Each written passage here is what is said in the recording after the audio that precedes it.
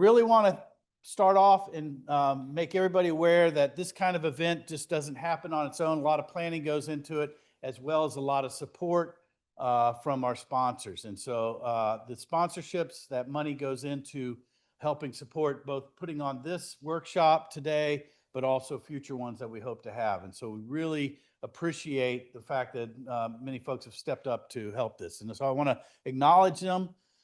We have a number of sponsors that are here.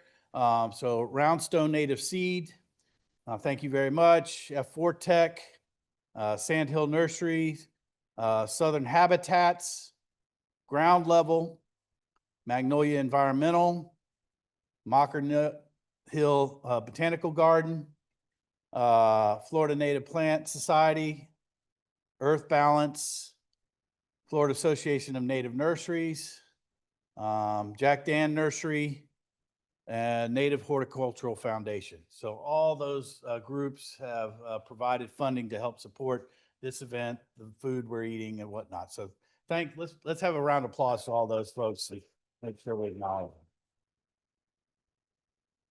All right, so with that, again, look forward to some great conversations today, and I'm going to pass it off to Gage LaPierre.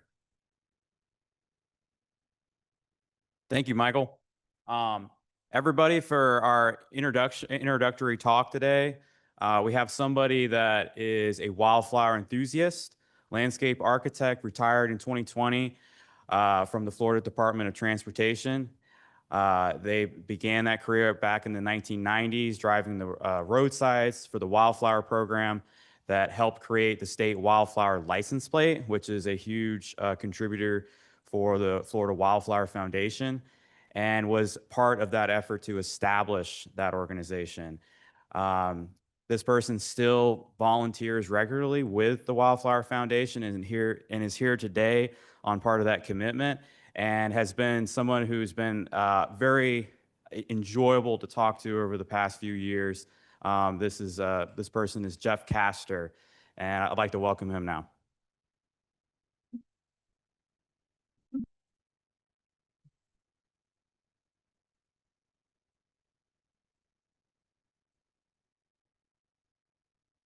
What's that? We're just talking. Okay, and to change the. Right. Okay. Yep.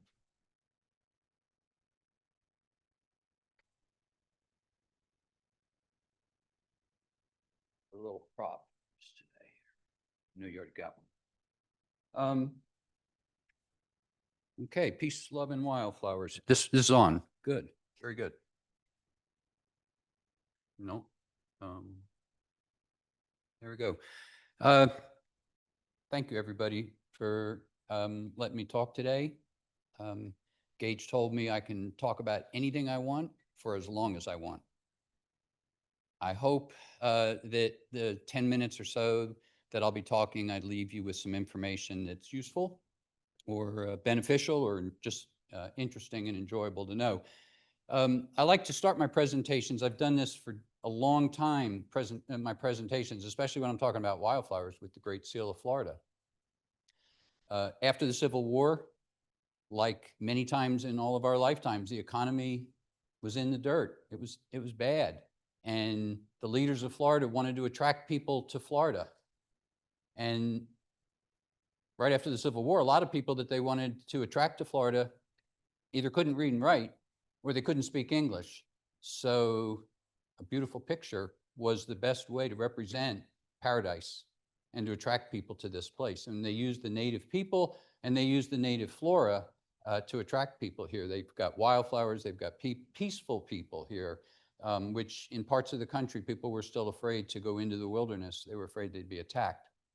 But here there was nothing there. And the ship was a representation of commerce, that it was a good place for business. So I believe it's very relevant to our discussions today. People have been recognizing the importance of wildflowers in Florida for a long time.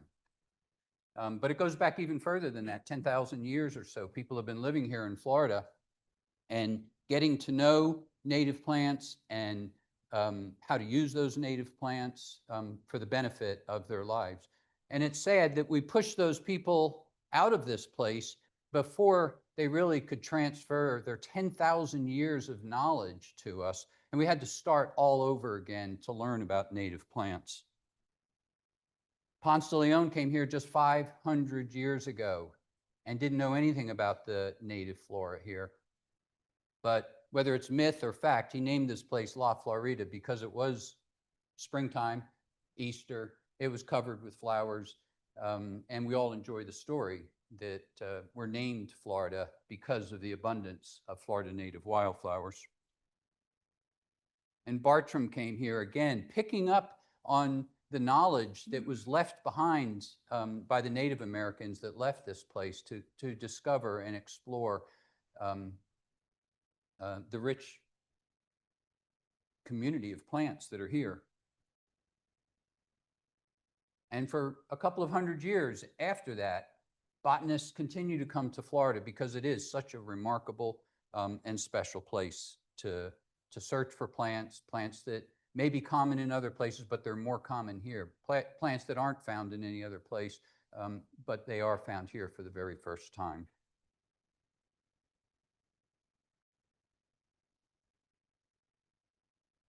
There it is.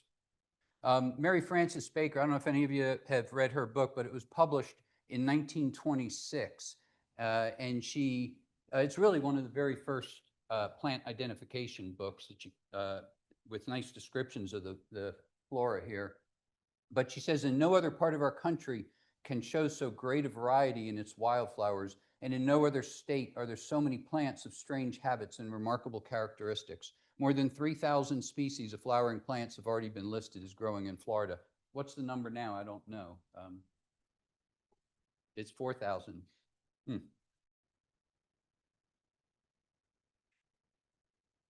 And another leader that I wanted to bring to your attention is Herb Stoddard. Herb Stoddard is who is best known where I'm from in Tallahassee for starting Tall Timbers Research Station. He's often considered the father of prescribed burning. He was a close friend of Aldo Leopold, and they exchanged information and visited one another in Florida and in the Midwest. But he's really the father of land management, the idea that if you want to protect and grow a forest, you need to grow what's on the ground. You need the ground cover. And this is really where the science of it really began just less than 100 years ago. Man lived until 1970. But the reason I want to share this with you is because we're still in the early stages of science and discovering what's going on out there in the ground cover. And you are part of this man's legacy, and you are part of the whole 500-year legacy since European settlement in here and the discovery of these rediscovery of these native plants. In my lifetime, Lady Bird Johnson is probably the environmentalist of the mid to late 20th century that had the biggest impact on me. And she makes this statement that I've struggled with many times while I'm donating a lot of volunteer time to the Florida Wildflower Foundation. I'm asking myself, with what's going on that I see on CNN or on the evening news or here on the radio, how can I be spending all this time on wildflowers? There's children starving, there's people being murdered, there's so many important things in the world that I could also be helping with. And she says, some may wonder why I chose wildflowers when there are hunger and unemployment and the big bomb in the world. Well, I, for one, think we will survive, and I hope that along the way we can keep alive our experience with the flowering earth. For the bounty of nature is also one of the deep needs of man. So this is important work that you're engaged in. And in spite of all the other things that are pulling on your attention, hold on to this, don't give this up. You can still do some other good work in the world. It's not a coincidence. It's a connection between Lady Bird, who was First Lady of the United States in the 1960s, and convinced her husband, the President of the United States, to support legislation that created the U.S. Highway Beautification Act, which really was the first time that beauty was connected to public health and well-being in law, in federal law, to say this was good for the country, for natural beauty to be conserved and protected. That just 1966,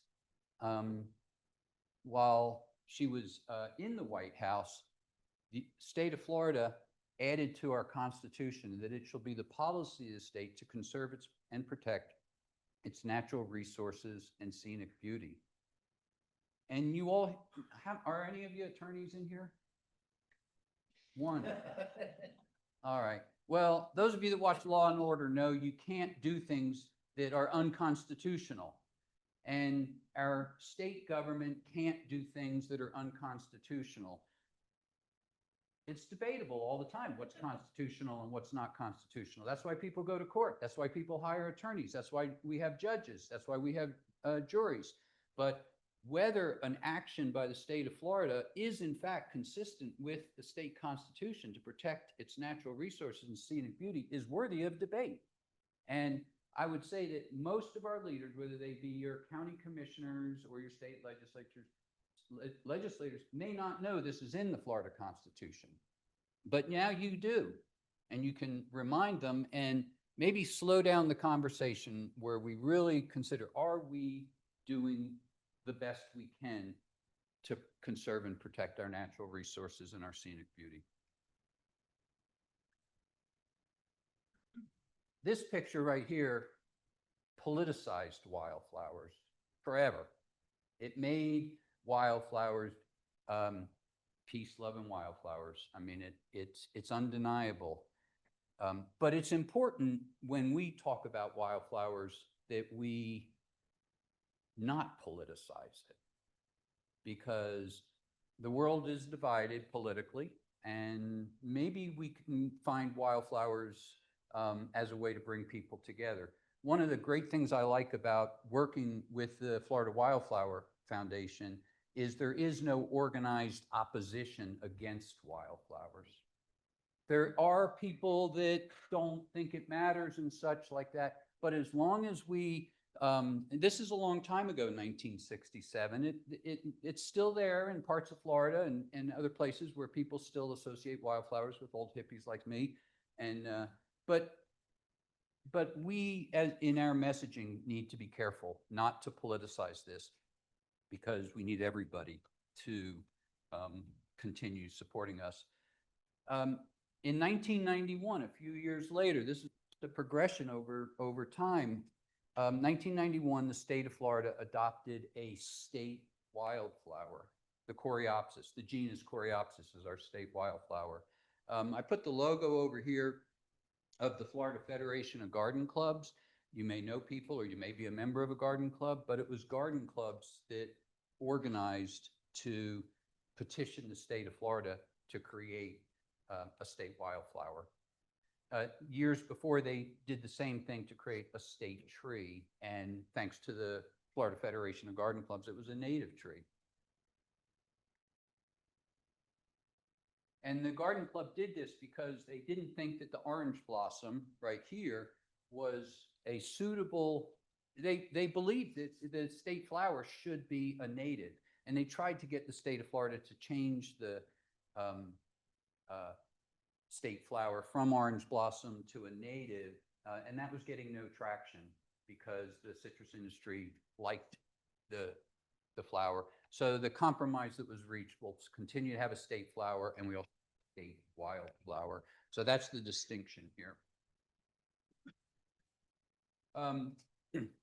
Shortly after that, when I was at the Department of Transportation, we published this little booklet right here, Wildflowers in Florida. There was no Wildflower Foundation in the early 90s. The Department of Transportation was the state's wildflower program. People that wanted information about where to plant, how to plant, what to plant, all that stuff, they came to the department when they wanted that information. And it was not part of our statutory mission or authority to do public education, but we did sneak it in there whenever we could. And one of the ways we did it was with this little publication, which was probably printed 3, 4, 5 editions of it. You can still find copies of it in used bookstores and probably on eBay. The most interesting thing about that that's relevant to today is this, that the department made a commitment in about 1995 that we said, we currently are spending $200,000 a year buying wildflower seed, and we're buying it from other states because we can't find it in Florida.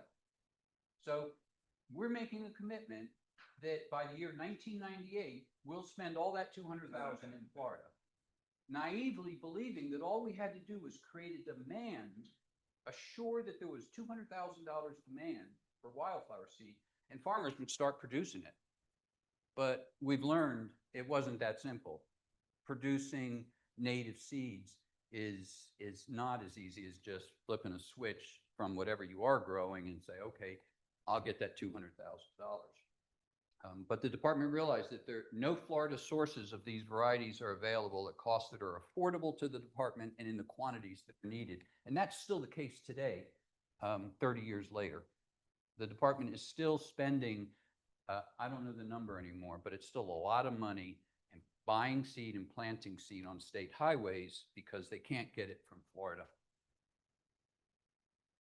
So that was 1995 we published that. By 1998 we were frustrated and we didn't have the wildflower seed. We couldn't get it. So by that time there had been a Panther license plate and a Challenger license plate, University of Florida license plate. There are half a dozen or 10 license plates. And ladies of the Garden Club again said, well, let's have a wildflower license plate. And it was a crazy idea. It seemed foolish at the time. I didn't believe it would work. I thought it was nuts. But they got the signatures and they convinced the Department of Transportation to send this letter to Highway Safety and Motor Vehicle to request the establishment of a Florida wildflower license plate. And the proceeds from the plate sales would be distributed to establish a native Florida wildflower research program. The research would foster a native seed industry. That was 1998. We haven't gotten there. We're closer now than we've ever been, thanks to Gage and the University of Florida and the Florida Wildflower Foundation. But this meeting we're at today, this event is the seed of that started in the mid-90s when all of this was going on. And the science of it, this is wiregrass out at the Apalachicola Bluffs Preserve. How many have been out there? You're in the Panhandle. It's a great, the Garden of Eden and all that. It's really nice. But the department was funding research at the time on establishment of native plants. The department was one of the largest developers in the state, probably is still, also one of the largest consumers of Bahia sod. And it was thought, well, the reason we were buying Bahia sod is because in all 67 counties, you can pick up a phone in the morning and you can get as many semi-truckloads of Bahia delivered that afternoon to cover the bare ground. You really couldn't do that with anything else but Bahia grass. So that's why you have so much Bahia grass. And until we find alternatives to Bahia grass that are available like that, it's going to be difficult to get other ground covers. But some of the research that was going on at the Bluffs in the mid-1990s, I think this study was published in 2000, was some of the first science that showed how to collect the seed, how to propagate the plants and transplant them and get them to survive as a ground cover. But wiregrass was one of the very first ones that we were figuring it out. And also the science that was saying that the donor site needed to be as close as possible to the receiving site in order for it to work. And with wiregrass, it was even more true than it is with many other species. So 1999, now the century is over, and we have the wildflower license plate. The request, the justification, the rationale for having a license plate prevailed, and the legislature complied and gave us the Florida Wildflower License Plate in 1999. Proceeds to establish research programs, education, and planting programs. And it's been a huge success. There's 150 or so license plates on the road, and this one ranks in the top 20 every month. and it's growing in popularity month after month. The first one tag was on the road in June 2000. That's Gary Henry, who got tag number one. And Elizabeth Pate, who was the driving force behind this at the Florida Federation of Garden Clubs. They both passed away, but without either of them, we wouldn't be here today having this meeting. And they really, the two of them, did the lobbying and the hard work that went into convincing DOT and the legislature and other members of the Garden Club to do the hard work to get a license plate. I have to bring up this one study with the University of Florida. This is Dr. Norsini, and he's not here today. Many of you know Jeff Norsini. And before there was a Wildflower Foundation, before I understood what ecotype meant, or any of you knew what ecotype meant, Jeff was beating that drum, and he got funding again from DOT. Much of it was to do some science to show that it mattered where the seed, the foundation seed came from. And he did this study in Quincy at the UF Research Center right there. But it's a great little publication. You can still find it, the PDF of it online. But under Florida conditions, seed origin affected growth, flower, and or survival of the native flowers. He produced side by side, and the seed that was Florida seed produced more flowers, a longer bloom period, more seeds, and more of those seeds were viable and produced next generation plants. It was just so, it's just such a simple little study, but it was very effective in convincing anybody that still didn't believe that it mattered. Just some pictures of faces. Some of you are here in the room. Some of you are in this room and your faces aren't on here. I'm sorry, but these are just people that I've been following their lead for a long time. This is not new. This conversation has been going on for my whole professional career. And some of these people are still, have passed on. Some of them are still here, but there's a lot of people that have been involved in this for a long time. Here we are 25 years now with a Florida Wildflower license plate. And I just, these four organizations are the keepers of native plant conversations going on in Florida right now. And again, we're just at the earliest, we're in the frontier of this native plant. Like I said, we let the Native Americans leave without handing off that knowledge. And we've had to start all over again. But look at the dates on this. Native Plant Society was established in 1980. That's not that long ago. FAN, 1986, and then these others, not until 2000. So we've got momentum now, thanks to all of you being here today. But we're still early, and that brings us to today. The reason that we're here today, to bring together working professionals, people like you, to collaborate on current topics and research related to ground cover restoration and enhancement in Florida. Two chief topics that are going to be discussed at this workshop are low native seed supply and availability, the same thing we were talking about in 1998, and native ground cover enhancement within the urban matrix. I'm really glad you're here, and I think that's it. I'm done. Thank you very much.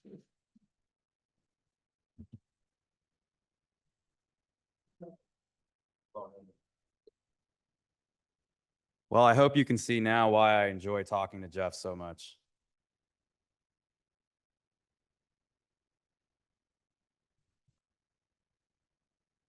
All right, and so for our next speaker, this is somebody who I've also enjoyed talking with and have known for quite some time now. This is a person who is a distinguished professor in the Department of Biology at the Florida Museum of Natural History at the University of Florida. Some key highlights. This is a world-renowned evolutionary biologist, and he is elected a member of the National Academy of Sciences and the American Academy of Arts and Sciences. His seminal research is often conducted with his wife, Dr. Pamela Soltis, centers on plant evolution and phylogeny. He is a leader in the field of molecular systematics using DNA and genomic approaches to construct the tree of life for all living organisms with a specific focus on reconstructing relationships among major lineages of flowering plants. His work has provided critical insights into genomic doubling, polyploidy, and the origins of the flower, and the importance of Ambarella, which is a very interesting plant. And he has received numerous honors and contributions, including the Darwin Wallace Medal. And I will say, for me, one of the best attributes of this person is that when you send him an email, he responds within a day. And this is somebody who is very busy. So please welcome up to the stage Dr. Doug Soltis.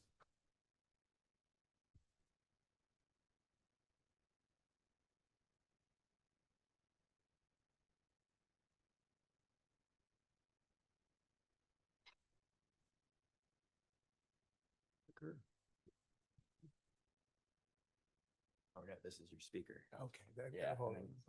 Okay. Hi, everybody. Can you hear me okay? Great. Yeah, hi, I'm Doug Soltis from the Florida Museum of Natural History, and thanks, Gage, for that nice introduction. And it's really an honor and privilege to be here. And first of all, thanks for all you do, because you are the folks on the ground making the difference. And this is an ambitious title. I sent it to Gage ahead of time. I said, are you sure this is okay? Because I probably bit off more than I can chew, because you are really the experts on these topics.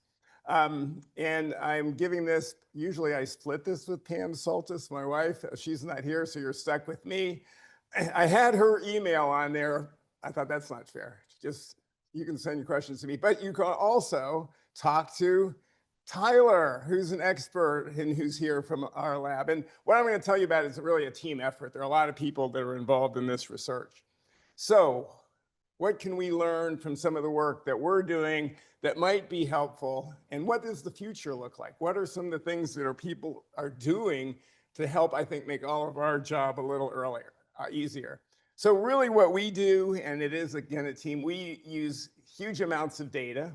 Gage mentioned trees of relationships. We know, Jeff mentioned, it matters how things are related. There are ecotypes and things like that. Where do they occur on the globe? We can also incorporate traits so we can learn about resilience, what plants might be best where. And what we try to do is use, really the hypergator at Florida. These are huge problems. They take massive amounts of data and put them together and hopefully give you some answers. So really what I'm going to make a call out and for just the collections of plants that we have in our herbaria. How many people have actually visited the University of Florida herbarium, for example? Awesome.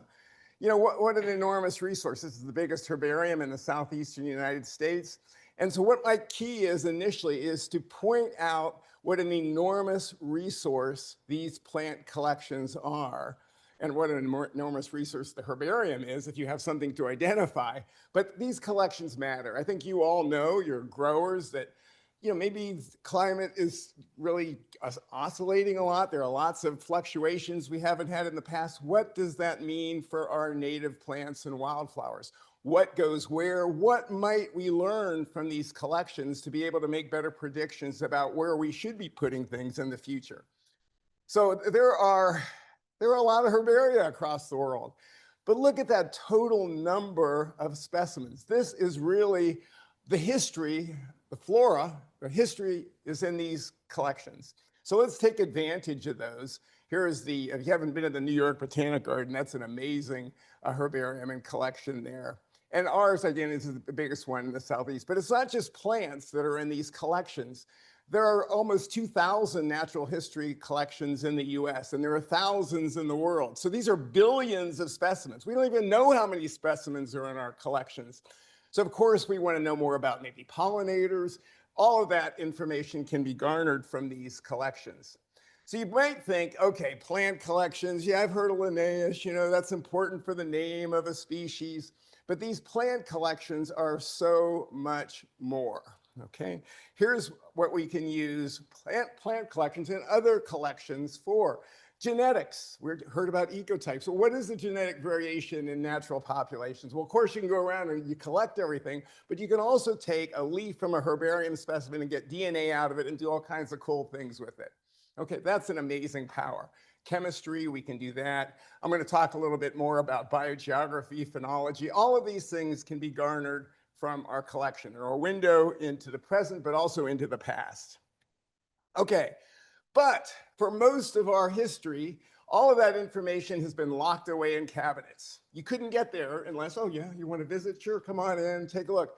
But one thing that has changed the playing field dramatically is that now, in the last few decades, these collections are being digitized, not just in the United States, but worldwide. And what does that mean? Well, it means you take an image. I got an image of my collection, my plant specimen, but also all of the information that goes with that collection is also recorded.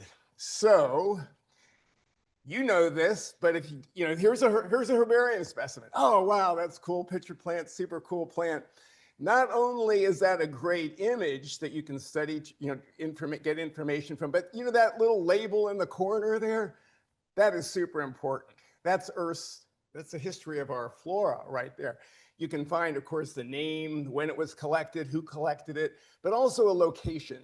Now where you put GPS coordinates on there, but we can actually pretty much figure it out. If it says like 4 miles east of Hatchet Creek along some trail, we can figure that out. And also sometimes what species occurred with it. So there's a wealth of information on these collections. And sometimes we have the notes of the collectors if they were really good note takers.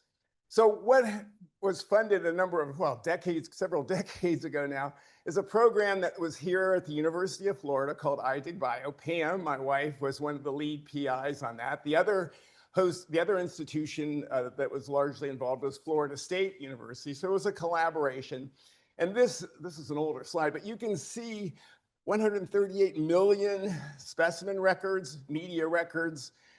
Most of those are plants, by the way. So we have a huge resource of plant collection information. How many people have seen Night in the Museum? Everybody wants to spend a night in the museum. You can spend a night in the museum. Go to iDigBio and you can go around, you can look at, put in a species name, it'll give you an image, it'll give you location data. So how can we use that? Well, here are the specimen collections worldwide in iDigBio, a massive amount of data.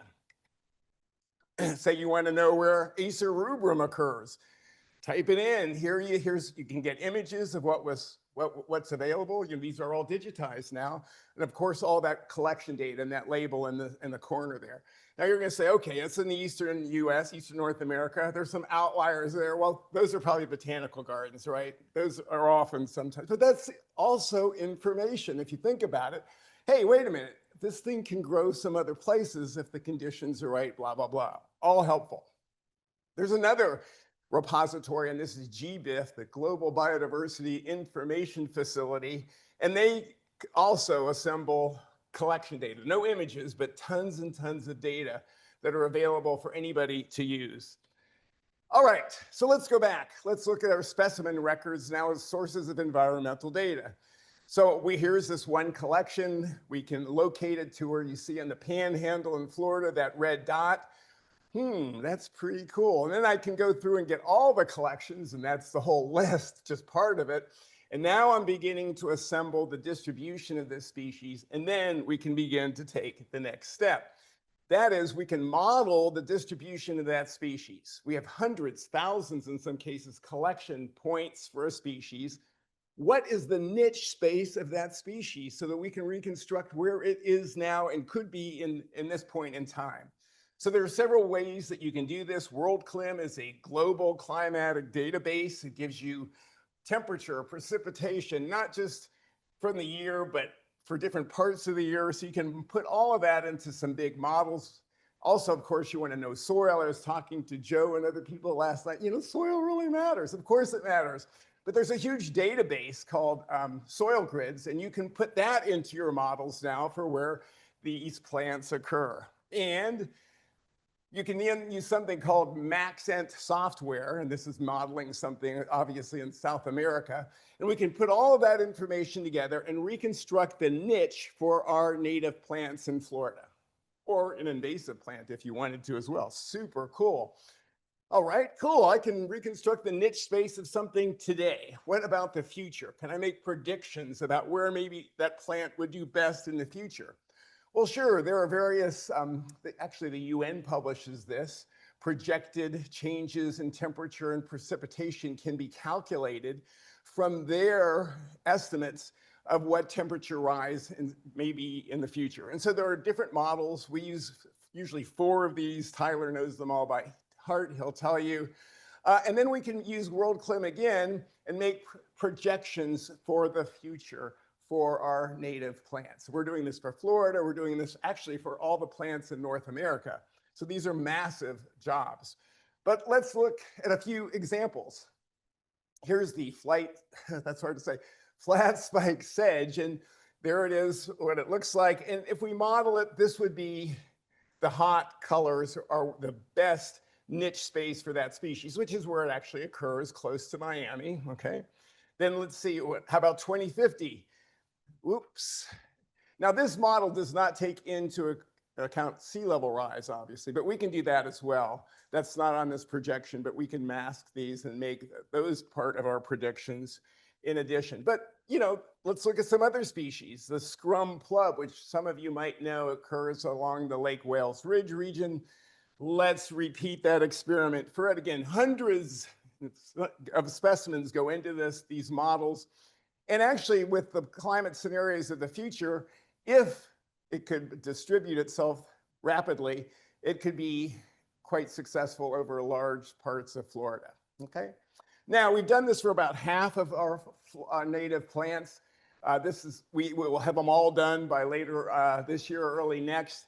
And you can see this is sort of a present model of just all of where species diversity is highest in Florida right now. These are our native plants. We don't have any invasives in here, all natives.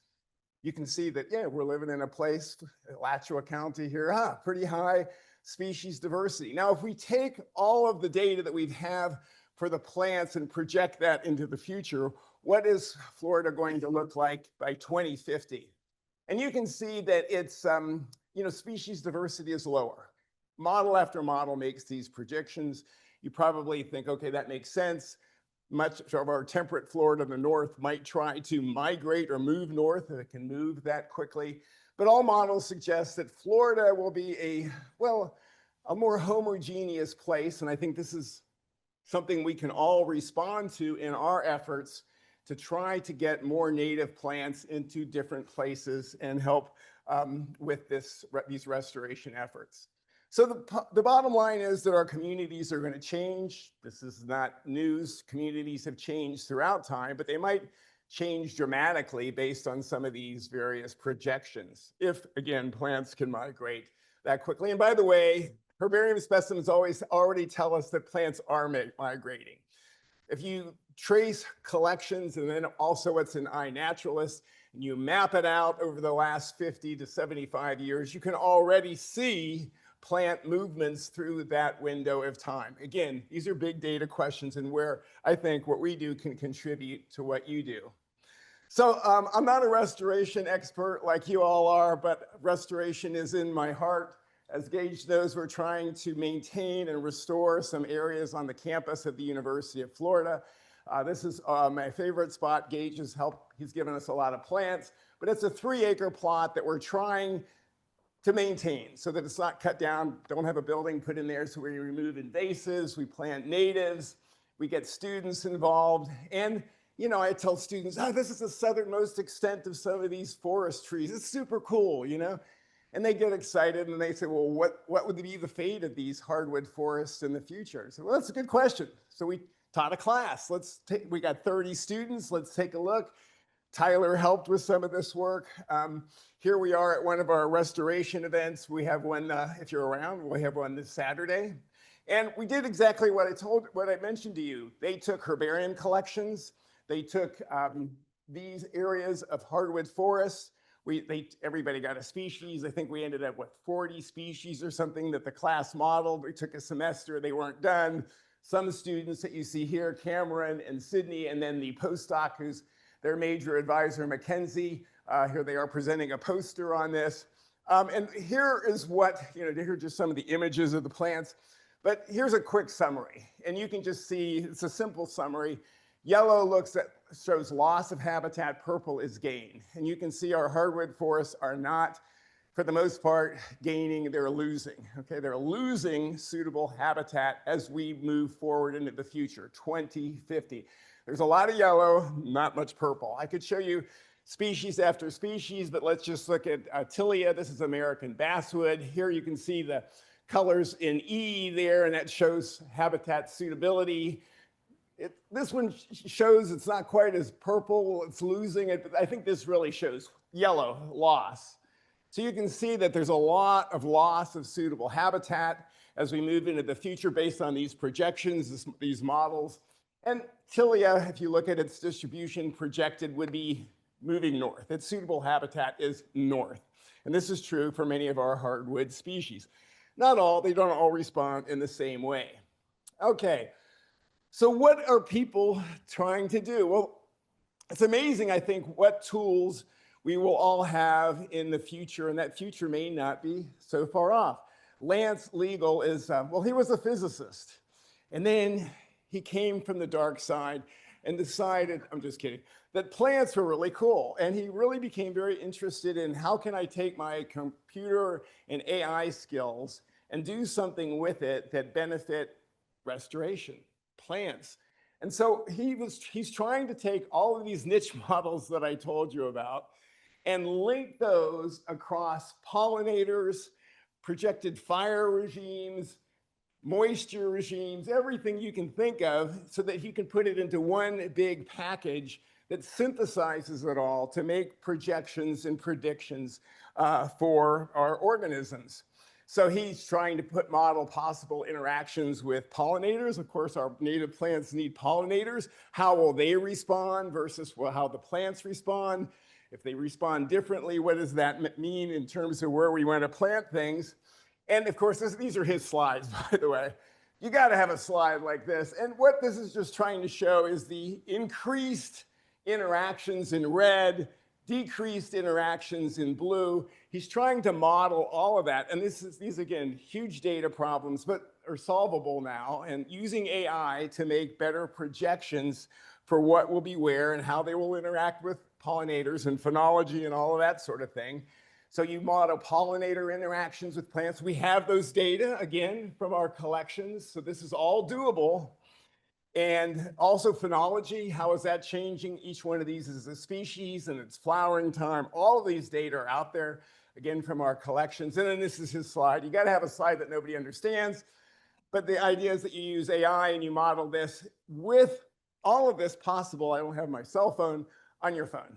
Okay, so that somebody, wherever you're restoring, can go to a site, take all of that information, soil grids, phenology, plants, native plants, introduced plants, pollinators, and say, what are the best combinations for a particular area? It sounds far-fetched, but I think in a way, maybe some of you are already doing this, but I think that's going to be a helpful future for many of us as we work in restoration. The other thing that this is clever, he says, I will also try to link these predictions and projections as to what to plant with local nurseries, okay? So you're a homeowner or you're trying to restore 3 acres and you say, okay, what's the best fit for this soil, climate conditions, future, blah, blah, blah. You get a list of plants. Then, well, where the heck do I get those plants? I'm not gonna get them at Lowe's probably. Hope nobody from Lowe's is here. Anyway, you know what I mean? So which of you guys are gonna, where do I go? Who's closest? Who has them available? And again, I'm just trying to show you what I think is an exciting future. We've heard Jeff talk about the future. I think this may be in our future, and it's pretty cool to think about. And very smart people are working on this kind of stuff. And again, linking those to native nurseries. Okay, final part of my talk is that we can also use all these collection data to help us decide what to protect. And you say, well, I don't know what to protect. We got a bunch of rare species. We got to protect this, this, this, this, and this. Super important, but there are other ways to look at what to protect. And Gage mentioned some of these, and that is we can link what we know about plant relationships and plant occurrences to make another line of inference as to what areas to protect, not only in our state, but across the country and other parts of the world. And really, it's a measure that was out there for a long time. It's just that nobody could compute it until now. And it's something called phylogenetic diversity. And you're asking a very simple question, but it's super important. And that is how much of the tree of life is present in a certain area. Okay, I got an area over here in Florida. How much of the tree of life is there? That's different from how many rare species are there. They're both really, really important questions. This is not a trick. I know we haven't had coffee in a while, but here we got area 1 with these oaks. And then we have this area here, and this is Amberella, which Gage mentioned, which is not in Florida, but it's just a cool plant. So I stuck it in there. It only occurs in New Caledonia. But which one captures the biggest chunk of the tree of life? Top, bottom, the bottom, right? So if you have an area that have all these different lineages, and we know how they're related, then that would be an important area to keep in mind, right? We have not done this in the past, but we think this is a measure to Florida. And I want to give a shout out to people who've been kind of leading this work, Rob Gralnick and Julie Allen, really great colleagues. Again, all of this stuff is teamwork. So the first thing you need to do is you need a tree of relationships for the Florida plants. We did that. Where could we get the DNA? From the herbarium specimens. You know, we could drive all over Florida, and we did a little bit, but hey, they're right in the herbarium. So let's just grab a little piece of leaf the size of your fingernail and get DNA. So there's how all of your native plants in Florida are related. Kind of cool. Anyway, then we can get all those locations, which I mentioned from iDigBio. Whoa, I know where everything is in Florida. I know how everything is related in Florida. Which parts of Florida have the biggest chunk of the tree of life? So let's take our dot over there. That maybe represents a little community. Here's everywhere you see red. Not everything is in red, by the way. It just looks like it from the back. There are lots of branches that are black, but every branch on that tree that's red occurs in that spot, okay? I can do that across all of Florida. That's thousands of pixels, but it's also thousands of communities. And then we can summarize that. And there you go. Woo! The darker green are areas of high phylogenetic diversity. The lighter green are areas of low phylogenetic diversity. Alachua County is an area of high phylogenetic diversity. My goal is that someday you're driving into Alachua County, the sign says Alachua County, high phylogenetic diversity. Protect it, okay. Here's, just in case you want to know some of the communities that are in these darker green areas. Again, really a big shout out to the people who are doing this work, because again, a lot of people are a lot of time. Okay, so then we can ask, well, where is high phylogenetic diversity in the people of Florida? Well, some of our biggest cities, Tampa, Orlando, even Miami, are all in areas of high phylogenetic diversity.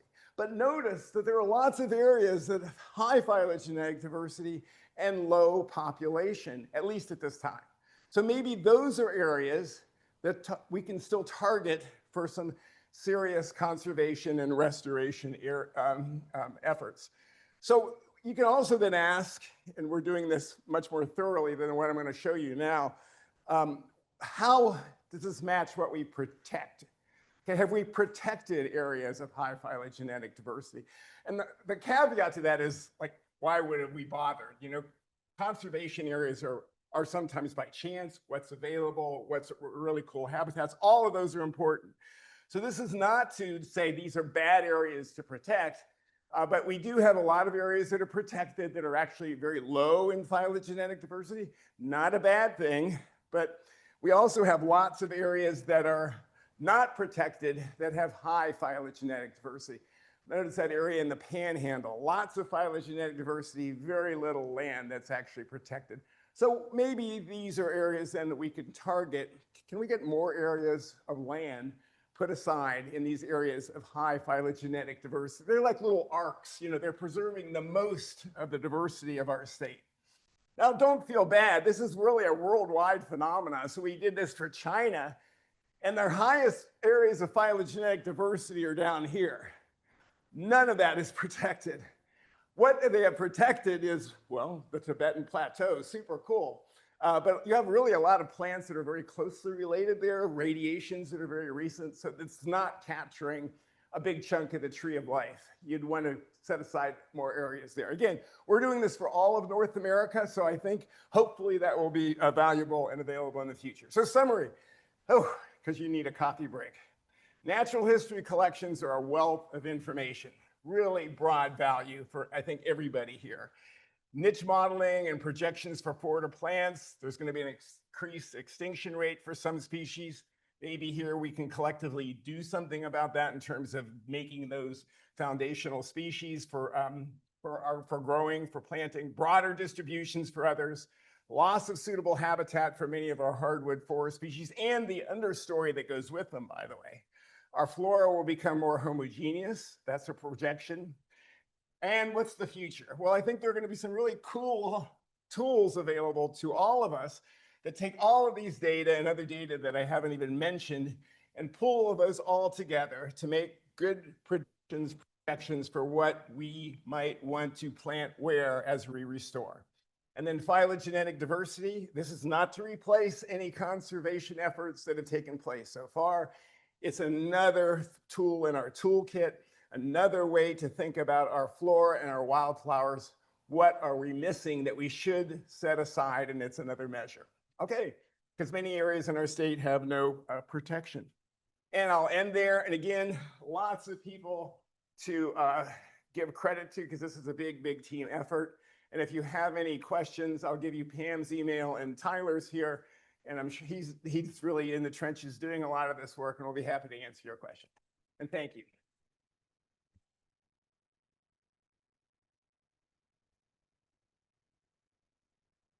Wow. We do not have time for questions, but Doug is trapped here, so you can come up to him later and ask questions. So it is that time of the hour to take a break. And one of the big things I want to emphasize about this workshop is that we really encourage the social interaction. So you're not getting your full value if you don't talk to people. So please talk to people and make sure you get some food. All right, well, we will reconvene in about 15 minutes. That wasn't too long. Oh, good. Oh, well. That's a lot of people. Well, I got me. We're lucky to have a lot of great people. That's what makes it different. Well, we have both do that.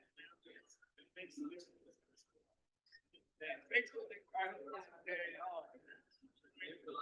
Yeah.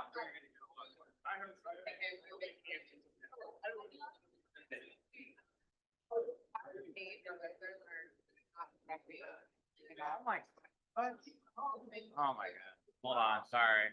I know it's not what you want to deal with right now, but. No. I know. Sorry. I don't know how that didn't. I asked for the logos from Heather, and I guess for some reason they didn't get. I'm so sorry. I'm sorry, Stacy. I'm so sorry. That's easy to find. Yeah. I do want to talk to you about the presentation tomorrow. Yeah. Right now. Yeah, we'll You have a few minutes. yeah. Yep. Thanks. Yep.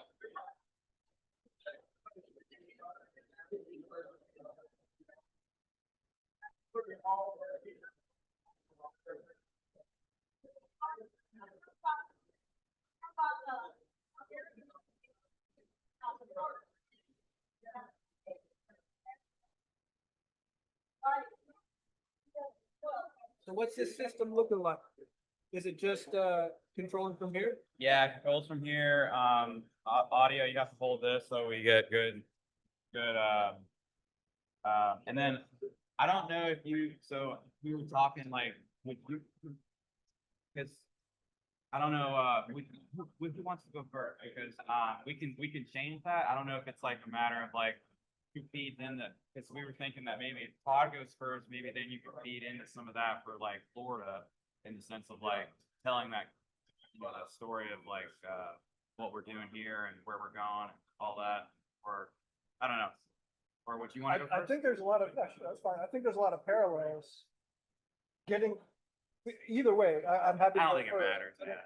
But you're gonna hear a lot of parallels with people talk, and I think he's gonna be able to emphasize some of the things that I'm saying and kind of get at some of the technologies and.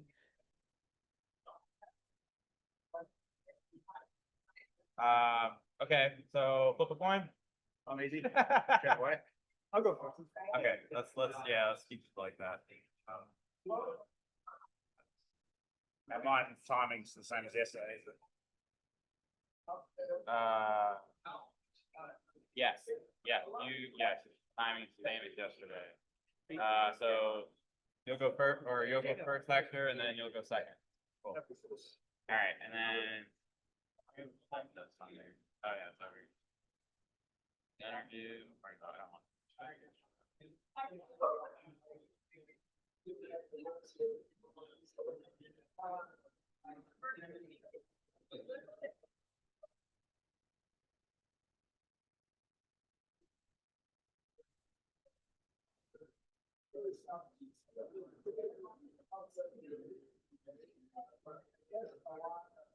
I forgot to put our sponsor in here. Oh, yeah. I was like, oh, Oh, man. I was like, Gotta get that one in there. I know.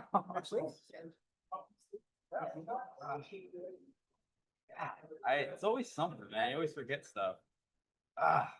That really bugs me. Oh, A well. lot of moving parts, man. I know, man. So, okay. Then I'll load TikTok. You're all set, and then I'll just hit present, and then I'll do that, and I'll Do that. yeah, and then I'll introduce you to. I've just been kind of cheating a bit, so. Oh, there you go.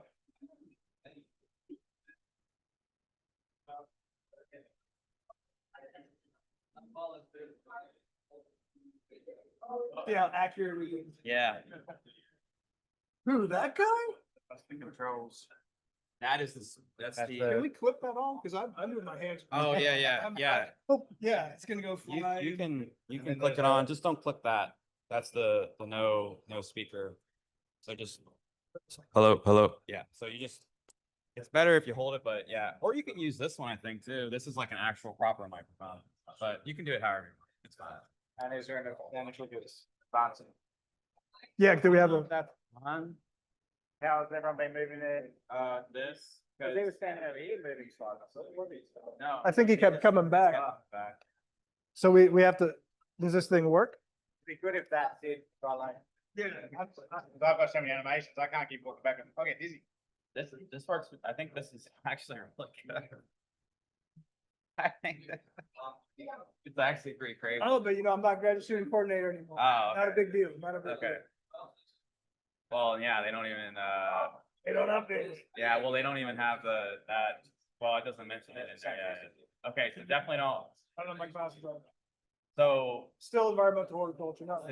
Still- Not until January. okay. You wanna see if there's advances, because there's time. Yeah, that'd be great.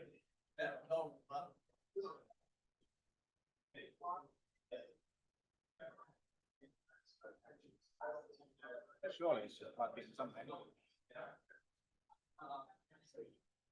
If everything was easy, then the tech people wouldn't get paid anything, right?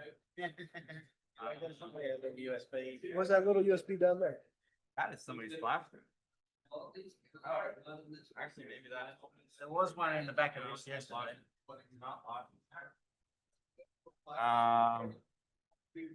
Yesterday's one is not plugged in the back. Open up the things. Oh my goodness, you guys are just killing it over here. Wow. See, in Australia, we don't have any people, so I actually was at the IT. I'll get this figured. You know, there's almost as many people in Florida as there is in the whole country of Australia. Is that Yeah, crazy? man, but yeah. I didn't know that. That's nuts. That's a nut factoid for me. Okay, there you go. There you go. Okay. Fantastic. Alright. Is there a laser? Yes. Yes. Yep. Cool. About this one. Yeah. About one there. Yep. I'm gonna go back to the sponsorship slide. So.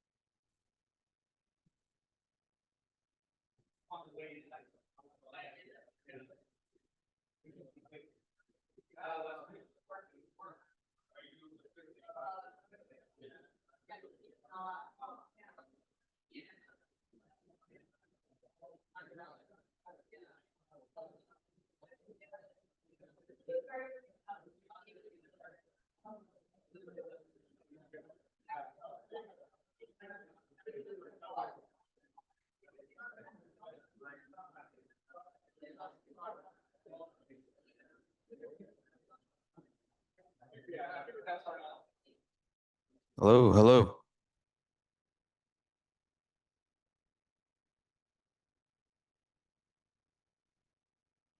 All right, everyone, please be seated. We have to get to the next speaker. Everyone, please be seated.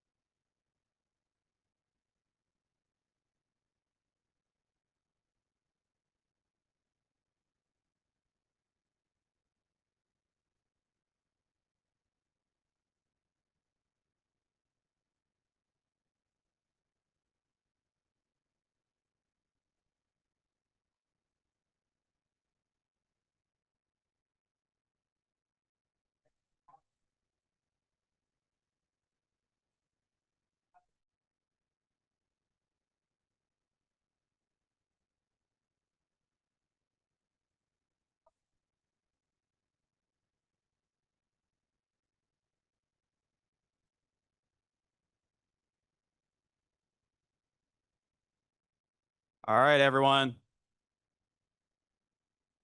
All right, if I could ask that everybody be seated and quiet down. We're going to be moving into our next speaker lineup.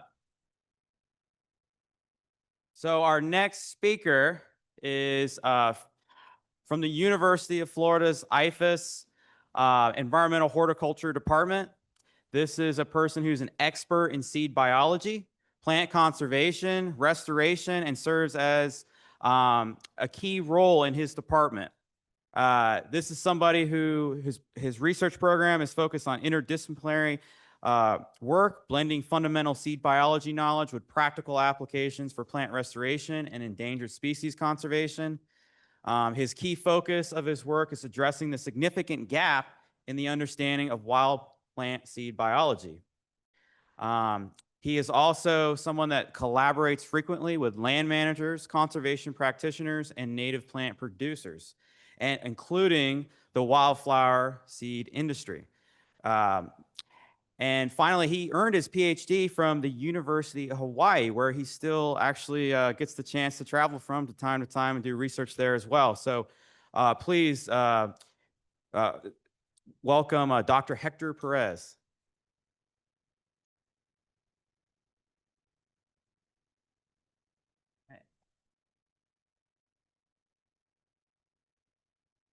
All right, can everybody hear me? All right, fantastic. So I'm going to start off with a couple of questions. The first one might seem a little facetious, but how many of you are familiar with wiregrass? Show of hands. Okay, I think just about everybody has put their hand up. Let me ask another question. How many of you would agree that wiregrass is a crucial species for ground cover restoration throughout Florida and the southeastern United States? Show of hands. Okay. Last question. How many of you would agree that we know everything we need to know about wiregrass seed biology and technology? Yeah, I'm in the right place. Fantastic. So when we think of wiregrass, it is a crucial species for ground cover restoration, but it's also an enigmatic species in terms of its seed biology and technology. For example, there's still a ton of open questions related to topics like how do environmental conditions and management actions influence seed quality and regeneration from seeds? What's the storage physiology of wiregrass seeds? And perhaps most important is, how can we use technologies to improve seed lot quality? Now, there's many different technologies out there, and there's many different ways to improve seed lot quality. I can envision a day where not just with wiregrass, but with many seeds of species that we use for ground cover restoration, what if we could get to a point where we improve seed lot quality, where we can ensure 80% germination? Wouldn't that be something? That'd be amazing, I think. All of these open questions have implications for wiregrass ecology, management, and production. As people involved in ground cover restoration one way or another, it's important for us to have this important wiregrass seed biology information so we can enhance our decision making. And I would argue too that we could rationalize a little bit further and say the lessons that we learn from wiregrass can be applied to any ground cover species that are used for seed-based restoration programs. So what I want to do today is talk a little bit about wiregrass seed biology and present highlights of some of the research that we've published in the last year or so, and then talk about some future directions. Now, this last one is critical because I want as much audience participation as possible. We got all kinds of land managers, practitioners in here. I want to hear from you about what should be some future directions for wiregrass seed biology research. And if you want, you can throw some questions in there, or ideas in there for other species as well. But I'd really like to hear from you because as you'll see, a lot of what's happening now is science trying to catch up with practice. I want to flip that, okay? So let's start talking about a few misconceptions here. So problems with wiregrass seeds and viability and germination and reproduction has been known for a long time. So our botanist J.K. Small back in 1933 said, hey, wiregrass doesn't produce seeds. And that idea kind of stuck, and we see that echoed throughout the literature. About 30 years later, we have another paper that came out that says wiregrass does not reproduce from seeds. This seems a little crazy to us now, but something was going on back then that made people have that observation and put this in the literature. Fast forward, another very group of information came out in the late 80s and early 90s. And the information that we can see here coming from these reports is that, again, we're having problems with wiregrass germination, wiregrass viability is highly variable. And then we had another burst of information in the early 2000s. Low germination, good seed production is limited, considerable fungal contamination.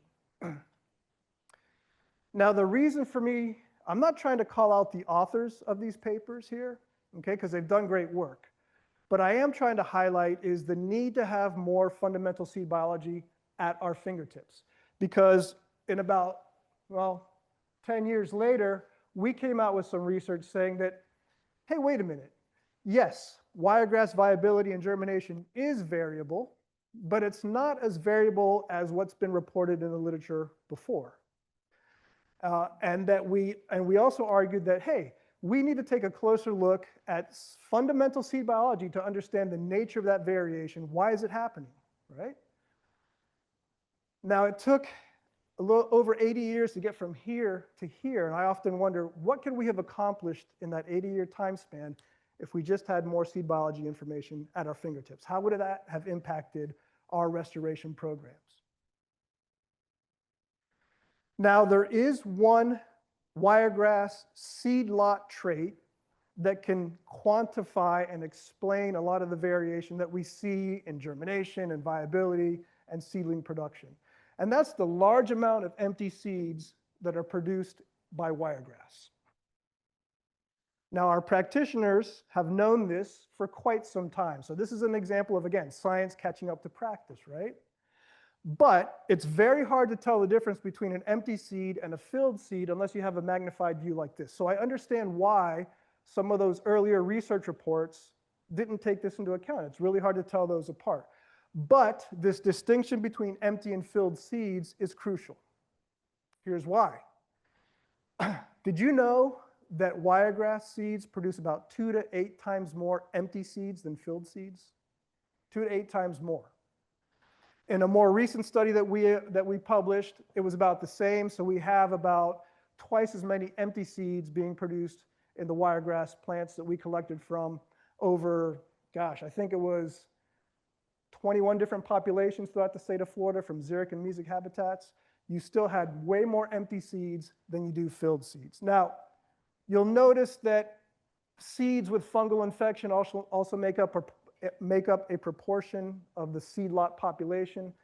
We'll get back to that in just a moment. I want to focus on empty seeds here for a little bit longer, okay? So you have to remember that an empty seed, well, a caryopsis, I'm going to refer to the caryopsis as the seed.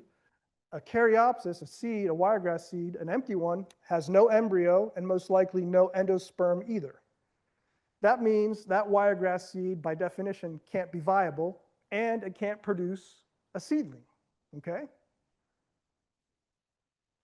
If, for instance, you were a researcher and you had a seed lot that you were testing, let's say you had 100 wiregrass seeds in that seed lot. Unbeknownst to you, only 25 of those seeds were filled and 75 of those seeds were empty.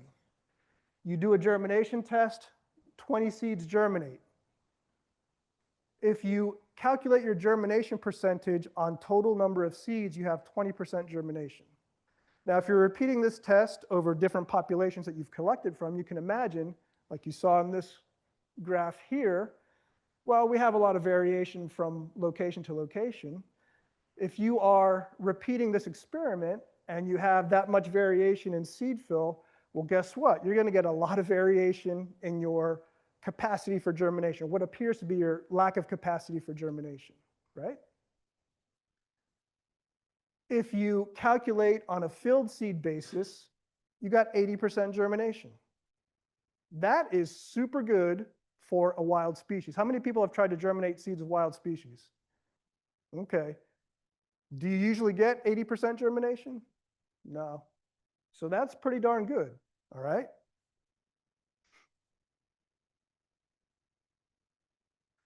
When you, oops, I forgot to mention. When we look at infected seeds here, it can be anywhere from 2 to 27% of the seed lot population, okay? In this study, it was about 15% of the seed lot population was infected. When you add together the proportion of empty seeds and infected seeds, oh, I keep pressing the wrong button, man. 55 to 90% of wiregrass seeds in a seed lot are useless in terms of restoration programs. They're not going to produce a seedling for you, or they're going to be infected, and that can cause some problems down the road as well, okay? So one of the big misconceptions has to do with seed fill. So we got a better understanding of seed fill and infection, and that was a main driver of what we were seeing in the literature before. It wasn't reported. It wasn't taking that into account. Another big misconception is that because germination of wiregrass is so low, the seeds must be dormant, okay? Now, let's review dormancy really quick. Seed dormancy is a trait of the seed, okay? And now you guys are probably aware of different types of dormancy. Perhaps the most common one that you guys might be aware of is called physical dormancy. Physical dormancy means that the seed coat or some covering layer is impermeable to water. Water can't get into the seed, it can't imbibe, therefore it can't germinate. So something has to happen to that covering structure before water gets in and that seed can germinate. How many of you are familiar with that? Okay, a few of you. That's what you see, you know, in grade school. The kids always do the experiments where they scratch the seeds with sandpaper and get the seeds to germinate. That's physical dormancy. There's also physiological dormancy, which is actually the most common type of dormancy worldwide. And with physiological dormancy, something has to happen within the embryo, physiologically speaking. Most of the time, that's a change in a hormone balance. There's two primary hormones involved in germination. One is called abscisic acid, and one is called gibberellic acid. When the level of abscisic acid is high and the level of gibberellic acid is low, germination won't happen. That has to shift. Gibberellic acid has to be high, and abscisic acid has to be low for germination to proceed, okay? And there's other types of dormancy where you have an underdeveloped embryo that must grow in the seed before it can germinate. And then there's all kinds of combinations between those. But seed dormancy is a trait of the seed that prevents germination from happening, not when conditions are good for germination, but when the probability of seedling establishment is low. Okay, so let's take a look and see what that looks like. So we have a seed here. Normally, if you have enough moisture and temperature, boom, germination happens. Dormancy, on the other hand, says, nope. Even if you have proper moisture levels and proper temperature, germination isn't going to happen, because if you have freezing temperatures that hit, it's going to wipe out your seedlings. Perfect example. When was the last time we had freezing temperatures, below freezing temperatures, before November 15th? Can anybody remember? Because I sure as heck can't. Right? So imagine if you were a plant and you put your seeds out, you shed your seeds 2 weeks ago. There was enough moisture and warmth for those seeds to germinate. Now you got some little seedlings out there and you got a killing frost coming through. You've just wiped out your whole population of the next generation, right? So that's what dormancy does. What it's doing is it's blocking that germination from happening until the probability of seedling establishment is higher. Okay? The classic way of testing for physiological dormancy is to collect your seeds at shedding, get them into germination tests within about 2 weeks, and try to test them at seasonally appropriate temperatures. Okay? The reason we do this is we want to make sure that the seeds have completed their developmental program and they're mature.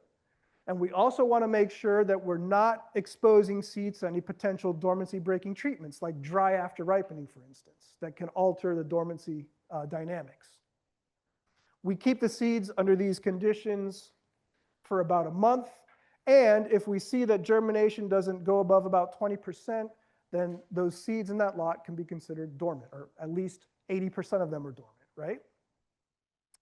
When we do this test with wiregrass, and we've done this test many times over the last 20 odd years, this is what we see, okay?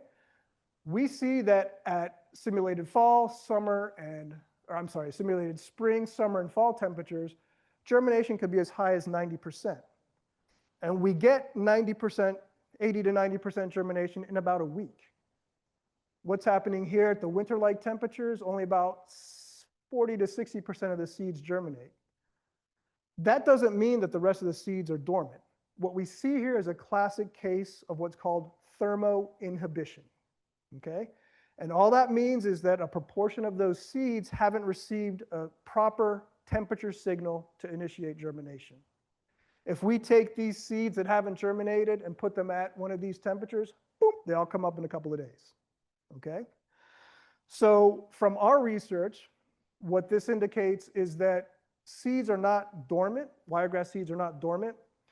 It's more their thermal biology that is deterministic for germination, okay? What the heck? What if we do apply some dormancy breaking treatments to the seeds?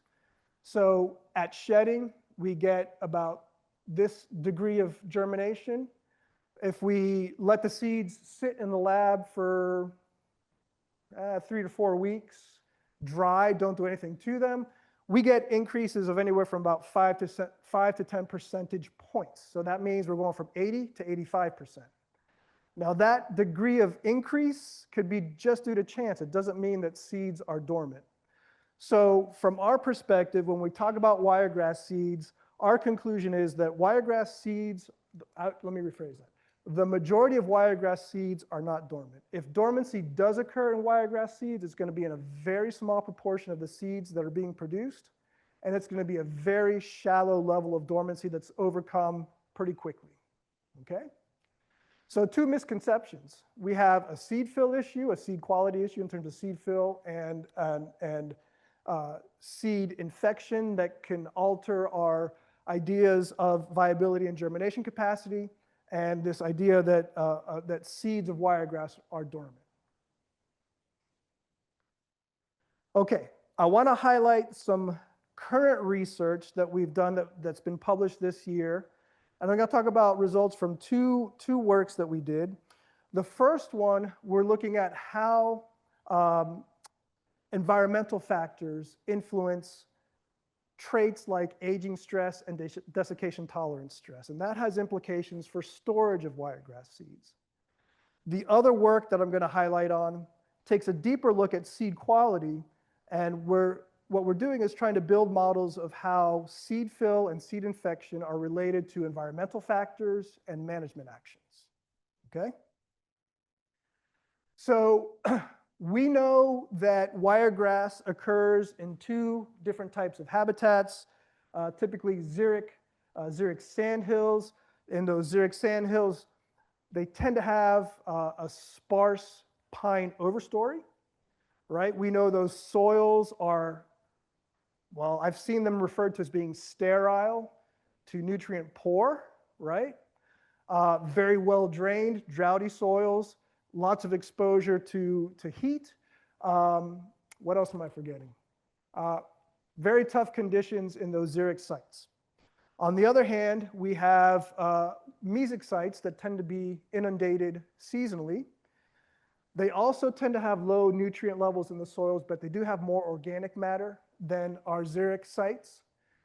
And sometimes you'll see that there's a somewhat of an overstory, a pine overstory, okay? So two contrastingly different types of habitats. Now, there's been decades of research done on maternal effects, on seed quality and germination capacity, and we know from that research that the type of conditions that the mother plant experiences influences seed quality and germination capacity greatly. It affects those traits. So we wanted to know how does where the mother plant grows, how that influences certain types of traits. So here's part of what we did for our first study. So we collected seeds at the point of natural dispersal in early December from about, I might have the numbers mixed up here, but I think it's about 11 different mesic sites and about 10 different sandhill sites throughout Florida. We collected seeds over multiple seasons. And then we spent some time in the lab sorting out those filled and empty seeds by hand. I do not recommend doing that. It takes a long time. If one of our practitioners can show me how to do this mechanically, I would be forever in your debt, because we've tried all kinds of things and have not been successful. So what we did is we focused on using filled seeds. We conducted an initial germination test to have some baseline data to compare against. We collected data like moisture content on the seeds. And then we did a desiccation tolerance experiment. Here what we're doing is we're drying seeds down in a low relative humidity environment, okay? The humidity conditions that we used here are below the levels necessary to dry seeds for storage. Remember, when you store seeds and you want to maintain their viability, the first thing you got to do is dry them down to about 12% moisture content. And you have to keep them dry, okay? You can add cold temperatures if you want to extend shelf life, but the primary thing with seed storage is getting them dry. If seeds don't tolerate this level of desiccation, they're not going to be storable for any considerable period of time. We also conducted what's referred to as a controlled deterioration test, okay? In this test, what we're doing is we're essentially aging the seeds rapidly. We're exposing them to high relative humidity and high temperatures. We're pulling out samples after a certain number of days and then testing them at benign conditions. And what this generates is an aging curve. We can use that information to get an idea, an estimate of what their potential longevity and storage would be.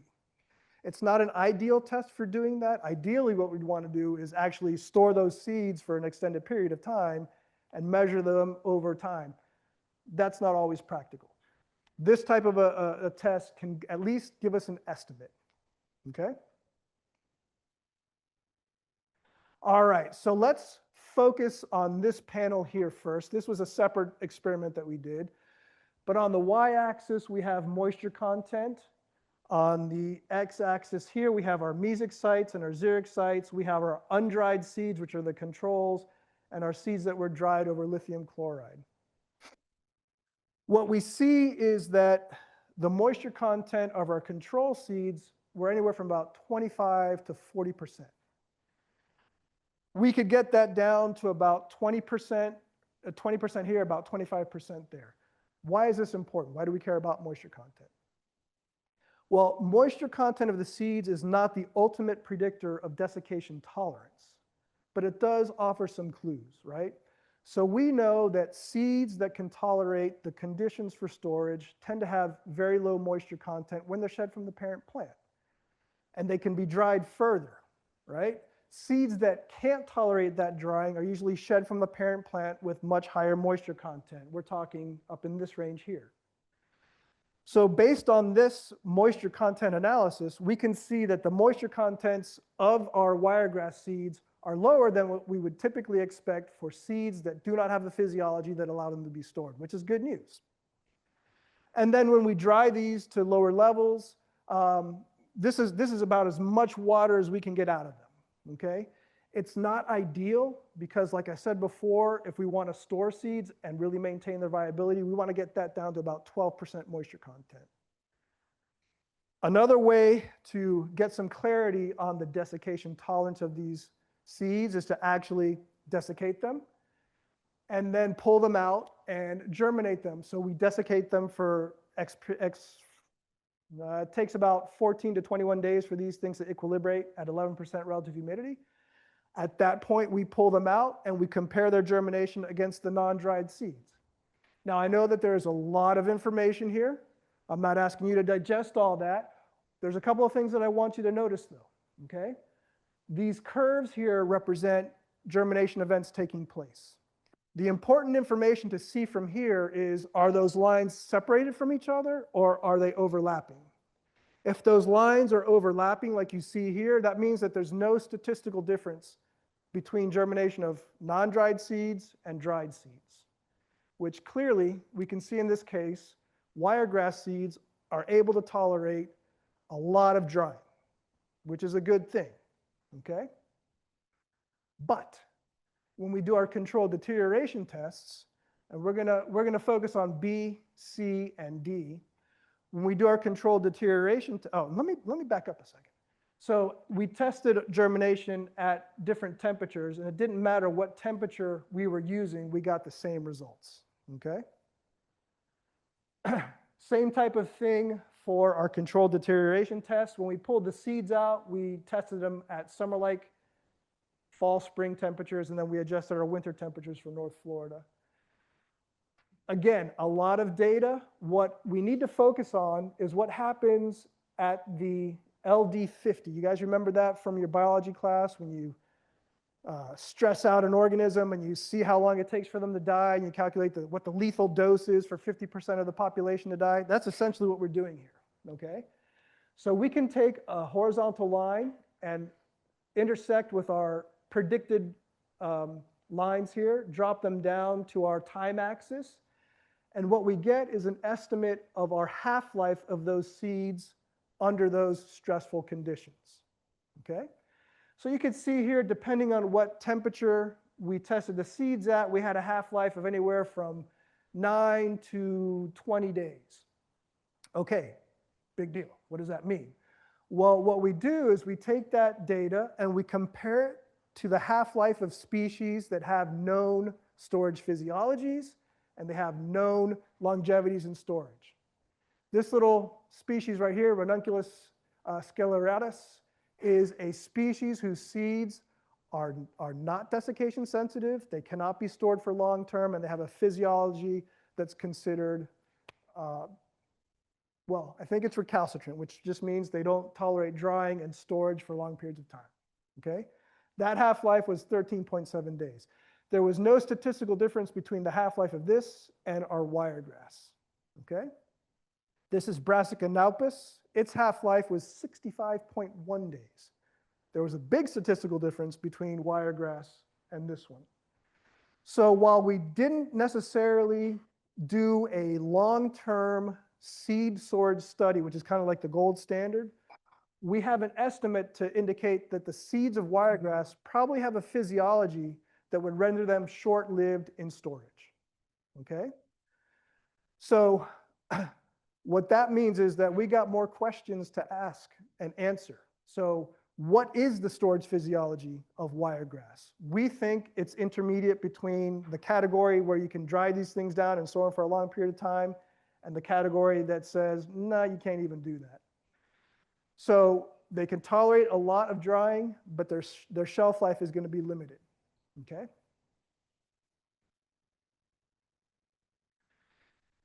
In this study, we were looking at environmental factors, including rainfall during the month prior to that burning occurred, that prescribed burning occurred, rainfall during the seed development period on the mother plant, and the influence of maternal environment on seed quality, okay? And we produced 2 data sets. There was one data set where we just looked at empty versus filled seeds, and another data set where we looked at empty, filled, and infected seeds. What did we find? Well, with our first data set, we see that habitat burn month, pre-fire rainfall, and seed development rainfall were all significant predictors of seed quality, okay? What about that second data set? Well, things change a little bit.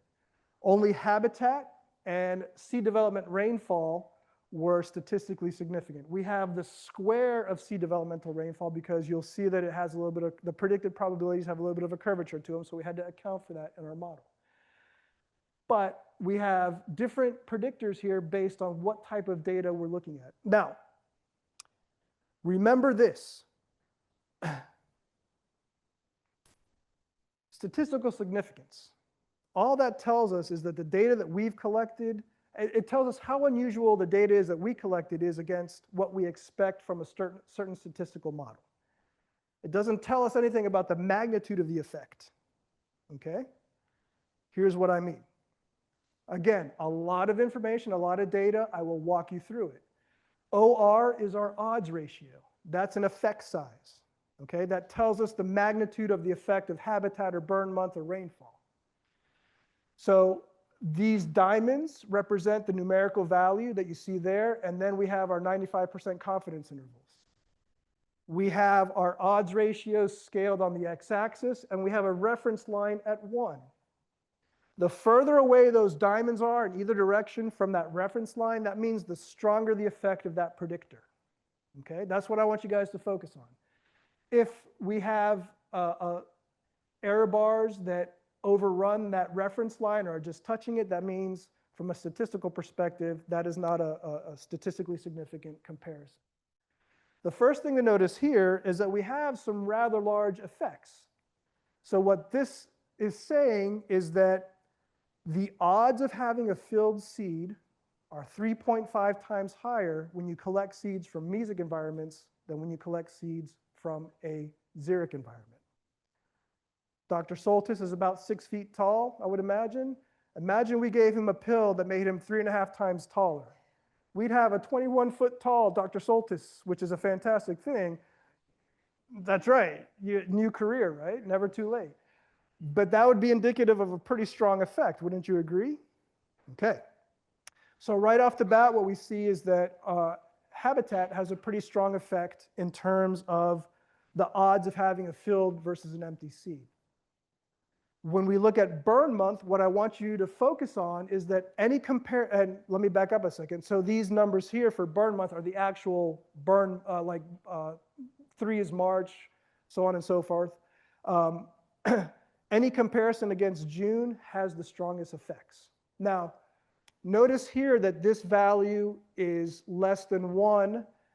What we can do is take the inverse of that value so that we get a number that is more in line with some of these other values, and it's a little bit more easy to interpret than saying, oh, the odds are a percentage of whatever. How do we read this? So here it says burn month 3 versus 6. We're going to flip that and say, okay, when burns occur in June, the odds of a filled seed are 5.5 times greater than if they occur in March. And you can see here, when we talk about June burns, anywhere from about 2.5 times greater to almost 7 times greater. So what does this indicate? Not only are summer burns good for stimulating reproduction in wiregrass, those June burns also seem to be very good at producing seeds that tend to be more filled than empty. Okay? What about rain? Oops, gone too far. I've gone too far. Oh my gosh. Okay, here we go. What about rainfall? Well, for every 25 millimeter increase in rainfall during that month before the burns happened, not a very strong effect. You see how close we are to the reference line here? And same thing with seed developmental rainfall. For every 100 millimeter increase in rainfall, we have a very small effect. For this one, about a 9% decrease in filled seeds, and for this one, about an 8% decrease in filled seeds. Now, you may be saying to yourself, that seems counterintuitive. If you have more rainfall to support plant growth and development and seed development, why are you going to have less of a odds of having filled seeds? Well, what that doesn't take into consideration is this right here. This is the predicted probability of infected seeds, okay? Here we have the predicted probability. Oh, gosh, boy.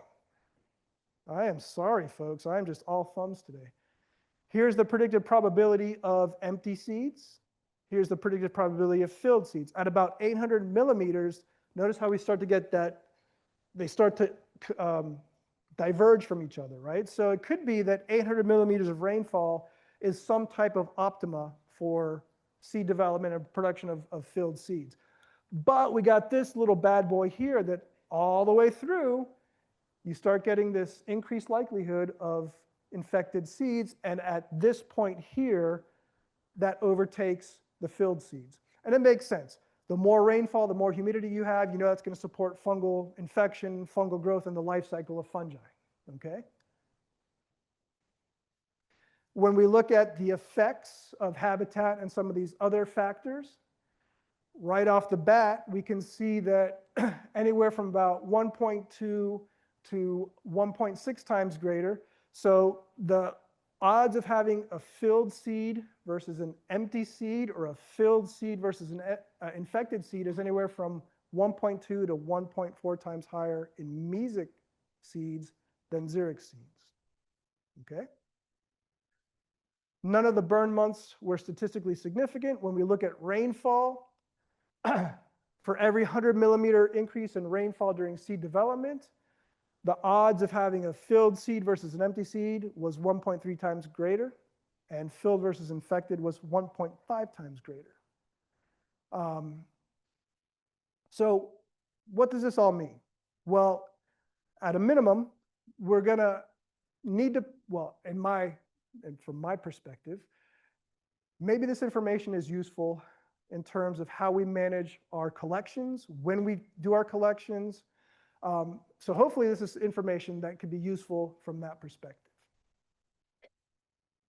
What about future directions? Well, I've had a great collaboration with Ray Crandall's lab from the forestry department here on campus. We just submitted a pretty good well, I think it's a pretty good grant. I don't know what the reviewers are going to think, but to continue some of this work. And what we're doing is widening our seed quality analysis to include Aristida stricta and Aristida bayrickiana, and we're going to go distribution wide. We're going to dig deeper into factors like soils, soil chemistry, weather, prescribed fire timing, to get a better handle on how that influences seed quality. But I really want to hear from you. What do you think? What should we be looking at to get ahead of the curve in terms of wildflower seed biology? Yes, please, thank you. Hey, Mary, it's been years. How you doing? Nice to see you.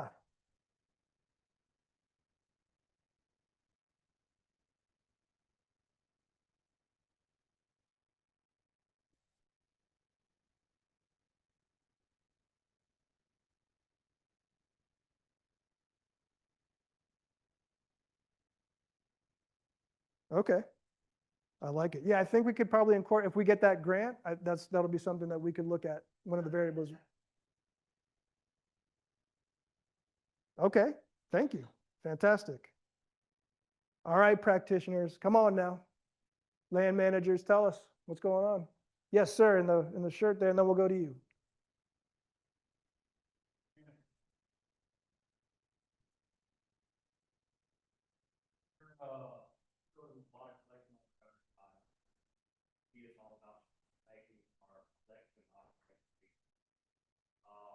Last couple of years, I've mowed my donor about 2 weeks before I farm.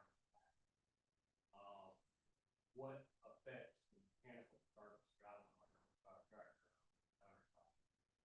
prior to like starting like what that affects? So donor site disturbance ahead of a fire, is that kind of where you're coming? Mechanical disturbance ahead of a fire, okay.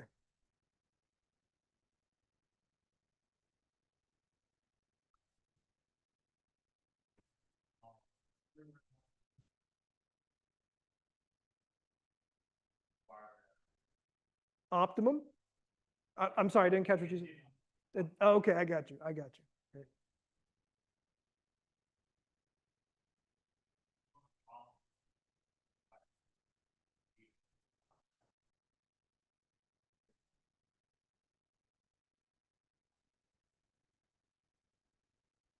We can get out there and let know that but I am see a heated program. You know, mowing these sites and figure burning how that's service. Okay, fantastic, thank you.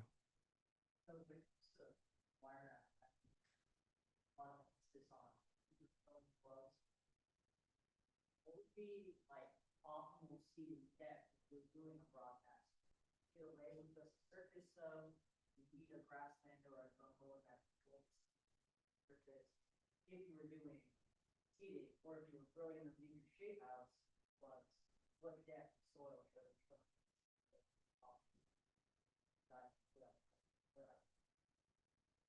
Okay, all right, fantastic. Just an observation on that. We have an area where a bulldozer, they cleared and left bulldozer track marks where the wiregrass, germinated, grew quite well. And those same clumps have been in the place for 30 years and we get very little spreading from them where they don't have that disturbed soil. That seems to be a common theme here with the disturbance, yes. Paul, Dr. Abel, lay it on me, my man.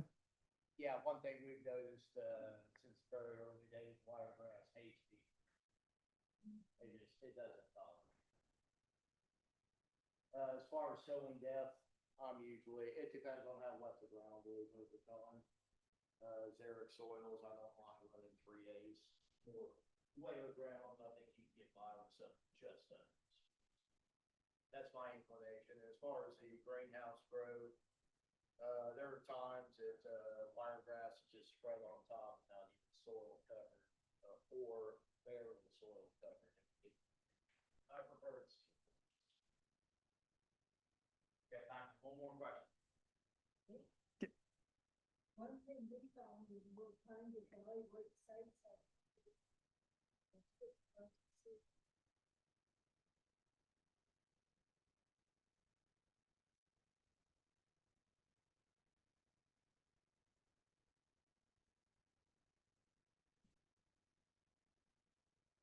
And I believe there are good seeds that will not snap until they're very well. if we're getting into that picture, I would like to see a lot more research done on other ones past. Yeah, we don't have to limit this to wiregrass, sure, okay. I could get with you and get a list, yeah. Okay, I think I'm being told. Oh, okay. You're limiting us, it's not me limiting Todd's time. Guy and ask, can we have some type of a model that could be used to predict good conditions following certain rainfall patterns and potentially burn management? Is that something that maybe is on the horizon or something? They're already doing that in agriculture. They are already using AI to make those types of predictions and crop modeling. So I think that it could be adaptable. You know, you find the right people. You know, you got some AI whizzes over there. If we find the right people with the type of data that we're producing, we could start working on towards something like that. Yeah. Yep. Okay. So I just wanted to say, you know, if there's anything you remember from this presentation, it's that let's work together to address some of these questions about wiregrass, seed biology, any of these species that are used for ground cover restoration. I'm always happy to hear what you have to say. We could not have done our work without the cooperation and support of a bunch of different organizations and people. You can see some of those listed here. If there's any students in the audience at UF, I'm teaching a fundamentals of seed biology class this spring. Everything from how plants evolve the seed habit, all the way to advances in seed technology. And I guarantee you will come out a certified seed nerd. We need more of those. So register for the class. See me for more information if you want. And this is a list of our wiregrass publications. In case you're interested, go ahead, take a picture. I'm happy to send you digital copies. All the ones, the recent ones are all open access. The older ones obviously are not necessarily open access. But please reach out to me. I'm always happy to listen, have the conversation, and thank you so much for your time.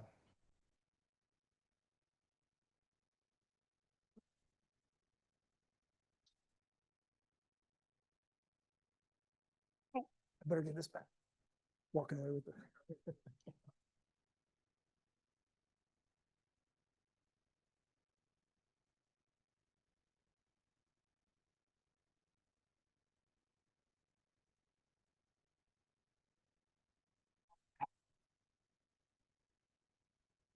All right. So before we get too chatty, we have our next speaker, and I want to highlight that this speaker has come literally all the way around the world for us. So hats off to that. I want to also mention that the ability to get this person here came from our John Gray Fund for Excellence in Speaking. And so this is a fund that is provided through the School of Forest, Fisheries, and Geomatic Sciences. So we're very grateful to have that available to us, and that has allowed us to get this person here. This person is a seed biologist with over 20 years of experience in advancing seed-based solutions for large-scale ecosystem restoration across Australia's ancient landscapes. As a senior research fellow at the University of Western Australia's Centre for Engineering Innovation, he leads the ecological restoration theme, partnering with industry, government, and traditional owners to develop evidence-based approaches for restoring degraded ecosystems and rehabilitating mine sites in Australia. Todd is also the CEO of Emergence Ecotech. It's a company focused on pioneering new technologies to improve native seed processing and direct seeding for restoration. And I also want to add that this was one of those talks that when I first heard it, at least a few years ago, it was an eye-opener. So I am really excited for this talk. And welcome, Dr. Todd Erickson, to the stage.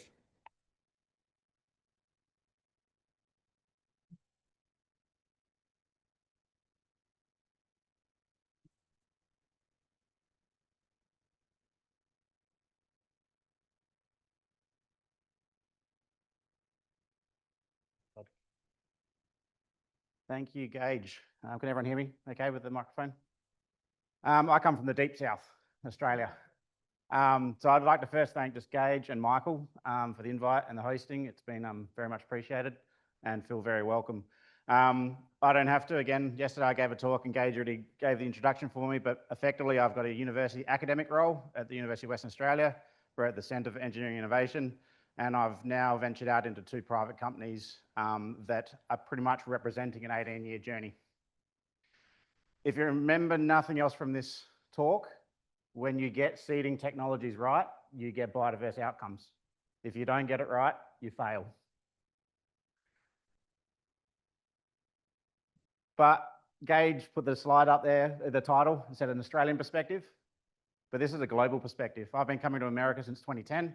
And I've worked a lot in the Western deserts with a lot of good friends, good colleagues, and lovable characters. Beth Ledger, University of Nevada, crazy seed science, seed nerds, gluing seeds to toothpicks to track the maternal line to understand where it recruits from a germination phase all the way through to an adult plant and identifying where that fail point is. Elise Gornish, University of Arizona. This is some of the work she was doing as a postdoc under Jeremy James, University of California, up in Burns, Oregon. Similar, unpack the seed science to understand why plants are growing or not growing. Matthew Madsen, Brigham Young University. Olga Kildasheva, now at Landlife and I think private consulting, but did her PhD with us halfway between Australia and the USA, comparing cold deserts versus wet deserts, or hot deserts, sorry. Because the fundamentals are the same. We have to tackle the challenges the same way. There's just a different species, there's just a different hemisphere, there's a different soil type, but the fundamentals are there. Matt Madsen, love him to death, pioneering all the seed enhancements that we've borrowed from the USA, and we're now donating some of our findings back. So global perspective. Jeremy James, love him, good mentor, University of California at this stage, Sierra Foothills, now down at Cali Polytechnic, I think, showing me around those research stations. So shared knowledge, talking in the field, talking to a range of people is always key. So the bigger picture, we need to restore massive areas of the globe. Some of these figures are a little bit aged, but they hold true. They've just got bigger, really. The target back then, 2020, was to restore 150 million hectares of the degraded land across the globe. That's got bigger with a lot of the global challenges. Initiatives at that scale back then were estimated to cost 18 billion US. But if done right, a lot of ecosystem services and return of that kind of stuff returns a lot, about a fourfold increase, $80 billion to the global economy. So the restoration economy is here. It's only going to get bigger. And at that stage, in this paper, by the colleagues I know, these are some of the Australians in there, they were arguing that they require technology and that knowledge capacity to do that work. Proven, scalable, and cost-effective. Similar, Kings Park Science, Perth, Western Australia colleagues wrote this paper a few years prior, and they argued native seeds are critical to this journey. So I assume this is why we're all gathering today, because native seeds are pretty much at the forefront of all of it. But classically, and I'll return to this a lot throughout my talk today, typical establishment rates in any biodiverse restoration attempt, many of those seeds actually don't make it to an adult plant, and we're trying to understand why to make sure we can actually increase that transition from a sown seed to an adult plant. 90% failure. If you look at it another way, there's a lot of room to improve and a lot of room to wiggle. So it's not such a, it's just a challenge. And a lot of the causes of that, Hector just gave a beautiful Seed Biology 101, so I'm just going to probably touch on a Seed Biology 102. A lot of substandard storage, lack of pre-treatments. We can't get these on-demand dormancy release treatments, and a lack of precision delivery. Where we've got to now after 18 odd years is we're really focusing on the precision delivery, but the only reason we're there is because we've done 18 years of the whole supply chain to understand now that the precision delivery is also a problem. So Jeremy James, I mentioned, good mentor at around that same time, best paper that I ever read in my early career, where he'd done a range of work in the Great Basin. And at that time, they said no studies had identified where seeds are falling apart from the sown component into the soil seed bank to where an adult plant was growing.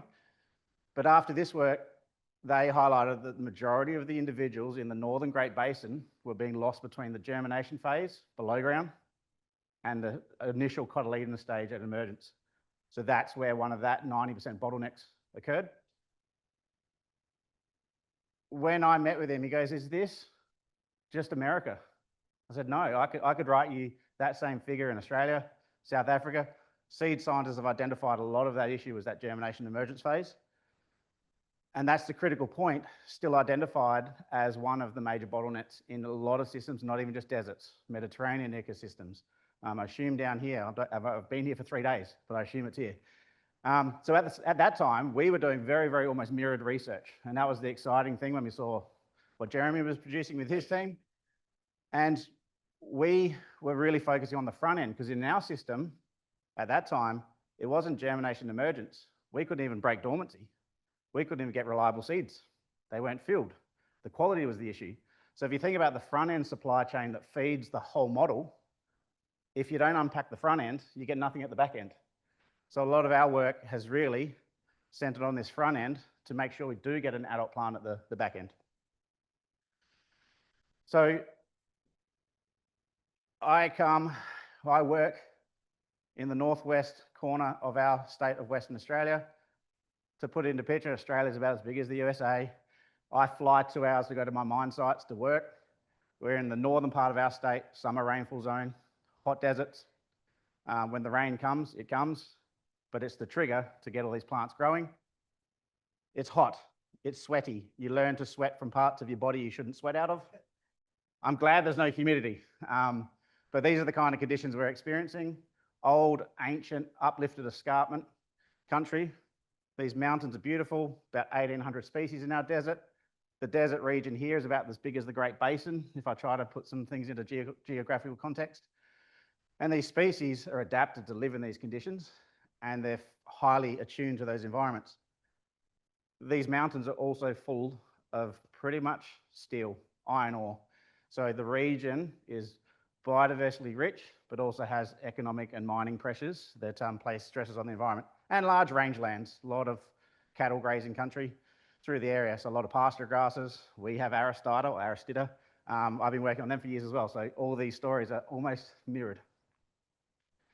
I gave this talk yesterday and I always remember this photo. In the background, there's a big mine site. That's been operating for 40 years. Has some of the highest iron ore content in the world. They get a rock out of the ground, it's about 65% steel already.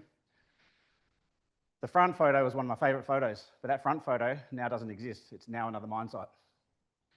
But when we worked in this system, we had no knowledge of anything to do with the seeds in the whole environment.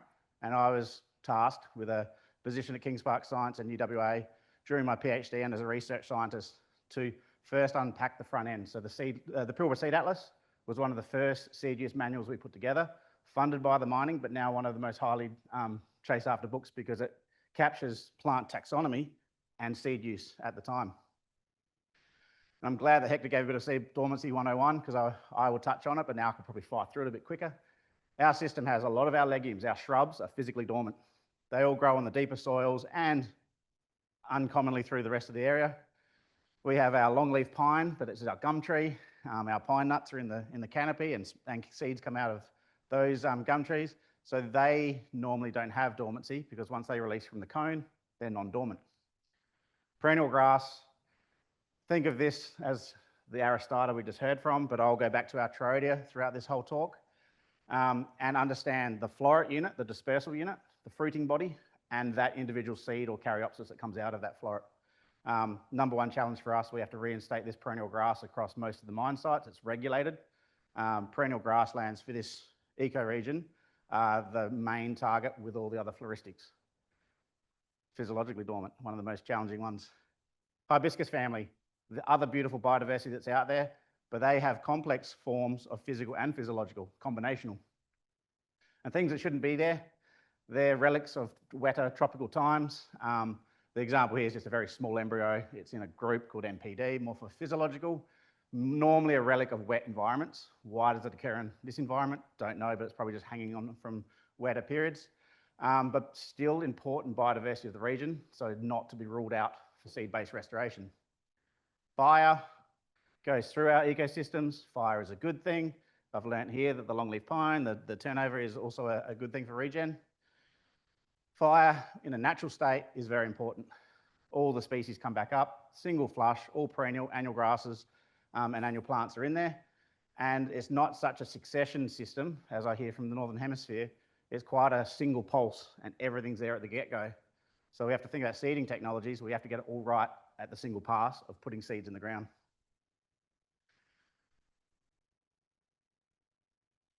"25 species of seeds up on that screen represents about 2% of our whole flora. You can just see colours, shapes, diversity. Every species has its own little rule book, and what we do is try to unpack each of those rule books all the way through time. But perennial grasses are the main focus, so it sounds like it's going to be a common theme. Unfortunately, those beautiful seeds also are faced with a challenge that is entasked on our team. Mine sites. Iron ore, about 115 billion US dollars comes out of this region per annum. About 900 million tons of iron ore are mined out of the pits. That's sold to China, 85%. The rest, I think, Japan, Korea, and other suppliers. But we are the #1 supplier of iron ore in the world. Massive industry, but also regulated heavy, that they have to return the biodiversity back. So that feedback loop has given me a chance to work for 20 years unpacking the whole system to improve seeding ability in this region and share it amongst others. Uneconomical waste creates a new mountain. These new mountains we have to try to seed into. If we seed into these, they are not going to get the natural fire cues that exist. And so we have to also be the applicators of that fire cue and understand that the seeds are not going to get a natural cue when trying to grow in these, I'm going to do inverted commas, soil. If the mining company has cleared and stockpiled the topsoil during the life of that mine, that topsoil is gold. It's got all the micronutrients in it. It's got all the microbes, and it does have a residual soil seed bank. The longer you go in a big open cut mine, that topsoil, the disturbance footprint, far outstrips how much topsoil you could spread on that area. So you're always going to be in deficit. So some mine sites have topsoil available, absolute winner and gold, but many sites you have to think about seeding into almost a foreign growing medium, another challenge. So I've introduced our mine site seed-based restoration work. We've got a series of barriers. This is unpacking the seed supply chain, and we've got some sort of biodiversity restoration rehabilitation goal.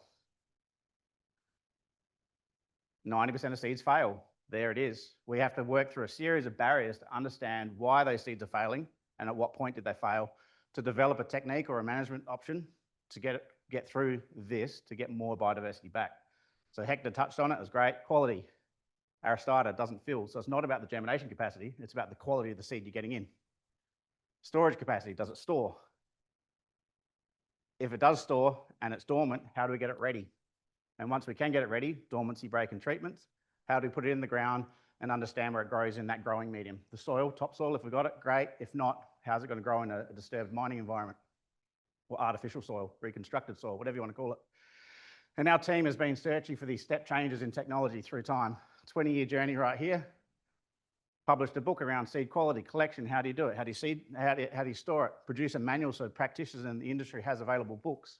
Peer-reviewed articles. Writing for a different audience, but with the same concepts and fundamentals. And then the soil scientists. Happy to share any of these papers. This is just highlighting that there's a lot of evidence-based work that backs the work that I'm presenting. Now, 18 years later, we're reliably getting some of our perennial grasses, doing about 40% emergence and establishment, all the way through to our legumes and our shrubs, 80% establishment. But that can only occur once you unpack the system and know where those fail points were and develop a technique to actually overcome it. But there was 4 or 5 barriers there. Our new barrier is upscaling to the scale that we need. And I didn't touch on it when I introduced the iron industry, but I did it with Gage the other day. I worked out the disturbance footprint in this region. If I was to drive from Miami to Atlanta, and I had a bulldozer that cleared a 1-mile stretch either side of me, all the way through to Atlanta, that's the kind of disturbance footprint we're dealing with. So even though we might have unpacked a lot of this science already at a hectare scale, there's millions of hectares we have to do this over. So we've got this issue now of upscaling, and this is where some of our seeding technologies and the machinery aspect of our team at the engineering forefront is where we're trying to develop solutions. So we term it restoration engineering. Academics love doing buzzwords. It's the way to get sort of more attention and grants. But the restoration engineering is thinking about the biological needs of the system, but engineering a solution for it. You never get away from plant biologists and seed nerds, so we've got this target of identifying key focal species and understanding all that quality, collection, storage, recruitment dynamics. Soil scientists help us understand, I did the hectare already, the soil environment and understanding when we have soil, topsoil, what can it do for us? If we don't have it, what's missing? And definitely in the microbial biological soil crust space. And then the team of engineers, what equipment is out there in the market Does it suit our native system? If it doesn't suit our native system, how can we modify that equipment? If we can't modify it because it still doesn't do what we do, can we custom make new machinery? Core focus on some of these enhancements, and I'll introduce all these in a second, and then a whole series, years and years and years of trials, whether it's a petri dish in an incubator, whether it's a glass house, whether it's we've got a near natural research facility built by the mining company, so it mimics, we can do a lot of experiments up in the field, and then obviously multi-hectare scales out in the real world. But I'm going to introduce you and go through a series of case studies of where we've got to and examples of why we're doing one experiment over another to target some outputs for biodiverse rehab and restoration. Flash flaming was a technique we developed in Australia with the issue of bulky, fluffy appendages on grasses that wouldn't allow us to process the material in the cleaning stage and or the direct seeding equipment. I'll use an example and you'll see it. Dormancy, Hector touched on it, great, that we can manage and manipulate dormancy once you know what's driving it. Extruded pellets came out of a lot of Matt Madson's work. So the seed coating and priming is more of agriculturally borrowed technologies. The extruded pelleting was a little bit of a new layer to that approach. I'll introduce some examples for that. And then precision dehulling. If we don't want it in the floret or the fruit and we want to get down to the pure seed, what else can you do there? But I'm going to touch on and probably try to fly through it a bit more because Hector already helped me with this. The front end is how do you collect enough material to do this? Our industry, this is the Pilbara region, about the size of the Great Basin, as I mentioned. All the mine sites, we can't collect seeds outside of 100 kilometres because we don't know the genetics, we don't know the enough knowledge of those species. So a group of people put the 100-kilometre boundary on to make sure that we protect the ecological integrity of all those seeds from any given reason, as effectively the seed zones. So we've got that restriction, but working with the industry and getting a commercial collecting industry up and running, within 4 to 5 years, we got BHP, the mining company I've been working with, to pretty much have a supply of up to 200 species to supply 5 years of a rolling rehab program. All of our seeds come wild collected. We don't have seed production areas yet. I'll touch on that also in my talk. Quality, Hector touched on it. Here's our grass, Trodia. I could put Aristata there as well. A 22-pound bag, which is 10 kilos for me, about $1,100 US, a very expensive wild collection. When you think about that, the mining companies are buying that material, but not understanding quality. 70% of it doesn't actually have seeds in it. On average, 30% of them do. And that's average. We have as bad as the Aristata, sometimes 0, sometimes 5%, all the way up to sometimes some species do 60%. But on average, the bag they're buying, some of it's just very expensive mulch. Seed dormancy, bow down to my favourites, Jerry and Carol Baskin, a book full of 15,000 species all over the world. It's our Bible. I go to it every day, and my whole background is seed dormancy. So Hector, again, mentioned some of this. When we classify it, what kind of embryo does it have? Grasses always have a lateral one. That tells us something about its recruitment capacity. Embryos, there's 11 different types in the world. They're cool. When you cut them open and have a look inside, you can see all the different ecology we have internally before we think about how that plant's going to recruit. Does it soak up water or not? The physical dormancy example. And then how does it germinate across the whole wide range? Those 3 categories per species allow us to classify a species and put them into a group. Hector touched on it. Physiological dormancy is the most dominant type of dormancy across the world, followed by physical. So nothing was out of the normal for this region. We had an inflated non-dormant category in our system. That's a good thing when dormancy is not in the way. You can get seeds to recruit. But I also like to highlight all those others. They're the smallest part of the pie, but also the major parts of the biodiversity that we actually really cherish and want back as well. So there's things in here I actually think are unique to our arid zone, but I think we need to work on it more because I reckon there's a lot of species that are unidentified in the combinational range. We did some of this work with Olga during her PhD in the Great Basin. It was the first time she was, at that time, the Great Basin was really chasing the increase in forbs and understanding all that space in forbs and shrubs because the grasses have been focused on a lot in Western US during all that development. And again, physical dormancy. There's the water gap that Hector was talking about. It's closed. Anatomically, it's about 0.1 of a millimetre. You need to get that to pop and open up to let water in. Wet heat, boiling water is the normal approach. Dry heat, an oven. Most of the time wet heat works. So normally the rule book to practitioners is put all your physically dormant seeds in boiling water, X seconds, X minutes, bring them back out and you'll break dormancy. That's a nice rule book for our dominant acacias. Acacias cover most of our country, they're a big shrub layer. But when you bring in all the other diversity, other related physically dormant seeds, they don't like anything above 90 degrees. So if you do the general, put the seeds in a boiling pot of water, crab pot, you're actually killing a lot of your seeds. So you've done all that time to collect it and clean it, but then you killed it. And then the hibiscus family is a classic, still physically dormant, but they're just doing things all over the shop. So we haven't quite cracked the code of some of these species. Grasses, co-occurring Trodia, number C here, over the after ripening, so the aging process. Hector was talking about it a bit with storage physiology, but also after ripening. I like to refer to it as the green banana on the bench, and you wait for the yellow banana to eat it. Some of these seeds need 2 years to show you a response, or about 12 months, on water or on the smoke chemical. With this species co-occurring against this species, this one didn't break dormancy over a 2-year period. So we have to wait 2 years to find that out. Clean it down to the pure seeds though, 0 at the start, get about a 40–50% increase from cleaning down to seeds. Hit it with the smoke chemical at time 0, you get 100% germination. That's better than 0. So it's a decision point that we make with all these treatments. And you can see even this species then starts dying after storage at 24 months. So you're starting to exhaust its resources. But then now I'm going to return to my little flow diagram when I introduced it at the start. That's quality, germination capacity, and dormancy. But then some species have unwanted hairs and appendages that get in the way of processing and flowing through direct seeding machinery. This is the flash flaming approach, so we need to make this material flow better if we're going to get it through at large scales.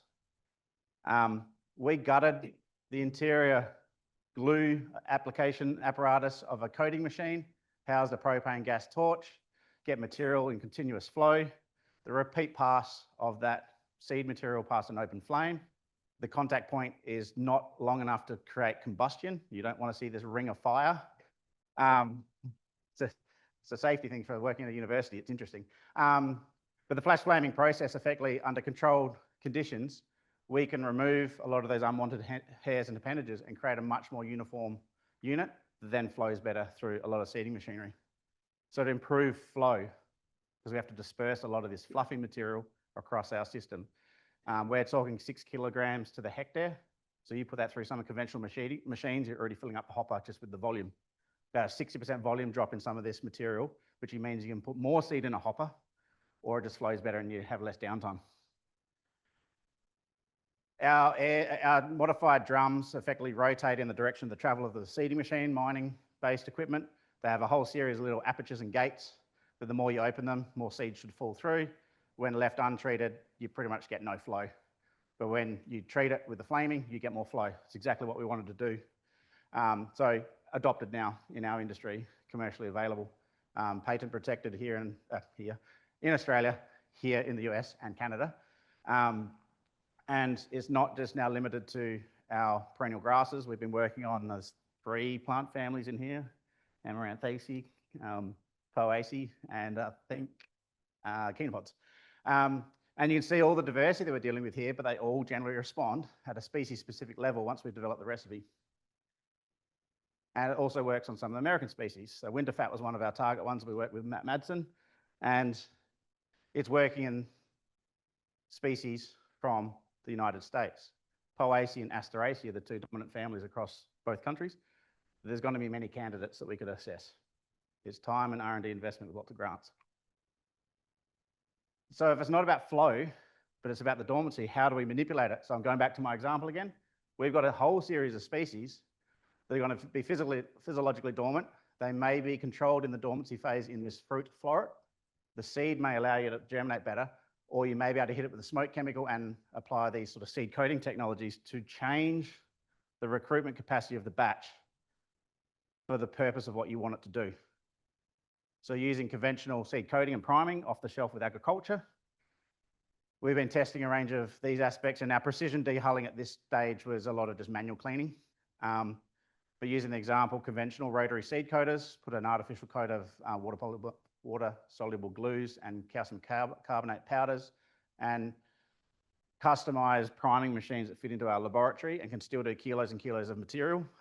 Machinery that the engineers just built for us because he said we needed it. And instead of buying a big commercial unit that costs $50,000 to $100,000, this is a way to do science in the lab, but also at commercial scales as well. This machine can do plenty of material.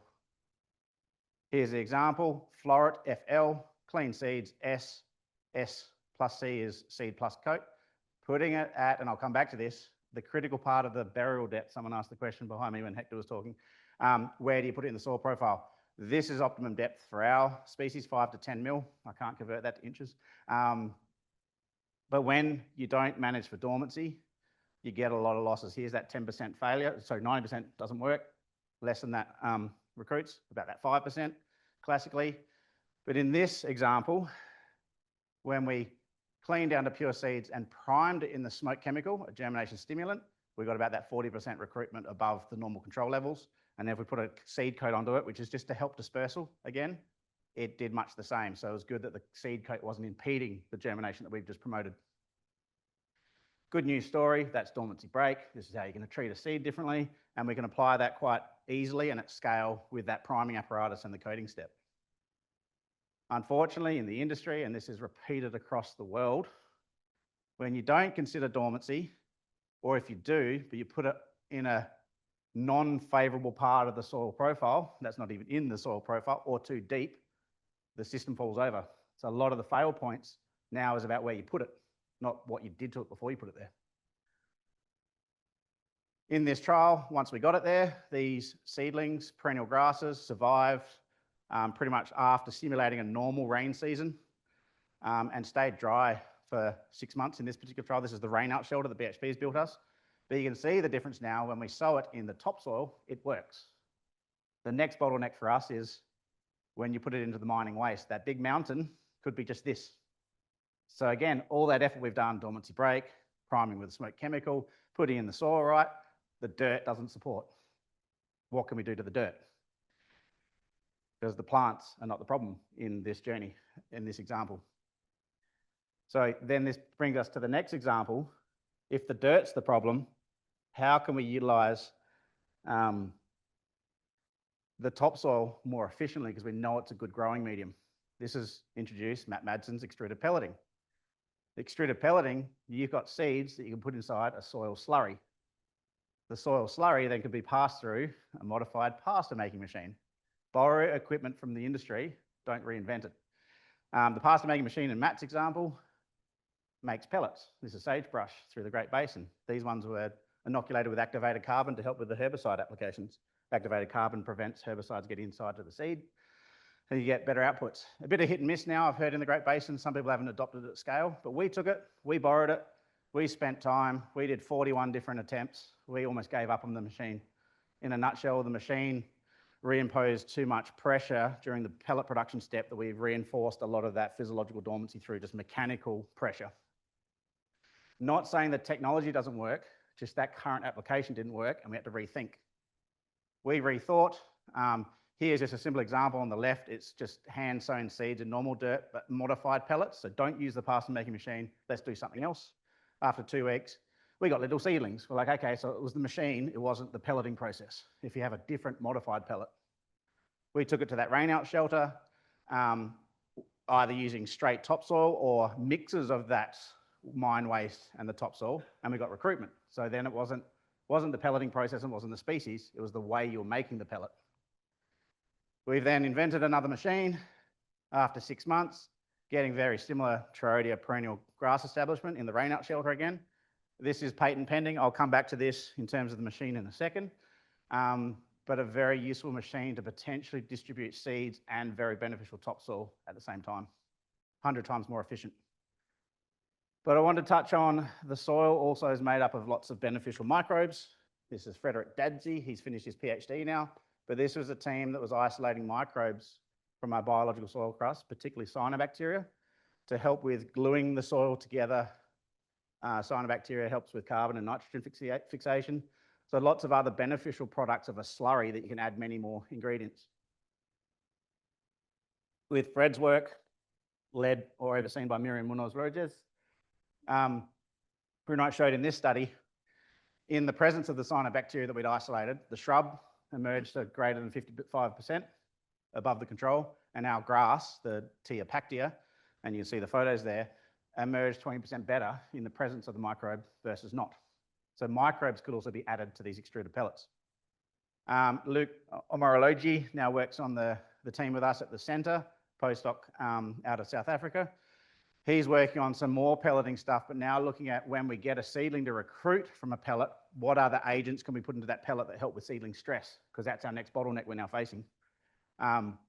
So we don't end the assessment. We're just continually adding what else could do to enhance the ability for a plant to be an adult, not a dead seed in the soil. The mechanical cow is the way that we distribute this material better. You can see why it's called the mechanical cow. I've been to mechanical buffalo probably in America. You can see what it does. The topsoil packaged in a very discreet pat recruitment. And this is us testing in one of our sand mines down near Perth, Western Australia. So we also have a lot of programs in our south, Mediterranean, lateritic soils, bauxite mining, sand mining. Probably your iPhone covers are from this mine site. Mechanical cow allows us to distribute it mechanically at scale. This is a hectare trial, took us a couple of hours. Easily could be added to more machines and bigger scale. We're looking at now, the mining guys are supporting us to look at the commercial way to scale this up and how you would make a fleet of machinery to be able to service a mine site. Happy to talk about this one a little bit more later. But then another example. If dormancy is largely controlled by the covering fruit or floret, and we want to manipulate that dormancy again, we spent a lot of time doing this precision dehulling, getting the seeds out of fruiting material using rib rubber mats. But that's not scalable. So what can we do in the market to improve this? A lot of the commercial equipment available in Australia with grass is when we ask the suppliers to say, can you clean it down to the seed for me? Because it works better, because we can break dormancy. A lot of bashing, a lot of damage. Only the ones here with the red solid circles are actually still viable. During that cleaning process, we're just pretty much collapsing the whole supply chain again. So we've been working with the engineering team to look at different machinery. So here again is the germination capacity of a seed within a floret. This is the conventional dehulling done by the industry. You're only getting a 10% improvement in germination because the rest of them have been made into flower. If you clean it correctly and protect the biology, you get a 4-fold increase. So that's the good thing. This is above the 80% mark. It's the beautiful target of a seed biologist. You either do this or you're dormant. We've taken this now. I mentioned we don't do seed farming. We are now attempting seed farming. This is the first ever attempt at a mine site-based seed production area, utilising the disturbed land, all their infrastructure, site support, and endless amounts of water in a desert, because they flush it down the river to mine. So this is us about 18 months ago with manipulating the dormancy and getting the seeds in the right part of the landscape and playing nature. Within 12 months, we've got a 3.5 hectare perennial grassland that's never been seen with these mining folk. We can now think about seed production to supplement that wild seed supply and help start tackling some of those thousands and thousands and thousands of kilograms that we need. And also, this was a good example of seed science also turning into restoration practice. There's no weeds in here. We got buffel grass, Synchrocellaris. It didn't come in here like they were expecting, because plant competition helps. No herbicides were ever sprayed in that, just manually chipped out with a shovel. So all of these little case studies is examples of species-specific problems that might be at the biological level, it might be at the soil level, it might be at the machinery level. So through time, with an amazing team that we've been doing this, we're now starting to go, well, let's throw the book at it and see what happens with all of this technology put together. So we may flash flame, we may manipulate dormancy using the flash flamer, the rotary coating system and priming with the examples I've shown, knowing that we get more plant recruitment when treated for dormancy and you can get it through the machines better. But then if we need to get it into that very particular part of the soil profile, that's 5 to 10 mils, half an inch, 12 mils probably. But in a mining context, a lot of these soil profiles we're dealing with are very, very high rock content. So when you've got rocks in the way, seedlings can't penetrate and get out of the ground from underneath the rock. They don't have enough pushing power. So our target depth is very, very truncated at the upper layer, but we know we can't put it on the surface, and we know we can't go too deep. So one of our other machines we've been developing, now patent protected in America and Australia, it's called the Mega Sweeper. Mounts to a bulldozer, gone everything from a D7 through to a D11 on an active mine site. This is an image of a standard rock dump on about 18-degree slope. You can see the rocks. You can see the red dirt. You probably can't see my sweat. But you can see the Mega Sweeper is operating by agitating and making a seed bed, dropping seeds in front of the brushes, and then they're being mega swept into the dirt. It allows the contour ripping the mine guys want, but you see the rock on the right-hand side that just jumped over. That's a 40 centimetre to 50 centimetre rock left there. Conventional deep ripping of a mine site, they'll drag their tines through the ground, unearth all of those rocks, create massive erosion channels, and the seeds will either go underneath those rocks or land on the surface. So there's lots happening in this machine to improve the ability for us to put seeds through the machine and get it into that target upper layer of the soil profile. Whether those seeds have been flash flamed, treated or whatnot, it's getting them into the soil profile better in a more efficient manner. And again, now commercially available, we're operating with this through Western Australia at the moment and looking for opportunities anywhere else. To show another example of where that Mega Sweeper has been used, here's Monty during his PhD, now one of the partners to Emergence. This is us following the Mega Sweeper on a standard 7-hectare site, beautiful Mars landscape on a nice balmy afternoon, where the mining guys are allowing us to do a trial, where we're putting this material in the ground at the right time of the year. It's taken me about 18 years to convince the mining companies that rain comes in a particular season. Seeds like to be in front of that season in the ground. We got a really good cyclone, and that was actually that image that I opened up with the cyclone sitting over the coast. Seedlings recruited very quickly. Within 4 weeks, we're seeing things like this in a standard density and like what we're now seeing in our seed farms. But also you can see where these seedlings are recruiting past 15 odd centimetre rocks. So we've seeded into that. The machines run through there and been fine, but the seeds have got to a point where they can recruit and be a little baby emergent. This is business as usual if the mining company never did any of that seed management. This is if you treat seeds, understanding all the quality and enhancements that you could apply. And that's all of them. That there's a row of flaming in there and there's a range, but I'm about to touch on that. Seedlings come up, we did lots of monitoring, we were happy, we performed. It was doing what the perennial grasses should do. Just flipped it, so there's the business as usual. At monitoring point 1 month after the rain event, you're getting about 5 perennial grasses to the square metre. But if you manage the florets through either flaming and priming in the smoke chemical, you're getting 20 seedlings to 35 seedlings to the square metre, so about a 4 to 6-fold increase on perennial grass establishment. Or if you chose to manage and go down to pure seeds, and that S plus C again, and the SPC that I showed earlier on, but now done at multi-hectares. These numbers are through the roof for 20 years of working on this species, and this is enough to get a perennial grassland back within, we stopped monitoring at 20 months. We were done. So that's the business as usual. An industry not adopting all the available tech and evidence. Here's what we can achieve with all that work. And the critical point that I highlighted in this talk yesterday is the only thing that would change between these two images was us manipulating dormancy of the perennial grass. It's the only thing that changed between those two photos. All the other seed mix that went through the same hopper, about 40 species in a standard mix in the Pilbara with the mining folk, all of the other species didn't even show up. So up until we got the perennial grass growing, that helped facilitate all the other species. So when we wander through this trial site, they're all there, but they're not here. So even getting your keystone focal species back that helps the whole system function, you get lots of the other diversity. This has changed the way that the mining guys are seeing seed-based restoration now. And it's exciting because we finally showed them through a physical walkthrough site what it can do. And it's changed the way we're looking at the whole industry. So I'm going to finish on this slide.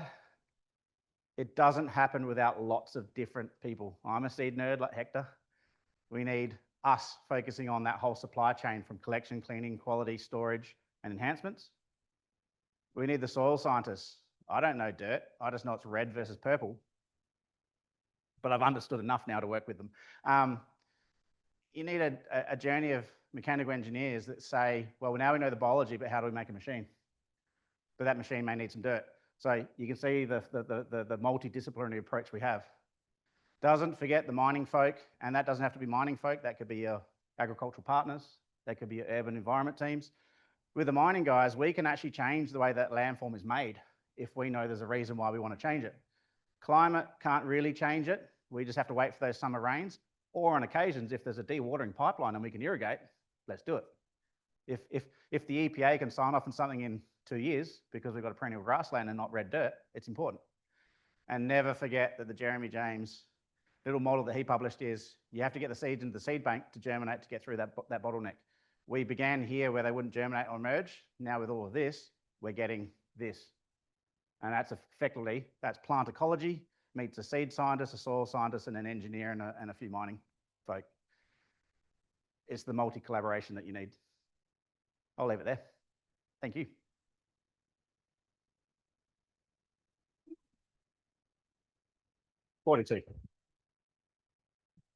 Again, wow. We have some time for questions. So any questions? On that, okay.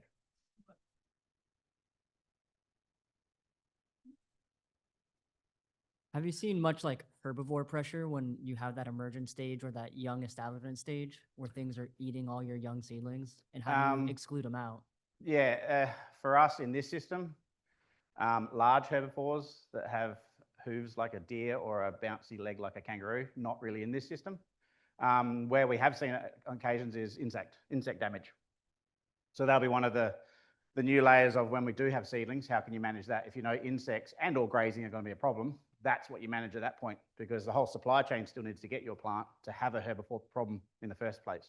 So we've seen a lot of insect damage, and that these days in this mine site, they'll probably just fly a drone with a spraying unit and recover that. If that was identified as a bottleneck, for us here, not a problem yet. But if you take it down to the south of our state where we're working in the Mediterranean ecosystems and trying to get into old ag systems, we have red-legged earth mites. They absolutely nuke a system. They just munch every seedling in its way. So we might spend 10 years getting the seedling out of the ground to watch a little, well not, yeah, a tiny little mid thing eat it. And yeah, kangaroos in our south definitely are a problem. So the mining companies, when it's a really important site, they actually they'll fence the whole area and take the kangaroos out as a way. So that's just identifying where there's a management problem and applying.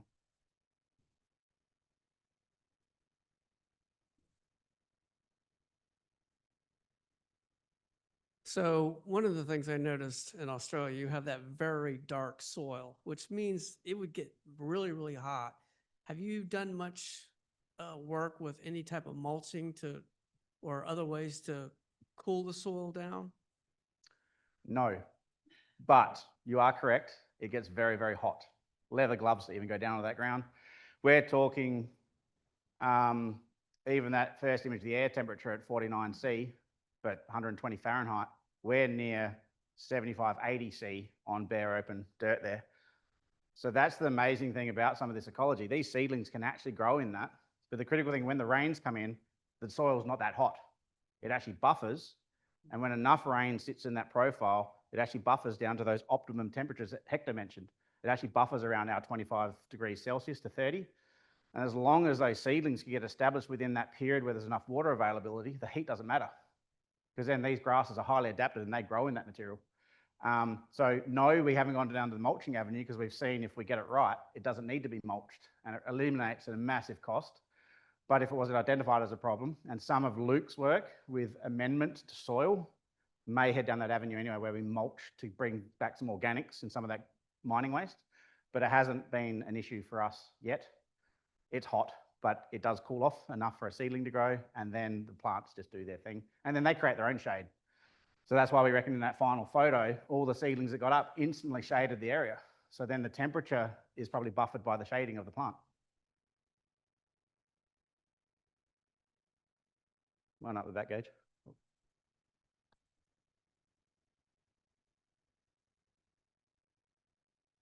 So around here, I know of a lot of plants that exhibit dormancy where they're basically waiting for certain seasonal and weather conditions that they find favorable. I'm wondering if there are some plants, I notice you do a lot of work on breaking dormancy.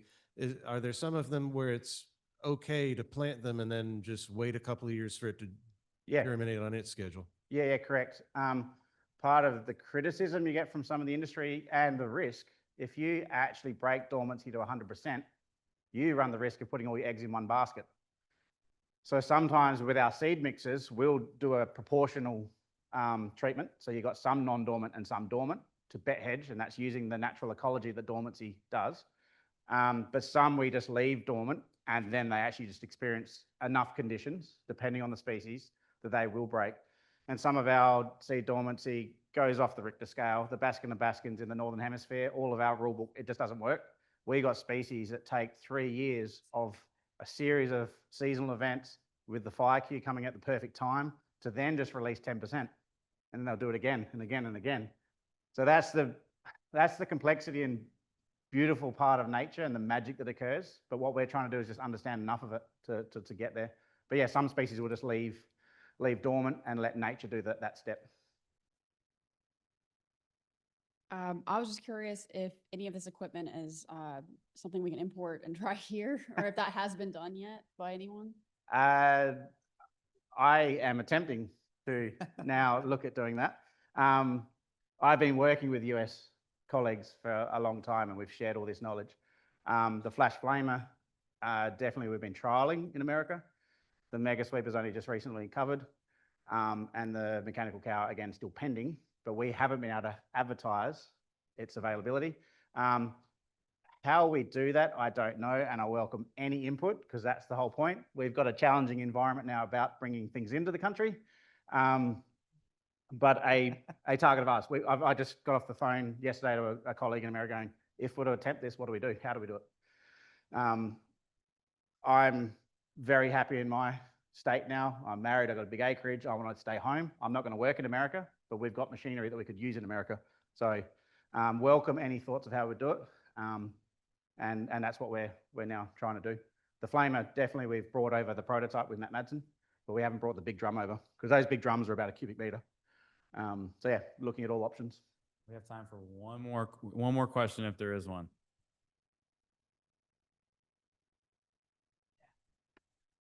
Yeah, that's great talk. So what do you know about the fungal mycorrhizal component? I mean, it must be gone when you have that Mars landscape. And are you able to obviously reintroduce enough of that to then it just cascades after you get it started? Or yeah, wow, it just seems like another box of the mystery.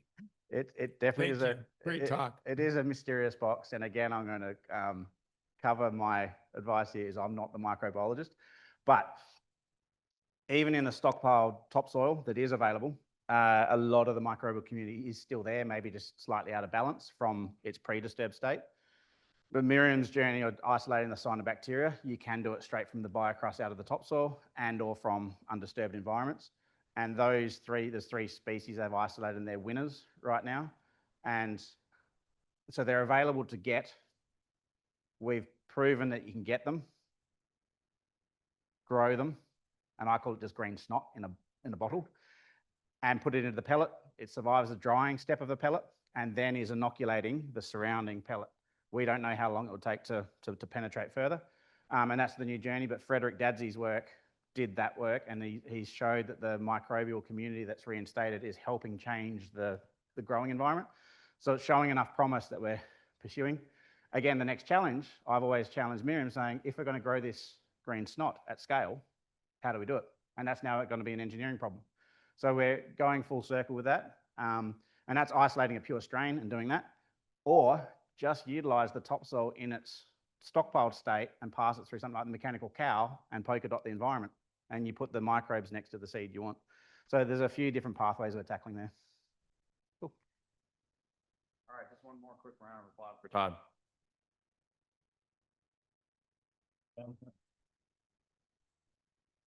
All right, and so with that said, it is time for lunch.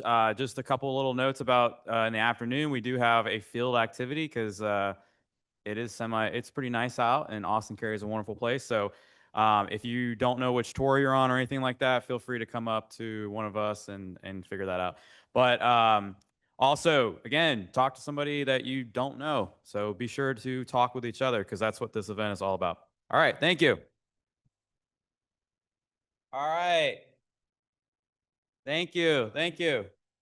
A lot of good conversations happening. Hope everybody enjoyed the outside time. So now we are going to move into our next section. We actually had a switch up of the speakers. So this person was set for the private consulting side session, but we're going to be presenting it right now. And this is somebody who has been working in restoration and wetland mitigation for over 10 years now. She got her degree here at UF, go Gators. And she has played really a pivotal role in helping push forward the wetland mitigation industry. And she is the treasurer for the Wetland Mitigation Banking Association. And she's a pleasure to talk to. So with no further ado, I'll bring to the stage Sarah Nelson.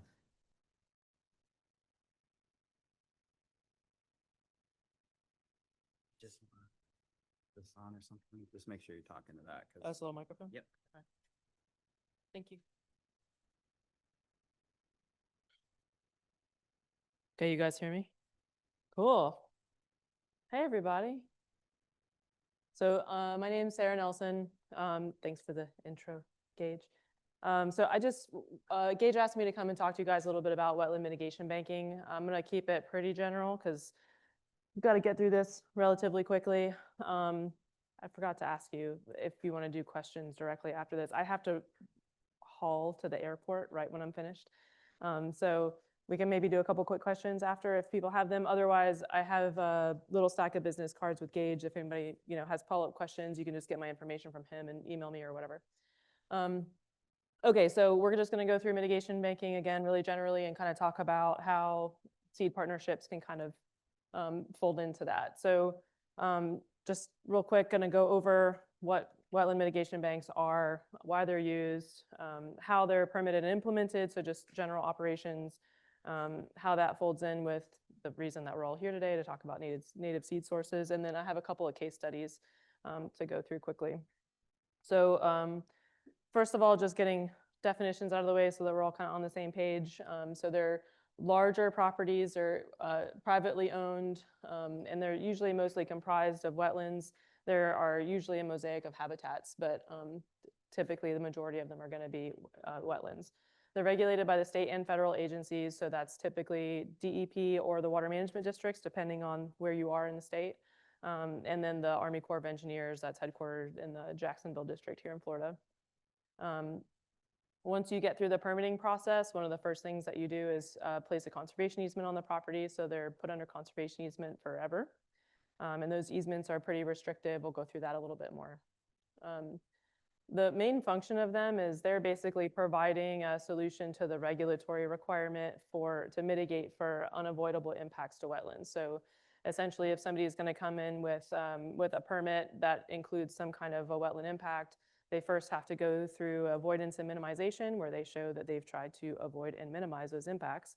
And then at the end of the day, the water management districts and DEP they're on the hook to, as long as the permit application meets the Florida Administrative Code, the rule, then they're going to issue that permit. And if there are impacts to wetlands, then one of the options for that permittee is to purchase credits from a mitigation bank, which on the whole, people usually view as generally preferable than, rather than going and doing little postage stamp or mom and pop mitigation sites where they do a smaller piece and try to make a mitigation project out of that, and they're usually not as well managed and things like that. We'll get into that too.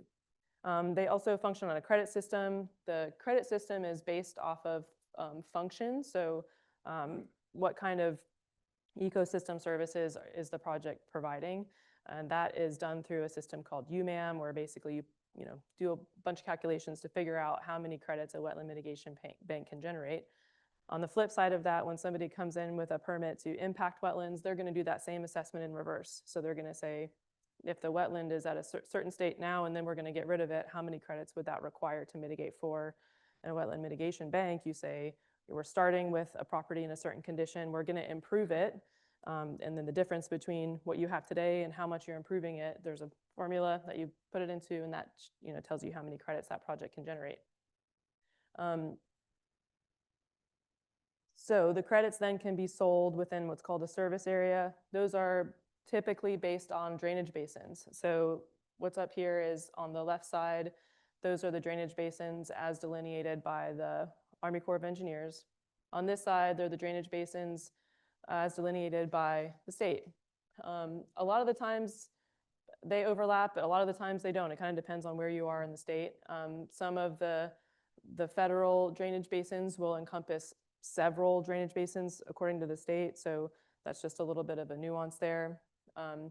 So typically the credits are sold within the service area or drainage basins.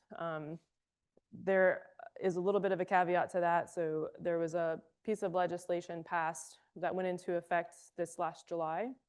That was lobbied for by the Home Builders Association, that basically were running into areas where there were no credits available. So they were having a hard time getting, projects permitted. A lot of this is to do with, development for, residential and things like that. Basically, this is called Senate Bill 492. There's several things that piece of legislation did. One of them was it basically says if you need to purchase credits within a drainage basin or a service area and there's none available, then you can apply a ratio to the number of credits that you would have needed to purchase and go up to one basin over. So you can go to an adjacent basin to purchase the credits while adding a multiplier.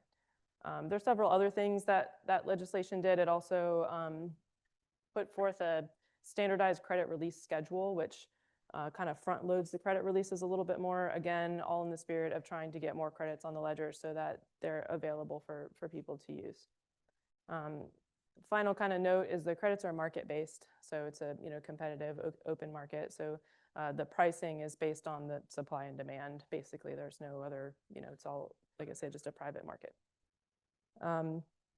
Okay, so why are we doing this in the first place, right? So over half of the wetlands in the US have been lost in the last few hundred years. And most of that's due to agriculture. A lot of it, though, is due to, development, silviculture, things like that. But a lot of them have been impacted. And so, there's a whole thing about the Clean Water Act, and that's where this all really stems from. But the idea is we can't afford to continue losing wetland habitats. They provide ecosystem services that are vital for us to be healthy and alive, as well as wildlife to be healthy and alive. So we're recognizing the importance of those and trying to, come up with ways to make sure that we have a stronghold there to keep those, to preserve these areas. The no net loss of wetlands that's what's kind of stemming from the Clean Water Act. That's where this concept kind of began. And before mitigation banks were being used, the method of providing mitigation to an impact project would be to go and find 5 or 10 acre piece of property and restore it and have this little tiny thing surrounded in the middle of a city or whatever that's then supposed to be providing those same functions as the wetlands that were impacted.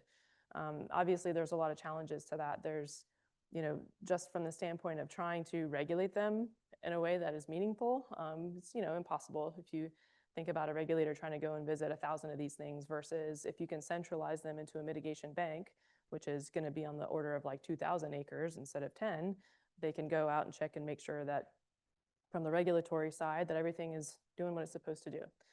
Not to mention the fact that when you're, I think a lot of you guys are into, restoration ecology. So, if you've got a larger chunk of land, you've got more to work with and you can actually make that whole system function better rather than having all these little tiny things scattered around all over the place. Another benefit is that mitigation banks are professionally managed. You have trained restoration ecologists and, all kinds of different, environmental groups that this is what we do for a living, right? versus on those smaller postage stamp or mom and pop mitigation areas, they would have the developer themselves. If somebody's going to go and try to build a Walmart or whatever, they're going to go and try to do the mitigation too, and they just don't have the skills and the background and knowledge to do that successfully. So that's another kind of benefit. My favorite thing is that we will try to position these projects so that they're actually connecting with other wildlife corridors and other conservation lands. You're actually incentivized to do that. The projects will take a loss of credit if they are not adjacent to other conservation lands and things like that. So we really do try to consciously put these whole things together so that we can create as much contiguous habitat as we possibly can. So then the ecosystem services, again, we've kind of talked about that a little bit, but that's sort of the backbone of this whole thing. That's what we're trying to preserve. And there's a whole suite of ecosystem services that these provide. So I just put a few of them up there, but a lot of it has to do with flood control, water quality, the wildlife habitat through, native plant species and all that kind of stuff.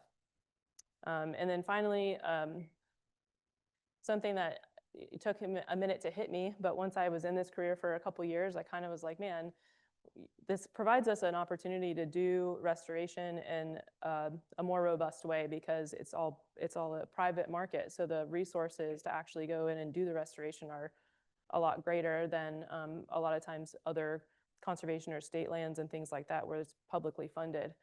This is truly like a build your own dream wetland kind of situation, and a lot of people really believe in it and want to put the resources there to do a good job. So all that is good stuff. This is where I'm supposed to take a drink of water. So these are just nice pictures for you guys to look at. This is sort of the reason that we do all this. The habitats, the wildlife, all of these pictures were taken on sites that we've managed over the last 5 or 6 years. So these are all pretty recent.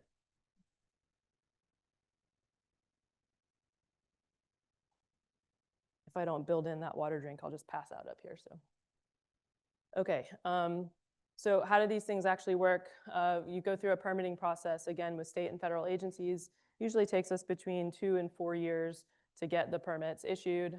Depends on the project and what's going on, but that's a general time frame. Once the permits are issued, then a conservation easement is placed on the property, very restrictive. There's no allowance of any kind of development, agriculture, anything like that. Essentially what the conservation easement says is use it as a restoration and conservation property. Limited hunting is still allowable by the landowners themselves. Again, these are privately owned properties, they're not open to the public at all. So the landowners and their guests are able to hunt the property, and that's really the only other allowable use. So then financial assurances are kind of a whole can of worms, but the general gist of it is that there are 2 accounts that are set up that ensure the project is implemented the way that it's permitted to be. So one is for the operations of the bank, so that covers, the first, call it 5 to 10 years of when you're actually working through your permitted criteria and actively doing the restoration. The second pot of money is for perpetual management. That comes into effect once you've met all of your restoration goals and it's meeting the pristine habitats that you're setting out to. The perpetual management fund actually functions as it's a fund that the rate of return that it generates is actually equal to the amount of your annual operating costs in perpetuity, meaning like till we're swallowed by the sun type of a deal. So that's why it's set up that way, so that it's continually funded forever. Okay, so once you get your conservation easement and your financial assurance is dealt with, then you go into construction. This is where native seed kind of comes in, and there's a lot more to it, but a lot of times you're doing hydrologic improvements, you're doing a lot of herbicide burning, invasive plant removal, invasive animal removal if you have that issue, or nuisance wildlife control. And seeding is oftentimes a big part of this too. So especially if we're doing a larger scale or more intensive restoration project, super common if we're converting pasture back into native habitats. A lot of times when we're doing that initial, big heavy lift, we'll go ahead and seed it at that point to kind of get some of those genetics in the ground. Once you do that initial kind of stage, then you're going to the interim and operational phase. So that is just kind of keeping up with converting any kind of nuisance and exotic vegetation into the native. So you might still have some supplemental seeding coming into play there, supplemental planting, things like that, continual burning, all those things. And then every single year we go out and do a large data collection event, a monitoring event, write up reports, submit to agencies. They come out and do inspections. Hopefully everything looks good and you get another little chunk of credits released. Again, once you meet all the parameters of your permits, then it flips over into perpetual management. You still continue to monitor every year and submit reports to the agencies. They still come out every year and make sure the property still looks the way that it's supposed to. If there's any kind of defects there, or you have an invasive plant population come in or something like that, you've got to go take care of it. They have to remain in their final permitted criteria forever and ever. Okay, native seed. So again, a lot of times we're putting seed out more towards the beginning of the project, but there's a lot of different times that we might apply it depending on what's going on with the site. You have to be pretty nimble when you're doing restoration projects. There are all kinds of things that come into play. So there's a lot of different avenues where we would start to pursue this as an option to help us. The main point of it is establishing some native ground cover. We're always trying to reach a target habitat, and we're always saying, let's make it the most pristine version of that habitat as we possibly can. So native seed is an excellent tool for that. It also is a nice tool because it can be less expensive than planting. So if you're going to go in with 1 gallon pots or something like that, you might get to your end goal a little faster, but it's a lot more expensive. So a lot of times if we have the time and we can find good quality seed and somebody to get it in the ground for us, it's a really nice option, lower cost and all that. We have found that the timing is super important. It either can help you a lot or it can be a big barrier. So we haven't, in the handful of projects that I've been involved with, we've had some really good successes and a couple of total failures. So that's some sort of lessons learned along the way. So prior planning is a big deal. So we're now looking a lot more at the ground prep and things like that. Sometimes we're doing that years in advance, in anticipation of putting seed down. But we've also got to consider things like storm events, droughts, which can be hard to predict, soil pH, competition, all this stuff. We also do this in collaboration with other professionals that know a lot more about this stuff than I do. So we'll kind of go out into a lot of the people that are in this room and say, hey, help us source the seed, help us get it in the ground, help us figure out what kind of ground prep we need to make this successful. I have 2 case studies. So one on the left, Boar's Head Ranch Mitigation Bank. So that one, we did ground prep in spring of 2023. Then we had a blue stem mix that was applied in the summer of 2023, so just a few months later. Then we had a whopping 4 hurricanes in about a year, and we haven't seen the seed come up yet. There's a lot of different things that we're looking at as to the why. The hurricanes probably played a big role in that. We had that entire site with a little less than, or right around 2,000 acre site. The entire site was basically underwater for a few weeks. So that one was a bust. We're now planting some liner and gallon grasses to basically try to still meet our goals. Another good example is the Hillsborough River Mitigation Bank. So that one had a lot more lead time, a lot more site prep ahead. So the chemical prep was done in 2014. Then there was a timber sale the following year. They burned the entire area in 2016. And then we actually drilled the wiregrass in 2016. 2017, the client was mad because we failed. And then in 2018, it all grew up. So it was a success. It worked out fine.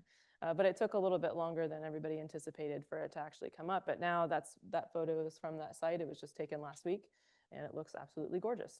So just some things to consider. Basically, the kind of point of this is you've got to sort of think about this stuff ahead of time.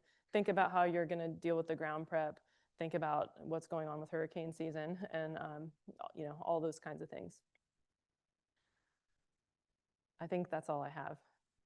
I know that was fast, and I'm sorry. I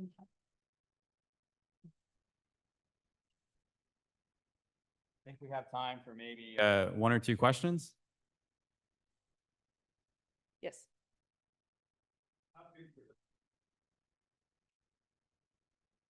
The 2 case studies? The Boar's Head, the entire property is a couple thousand acres. The area that we were seeding was a few hundred. So it was, mid-range size. And then the Hillsborough property, that one's a little bit smaller. It's several hundred acres. 1,011 for that phase. I think it's 2. Oh, either way. So do you know the area that was seeded, the acreage? Probably, yeah, I was gonna say a couple hundred acres for that one too. Yeah. Good. Oh my, luck.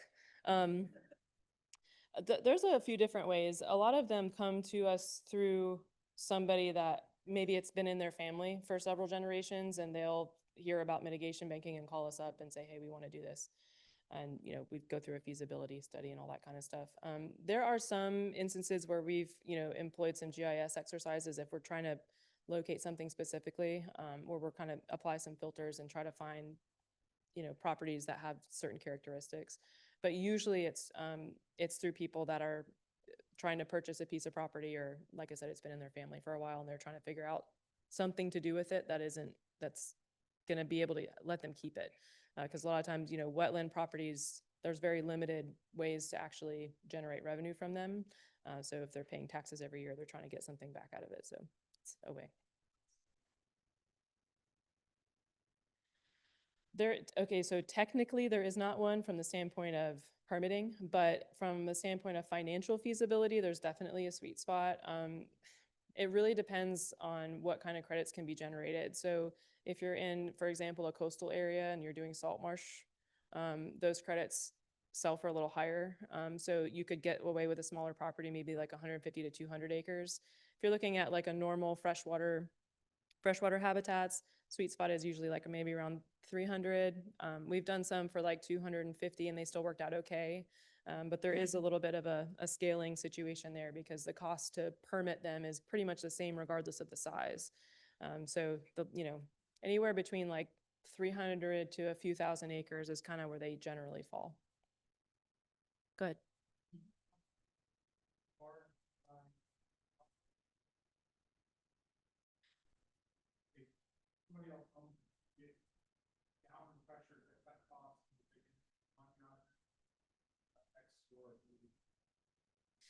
That's a really good question. So I probably should have introduced myself a little better too when I first came up here. So my main role with Barge Design, right, is a consultant. So I'm an environmental consultant. People call me up and say, hey, I have this property. What can I do with it? And I help them go through the permitting process, and we have, do all the monitoring and all that stuff. The projects are usually privately owned. Barge is not an owner. Barge is actually an engineering firm that acquired my environmental company a couple years ago. So we're their environmental, section. But so Barge is not, it's strictly just consulting. They're hiring us for that. There are definitely some clients that say, do this the cheapest possible. I would say, just like anybody who's working in an environmental field, and especially in conservation, you just sort of have to advise the client, hey, you're going to do it the right way, or it's going to fail, or we're not going to do it. Sometimes we have had a couple instances where we've decided to part ways with someone because we just didn't agree with the approach. But we don't really typically run into that, to be honest. It's most of the time the people that are implementing these projects want to do it the right way. They are conservation minded. They care about the landscape. A lot of times, like I said, it's been in their family for a long time. They have a emotional connection to their legacy projects. So there's, it takes all kinds, right? There's all kinds of people out there that will, potentially do this, but we're pretty lucky so far. Yeah. Go ahead. So they're getting wetland credits for enhancing wetlands? Yeah, so again, it's based on function rather than acreage. And I'll just put, I don't make the rules, okay, caveat. But I think the thought behind that is that wetland dependent wildlife depend on uplands too. So the upland habitat is integral part of the entire landscape. So to carve out the uplands and not restore them or enhance them or whatever we're doing would be, a lost opportunity to make that entire landscape better. There's also There are also, buffering effects where, uplands against wetlands, where the uplands are helping to buffer for water quality and things like that. Not to mention the wildlife need to come up into the uplands to lay eggs and things like that. So I think it's just considered part of the landscape. Yeah.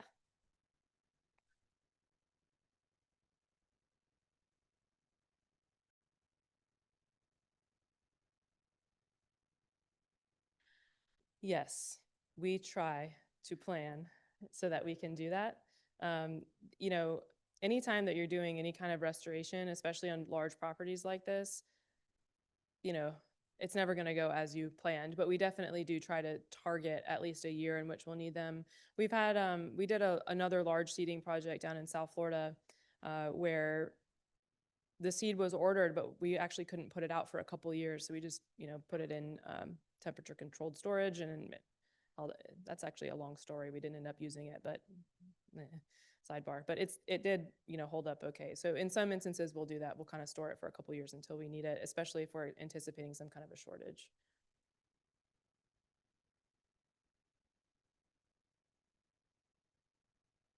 Yeah, exactly. Yeah. Cool.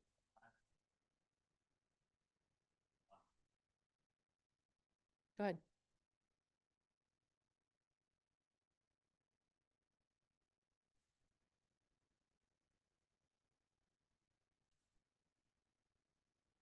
I would love for the answer to be yes. I really would.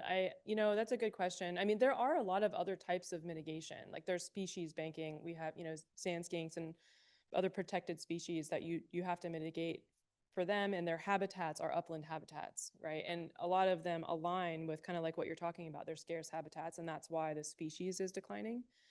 So it's sort of couched that way.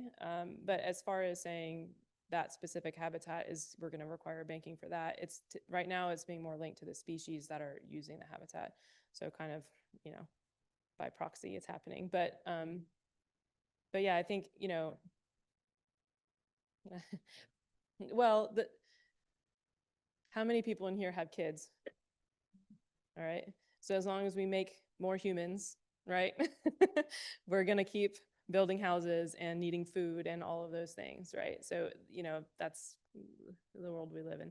It's sort of how do you balance all that out and try to make sure that everything can still function, and we do the best we can with that. Yeah. Okay, thank you guys. Again, if any other questions, he has cards, so thank you.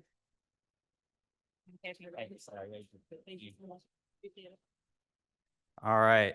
Tough questions. Good questions, though. So our next speaker, who I've gotten to know over the last, I guess 4 or 5 years now, has been, wears many hats. He is a associate professor here in the School of Forest, Fisheries, and Geomatic Sciences, and is somebody that has spent the last around 10 years of his professional life working on integrating more natives into our landscapes and just improving the overall urban matrix, which I think, as many of you would probably agree, is desperately needed in Florida. So without further ado, Dr. Basil Ione. And I need to put that on or something? Or? Where's the other? Can everyone hear me? Can you hear me? Yes. Yeah? Okay. All right. Thanks, Gage. Thanks for inviting me here. And thanks for everyone who organized this event. Good job again. As Gage mentioned, I'm going to discuss with you today about designed urban ecosystems. These are ecosystems that are designed purely for human benefit, not for ecology necessarily. And we get a lot of different benefits out of these ecosystems that people generally like in urban environments. And I will be talking about these 3 ecosystems here: stormwater ponds, our lawns that everyone seems to love so much in Florida, and also yards in the context of new land development. So I'm going to be discussing first, why are we talking about this in the first place? Why are we thinking about natives and plants and urban environments to begin with? I'll be discussing some opportunities in the context of these 3 different ecosystems that I introduced in the beginning slide. and then touch on some key takeaways, barriers, but if we reframe them, they're extension and outreach opportunities, right? Educational outreach opportunities. And then also next steps for what we can do in these ecosystems.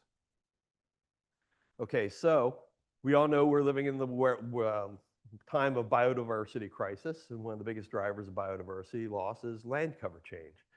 Biggest form of most rapidly expanding land cover change is urban environments.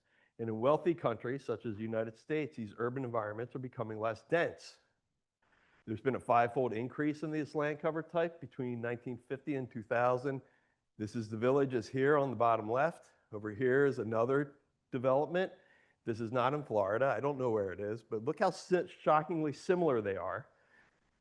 Dominated by turf grass, few ornamental plants. This is referred to as urban homogenization. These urban environments are more similar to each other over large geographic areas than they are to the nearby natural ecosystems. And there's a lot of environmental impacts associated with these, not just habitat loss and biodiversity loss, which is obvious, but how we manage them. We've introduced a lot of non-native plants into these environments, non-native species that have become invasive. We over-irrigate them, consuming too much water. We over-fertilize them, affecting water quality. And of course, we're using lots of pesticides, which have impacts on non-target organisms. So what can we do differently? Well, we are here to talking about native plants today, right? Is there a mitigation opportunity with native plants? And the first argument is, well, they're evolved to survive in these environmental conditions more so than non-native plants. And let's unpackage that a little bit more. So this is a results of a research study or a review study done by Tartaglia and Aronson from Rutgers University. And they looked at 165 research papers that compared native and non-native plants in urban environments. And they wanted to know how they perform relative to each other regarding their plant-animal interactions, the ecosystem services, the benefits that people get from nature, and then also their performance, how they perform, like, for example, drought tolerance and surviving in environments. A white bar shows that native plants outperform non-native plants. A black bar shows that the non-native plants outperform the native plants. And these other bars show neutral or mixed effects, okay? So if we look at this first group, plant-animal interactions, and we probably know this in this group, native plants, when we look across studies, outperform non-native plants with animal-wildlife interactions. Ecosystem services, the studies that looked at that also found that yes, native plants provide more ecosystem services in urban environments on general, on average, than non-native plants. And then when we looked at performance though, there was no difference. It's a mixed story. We always think, oh, well, they're more adapted, but why is that? Well, the reason is we're talking about urban environments. These are not natural environments. These soils are different. The environmental conditions are different. These are not the conditions that these native plants have evolved under, okay? So let's think about that as we keep moving forward. We can't keep saying that native plants are going to perform better in urban environments necessarily. But when we look at urban landscapes, this is Toronto, but we can see this in any urban landscape. We have a lot of space we can actually work with to enhance urban biodiversity. We have, community gardens, we have our campuses, we have our yards, vacant lots, remnant natural areas. People are putting in green roofs. There is a lot of opportunity, so we have a lot to work with. So that's a positive. So I'm going to get into one of the systems I've been starting to work with, stormwater ponds. And what this system is, they're put into our landscapes to enhance aesthetics, but their main function is really flood control. They're designed and they're put there to capture all the urban stormwater runoff that comes off the increased impervious surfaces to prevent flooding, so your houses don't flood. And they're also theoretically put there to remove nutrients before that water then drains downstream into our natural water bodies, okay? That's the main function of them. They're not there to look nice, they're there for those two main functions. So my postdoc, James Sinclair, mapped out stormwater ponds in Florida, and this was in 2018, and all the blue dots that you see here are stormwater ponds that we identified. So there's 76,000 of them in 2018. With the development, the rate it's happening, this was a conservative estimate. It's easy to guess that there's probably over 100,000 in Florida right now. And what this figure shows is the amount of area they're taking up relative to other urban land cover types. They actually take up more space in our urban environments in Florida than industrial areas.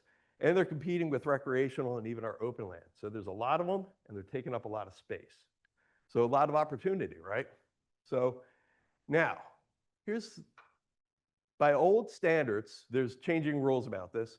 They are accredited with removing 80% of total nitrogen and total phosphorus from urban stormwater runoff. But when we look at research, we really see that they don't meet this goal in any way, shape, or form. Their removal estimates for total phosphorus range about 60 to 65%. Total nitrogen is 12 to 63%. So they're not meeting this intended goal. And when we look at individual stormwater ponds, we see many of them are actually sources of inorganic forms of nutrient, because in that pond, there's nitrogen fixation often happening. And then all the organic matter that flows into there, such as your leaf clippings, your grasses, clipping, your leaf litter, breaks down. So some of these are actually sources of inorganic forms of nutrients into our natural water bodies. So they're not really meeting their intended goal. The flooding, they're doing well, but this one, they're not. Okay. This is Lakewood Ranch, Florida. These homes are built on a stormwater pond.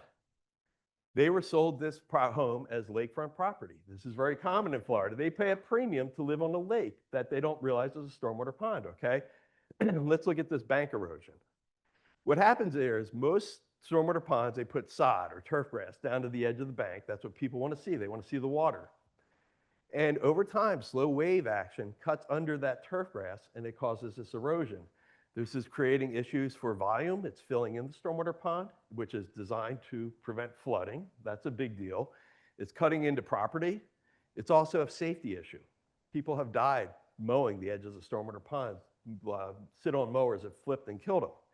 This is also a very expensive problem to fix using engineering solutions. So people have suggested maybe we could start to think about planting stormwater ponds to curb this bank erosion problem. So this is my one of my graduate students, Chimoda. She's now my PhD student, and my past undergraduate student, or undergrad researcher, Joe Walker. They did some studies on stormwater pond plantings, and they compared these 3 different types of stormwater pond plantings that occur. The conventional, where it's just turf grass up to the edge. Then there's some communities saying, okay, in order to prevent this bank erosion and also to help with preventing nutrients from getting into the water in the first place, let's just have a no-mow buffer zone around the pond where you just don't mow for 3 to 5 feet around the pond. And there's some littoral plantings that they put in there. So that is plantings on shallower areas where the sunlight still gets through, to see if that can help with bank erosion and water quality issues. At the same time, Manatee County planted heavily 4 stormwater ponds that they managed with all native plants, the banks and the littoral areas. So we took advantage of this. We said, okay, can we look at these ponds and these gradient of planting intensities and say, will they help to block nutrients from getting into the pond? Will they help to remove nutrients? And most importantly, will people be okay with this strategy? Because if people don't like it, it's going to be really hard to sell. Sorry, it's an urban environment. Okay, so here's the before after. This was at the Bradenton Convention Center. This is what the pond looked like beforehand. This is one of the very heavily planted ones. This is what it looks like afterwards. I think that's a really interesting pond. I like it. I'd love that in my backyard, right? You'll see what people think. Here's another one that they planted at Greenbrook Park. I think this pond's beautiful. This turns out incredible. This is all native plants. And we'll talk about some of the benefits and costs of that. So what did we find about plants? I'm not going to go into this much because we didn't really find a whole lot. Plants really didn't do a whole lot helping with water quality. But, so they're not likely to be the silver bullet that regulators are looking for with removing nutrients from our urban stormwater runoff, okay? So we are publishing results on this. We're working on the manuscript. And if you want to look at it, it's a little more complex, but I don't have time to get into it. But let's remember they still have benefits, okay? At the same time, when we were doing this, we've hosted 3 educational focus groups. About 60 people showed up to these 3 events. All of them were enthusiastic about stormwater pond plantings because they were seeing their ponds kind of degraded in their communities, and they wanted to find cost-effective strategies to deal with bank erosion, water quality issues. And so they all saw the benefits. And I just want to reiterate, many of the people who attended these really like wildlife. Just throwing that out there because we'll have to think about that. One of the ins of how to make this happen. So we asked them in a survey, which one do you like best? The conventional, the no-mow littoral areas, or this full planting. Which one do you like personally, and which one do you think your neighbor will like? Okay, that's important. Personally, most of them like the ones with the lower growing plants. This one that I like, that all the ecologists like, they said, nah, it blocks my view of the water, it looks a little messy. It's an urban landscape, right? Then when they asked us, okay, what does your neighbor think? What do you think your neighbor will like? They said, our neighbors are gonna like the conventional. Okay, so this is a misconception here about what neighbors like. And then let's look at this full planting. Personally, it wasn't really the highest, and they really thought this was one of the lowest ones. They thought their neighbors would hate it. So this shows us something that we see commonly in urban environments. People are very concerned about what their neighbors think, and that affects their behavior. And we're seeing this in stormwater ponds as well. So, all right, so in conclusion, we're looking at this beautiful planting. What do we know? All right, they're not going to be the silver bullet that we think they're going to be with, water quality, the plantings. So we're going to have to start thinking about our behaviors upstream of these stormwater ponds, what we do in our landscapes to prevent that nutrient-rich runoff in the first place. Plants are still providing bank erosion benefits, right? That might actually have long-term water quality benefits. It's certainly going to benefit maintenance. We're not going to have to dredge these things out as much as we should, even though many stormwater ponds aren't dredged out, even though they should. And then there's also wildlife benefits and decreased management efforts. So I want us to go back to this pond here. When we talked to Manatee County, the people who maintain this pond, they loved it. Do you know why? Because it took them less time to maintain than mowing it. So it saved them time. They could get done work earlier, right? So in one regard, they really liked it. So that's something to think about. And in the end, increased adoption of this sort of strategy, if we want to incorporate native plants in ponds, is really going to require us to think about the aesthetics that people want in this landscape for this system. I'm going to shift the lawns. Has everyone seen this map? Okay, the lawn map of the country. About 2%, we're approaching 2% lawn area in the map, more turf grass coverage than any other irrigated crop. And we always envision this sort of monoculture lawn, right?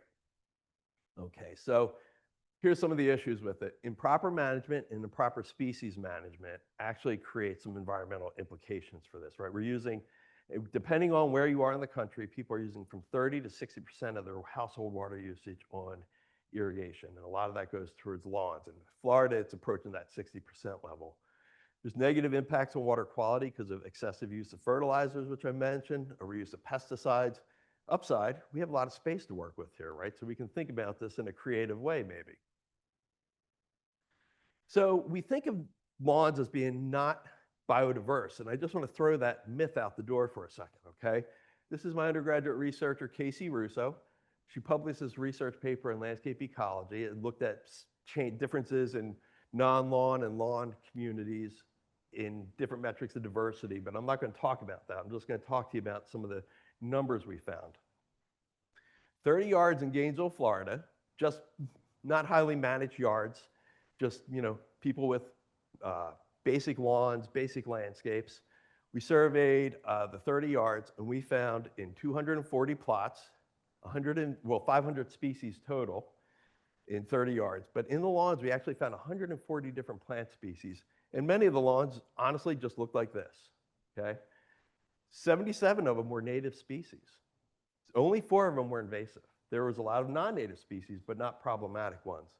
So this is a lot of biodiversity, native diversity in our urban landscapes in Gainesville that people just went unrecognized. They don't even know it's there. So my undergraduate researcher at the time, Alyssa Malakova, was really amazed by this, and she wanted to do a little more research and digging about this really high level of biodiversity in our lawns. And when she looked at outreach documents from certain universities, all she could find was strategies to kill these weeds, okay? So we decided, let's write a paper, an outreach document, about how these species in your lawn, just leaving them there, will not really detract from the function of your lawn. It's going to allow your lawn to still prevent soil erosion. You're still going to be able to mow it. You're still going to be able to kick a soccer ball on it, but it's going to add some ecological value to your system, right? And this actually won an award from FanRep because this is a really easy approach to enhance biodiversity in urban landscapes. People don't have to tear out lawn. All they have to do is let weeds grow, and then just keep doing what you're doing to your lawn. So look this up. It's a pretty fun paper. So she talks about the different some of the more common native plants we found in lawns. Then my PhD student, Brooke Moffis, is working on publishing this paper now, or this manuscript, where we wanted to look at adding forbs into an existing lawn. Sandy Wilson's on here. He's helped out with this. A lot of people did. And we wanted to look at this in a more controlled setting and say, adding forbs to lawn, does this help with the resiliency of our lawn?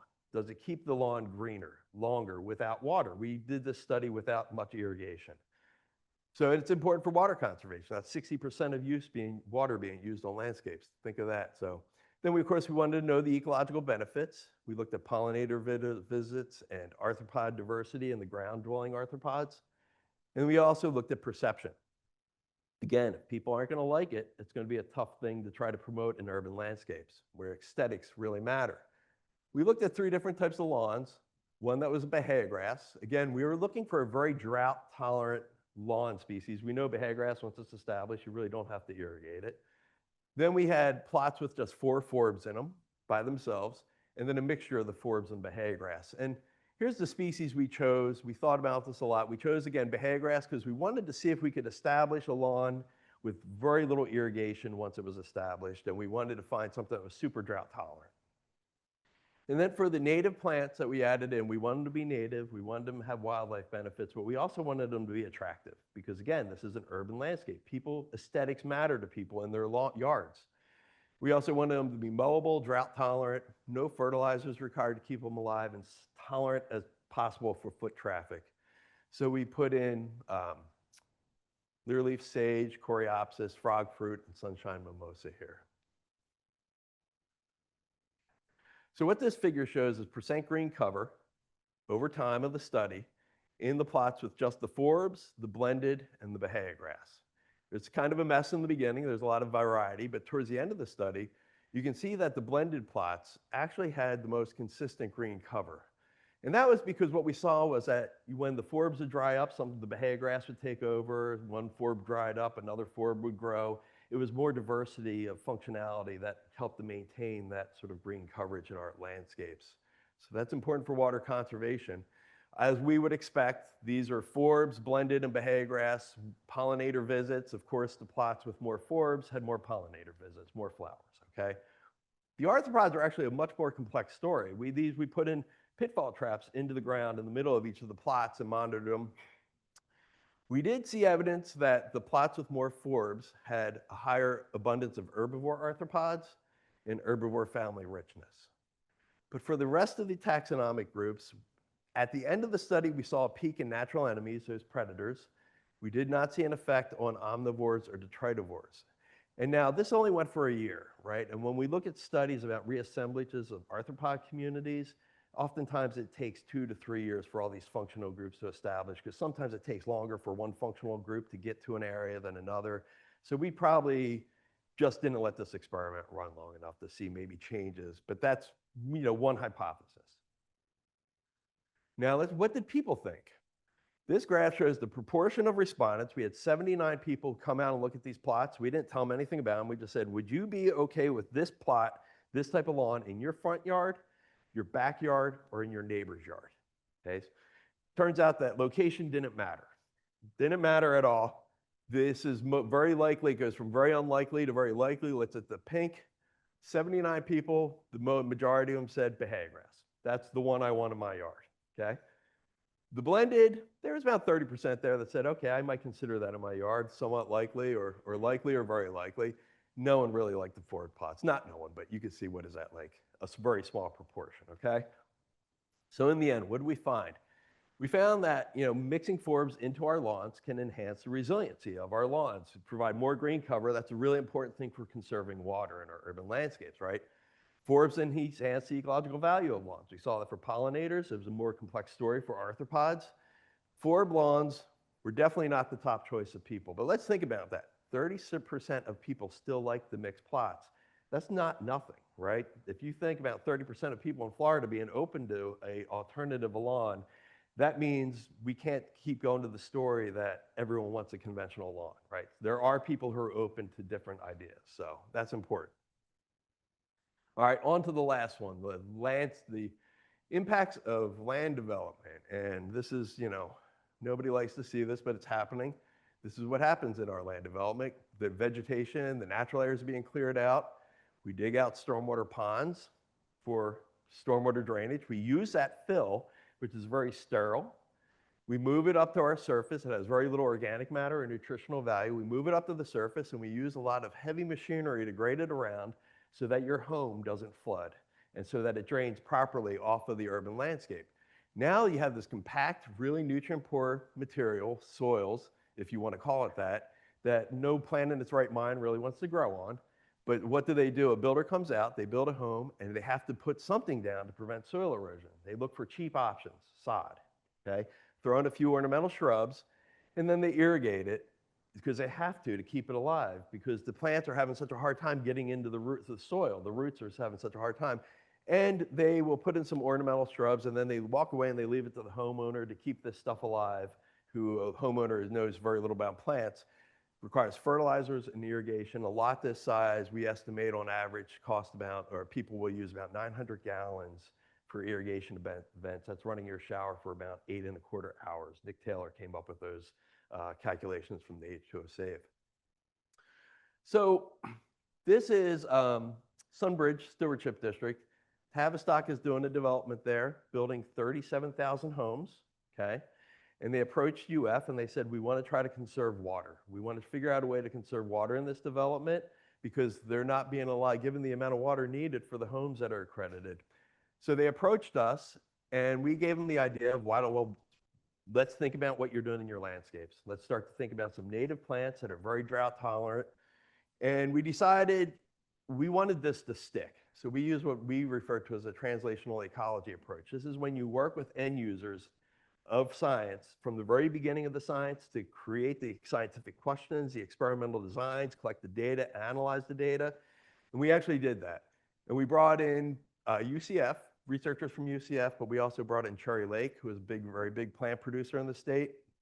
Life Soils, a soil compost company that works with remediation of urban degraded soils. The Sunbridge Municipality, Tavistock Development Company, the Nature Conservancy was involved with this through their partnership with UF, and different extension entities of UF. Now, they had no idea what we actually meant by native plants, so they wanted us to establish a garden so they could look at and see what it looked like.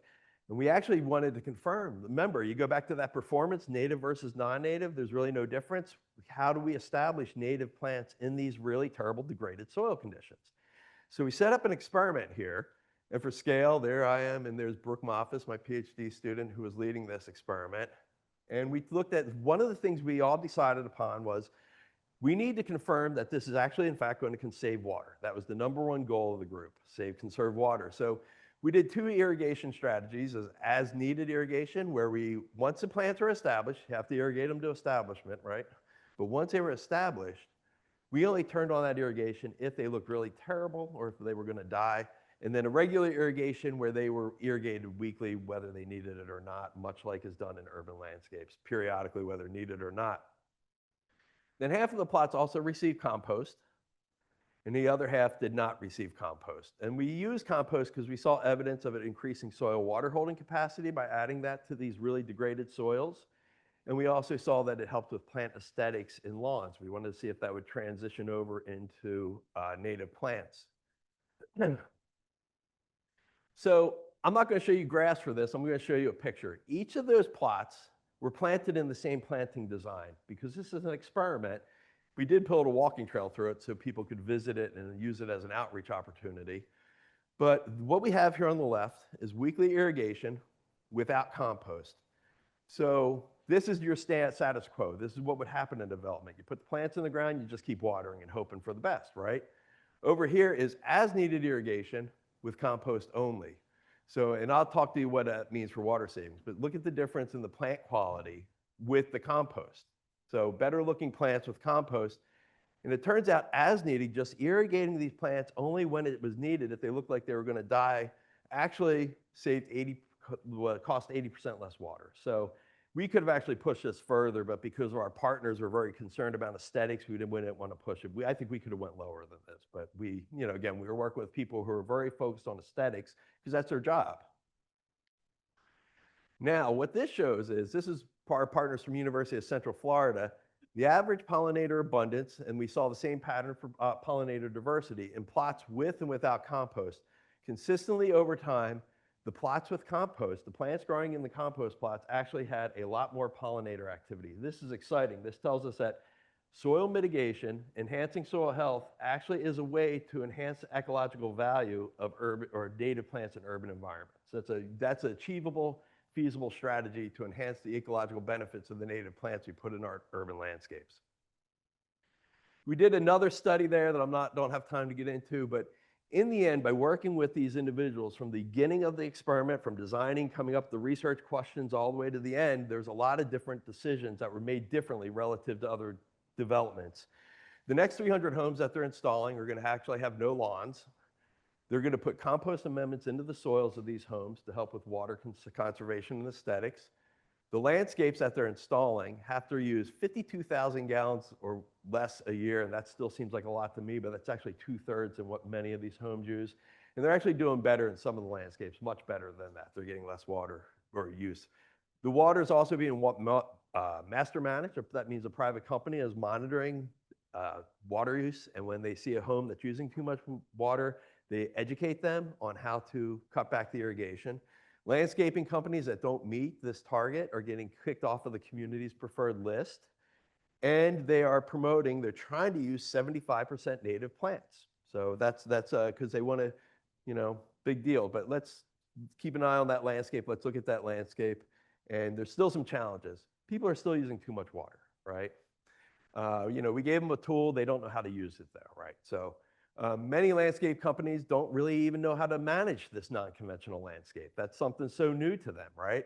The cost of installation is much more. That's why we're trying to find land. They're trying to design landscapes that are competitive cost-wise with that cheap sod. Okay, that's why you might look at it and say that's an ugly looking landscape, right? It's not quite where it should be for an aesthetic for an urban environment. And they are lacking the native plant supply. We've heard that today immensely. There's still home builders who are struggling to get that 75% native plants. But the upshot is they're selling these homes at similar rates to more conventional landscape developments, which again dispels the notion when we hear builders and home builders and developers saying people don't want a non-conventional landscape. Well, there's evidence that that's not true. We have to do some more research on that. But all right, so in conclusion, compost is a really effective strategy to enhance the ecological value of native plants in degraded urban development soils. We saw similar plant quality with 80% less water usage. That's a big deal. Soil quality was much more of a barrier to establishing native plants in degraded urban soils than irrigation was. And then I'm going to promote this. This is a benefit of translational ecology, working with science end users in the very beginning to end of the research project, because ultimately it led to better environmental decisions and practices than what would have been happening if we were just doing the science and telling them the results. So, plants in urban landscapes. I think there's a lot of opportunities. We're talking about going from this sort of conventional approach to this more modern or different approach. I think we have plenty of opportunities. There's a lot of space. We're just going to require some imagination. But there's a common theme that I hope you saw: people matter, right? People matter. It's a big deal, okay? These are not natural ecosystems. These are socio-ecological systems. People want aesthetics out of them. They want their landscape to look nice. They want to perform functions that we don't think in natural areas. So what do? We have to actually ask, do people want this? And if they don't, why or why not? Because that can help us inform kind of how to design these in ways to balance what people want with what we want from the ecological side. We need to balance the desired and needed and desired functions with the ecological benefits, right? So for example, there's stormwater ponds.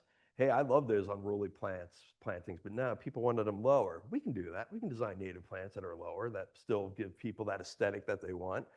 The diverse lawn, people weren't really into that, but as long as we can fold in some plants in there, not detracting from the function of the lawn, it's possible.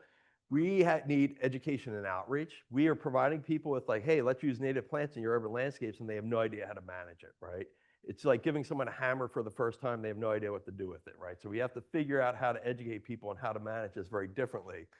And I think that translational approaches. We need to bring multiple perspectives of non-academics into this sort of questioning and understand their perspectives and their challenges and barriers to these so that we can actually come up with actual feasible recommendations in the end that can enhance our urban environments, the natural, or does. Yeah. You know what I'm saying, biodiversity in our urban environments. Thank you. Yeah, that's it.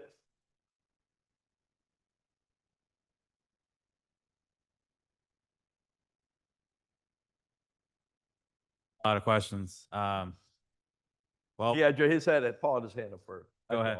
I think.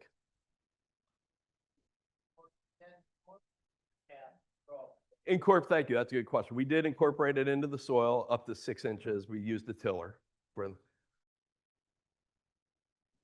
It was certified by the American Compost, whatever association that is. No, it was very good quality compost, yeah.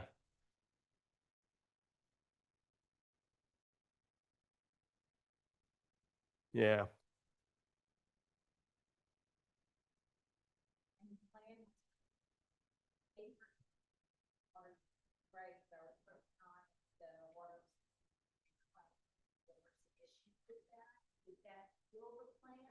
Yeah.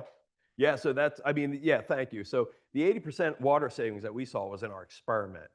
The homeowners, it's a very different story. It depends on who is managing the landscape, okay? And Cherry Lake, the landscapes that they're managing, they're getting it down to 8 inches per year right now. Some of the other landscaping companies are not. They're still over water. And there is some issue regarding this that eventually it's going to go on the line to be using reclaimed water, which creates a caveat or a whole challenge of itself regarding nutrients. So yeah, good point. Sorry, who was next? I think Tyler, I saw you, and then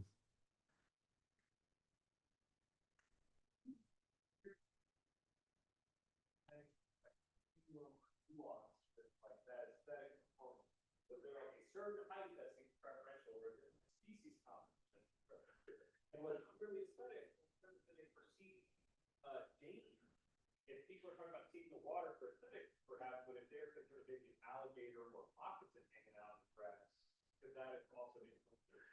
yeah, so yeah, there's absolutely concerns about wildlife. Everybody's concerned that when you have a planting like that, you're going to see alligators. But the reality is when you have mowed banks, you actually have more likelihood of alligators sitting on the banks.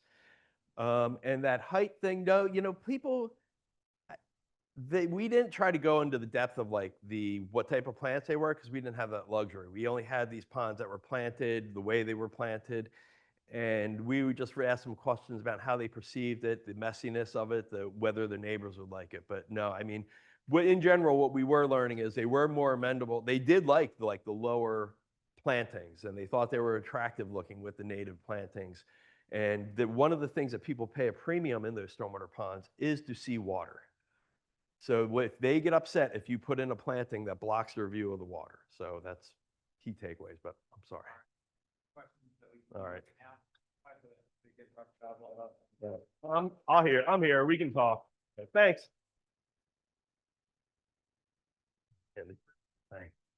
Break, so be sure to get some food and then come back in 15 minutes, and that's the last set of talks that we have for the day. Thank you. Farming and land of turn yard. Oh, wow. That's cool.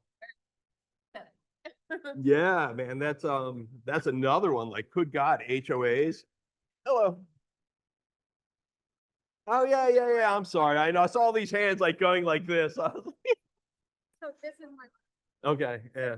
you know, people that know how to maintain a native farming facility, it is challenging. But I'm when that you included the people aspect. So when you surveyed them, did you also look at demographics, like generational, like was it mostly?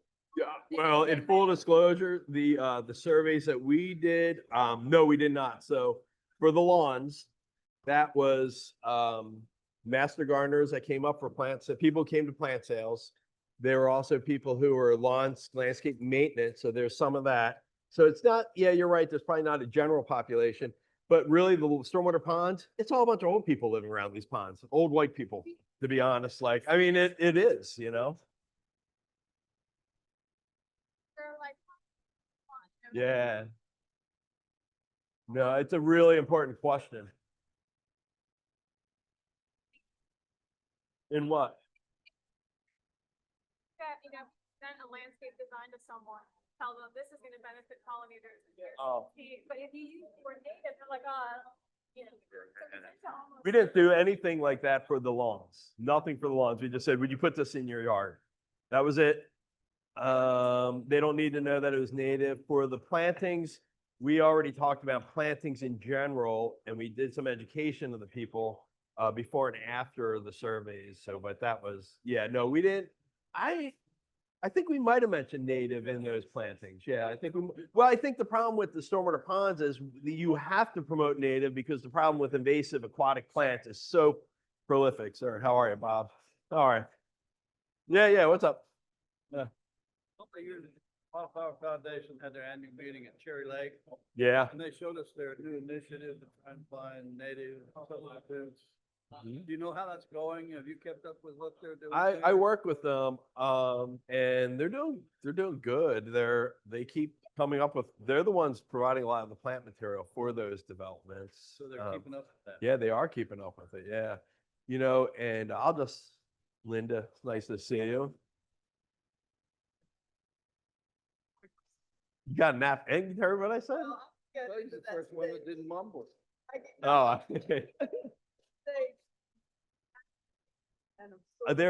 I had one of my favorite professors during my master's degree. I'd always look over during a seminar and he'd be like this, snoring. And then he would ask the most profound, deep questions. I'd be like, how the hell do you do this? So, rather than have full view of all the interesting, the scenery, or have it blocked by dense vegetation. Yeah. Like to have it alternating, so they get windows into the landscape and, and in places where there's more close up. We tried that around the edge of the wetlands. we did. Actually, the picture that I showed, I was standing in one of those like open spots because they said people like to come here and fish in this pond. So we wanted to keep some of the area open. And by the Bradenton Convention Center, there were little divots into that area. So that the community one, the Bradenton Park. Now in these HOA communities, they're doing the no-mow buffer zones because it's cheaper than that intensive native planting thing that Manatee County did. That was a big investment by them. And then COVID, they were going to do more, but then COVID hit and they had other things to worry about. But no, that's good. So you're right. You can design these things. But if you're on the home over here that you paid an extra $100,000 for, and you are the one with the tall weeds, you're going to be upset. The other thing we're seeing, which I think is really fascinating, is, and I didn't get to talk about this, Paul Monahan knows more about it, is if you go into somebody's home and they bought a golf course looking pond with lawn up to the edge, and you say, let's put plants in there so to stop bank erosion, they hate it, they hate it, they hate it. But if you sell someone a home with plantings on the edge, they love it, they love it, they love it. I think it's like this component of human change. Like you're okay going to the Wawa that is there for 10 years, but as soon as they build one near your house, holy hell, like you don't want it. So the HOA. oh yeah, the HOAs are, yeah. Allie, nice to meet you. Oh yeah, awesome. When did you graduate? Okay. Have we met before? I have. Yeah. Like so many other people. Yeah. Look, we have the same stylist. Yeah. Sometimes, if you give them a quick video of what a stormwater pond should look like in this natural, ecosystem of Florida, and then ask them if they like it, they're like, oh yeah, because it's like they associate that's what it's supposed to be. Yeah. But so many people just believe. We had, well, no, but we had those people who showed up to those workshops were supportive of the plantings. They were trying to push the HOAs to adopt plantings because they saw how much the engineering solutions were going to cost, and they saw that the plantings were cheaper. They liked them. They all kind of liked wildlife, so they saw some value to it. But even then, they were still like, oh no, my neighbor will hate that. Like I showed them that one pond where the convention center, it looks so cool with the lily pads. We're like, yeah, let's see what they think about this. Yeah. And they're like, oh no, this will never, but part of it was they would never be able to convince anybody else to adopt it. So we have to still tease out like how much they really disliked it versus how much they thought they wouldn't be able to get people to adopt it. But in the meantime, we learned like, hey, yeah, if you got some native plantings that are only this tall that have a lot of native plants in them with lots of flowers, yeah, they're okay with it. So I don't know. I think we can just be creative about it. It's not a restoration site. It's just how do we be creative about designing a landscape that looks what people want, Yeah. That's right. Yeah. So anyway, yeah, thanks guys for your questions.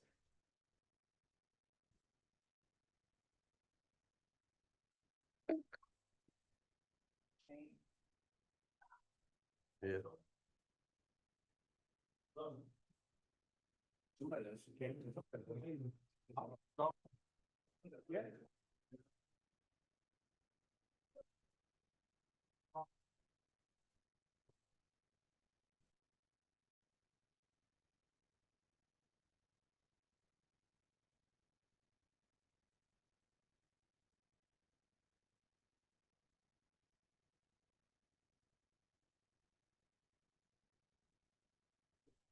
Oh, you walk.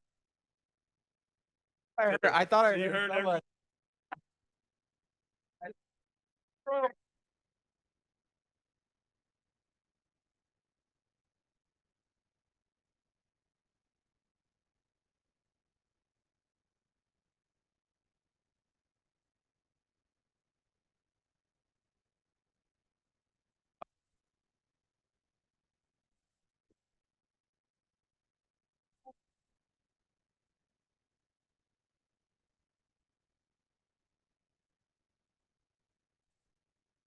Man, is it cold in here?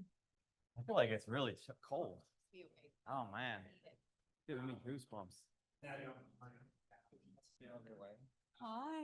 Hey, I have to. Love you to death. You know that. I have to. I gotta fill in for Deborah. That maybe. Oh, I was gonna ask where's Debbie? Yeah, she's come from She's Canada. having, It's yeah. the cancer? No, oh no. Oh. I think it was related to bad fall. I'll text her. I was so excited about seeing her. I was thinking. I know, me too. She's funny. I know. So I'm gonna go in. If you can pull in any of the speakers, I feel like her talk would be more just, I mean. Yeah, I am. No. Yeah, I was gonna do. Yeah. But you watched the times where you were trying to get them to sit in that. So I think we'll see you around today, so that's fair. And then occasion worked really well. That was the very end. Sorry, you can probably get away with that. You can wow. Almost just roll up with the wind and sing, so that's. Well, I got it though. I've done the talk at one time, so it should be okay. So, yeah, it's gonna be on the. Good job lining up these speakers, man, just to get done. I mean, he's just so. Well, Yeah. Well, but he also kind of Man. owes us a little bit of all the plans, like hundreds of plans for the project.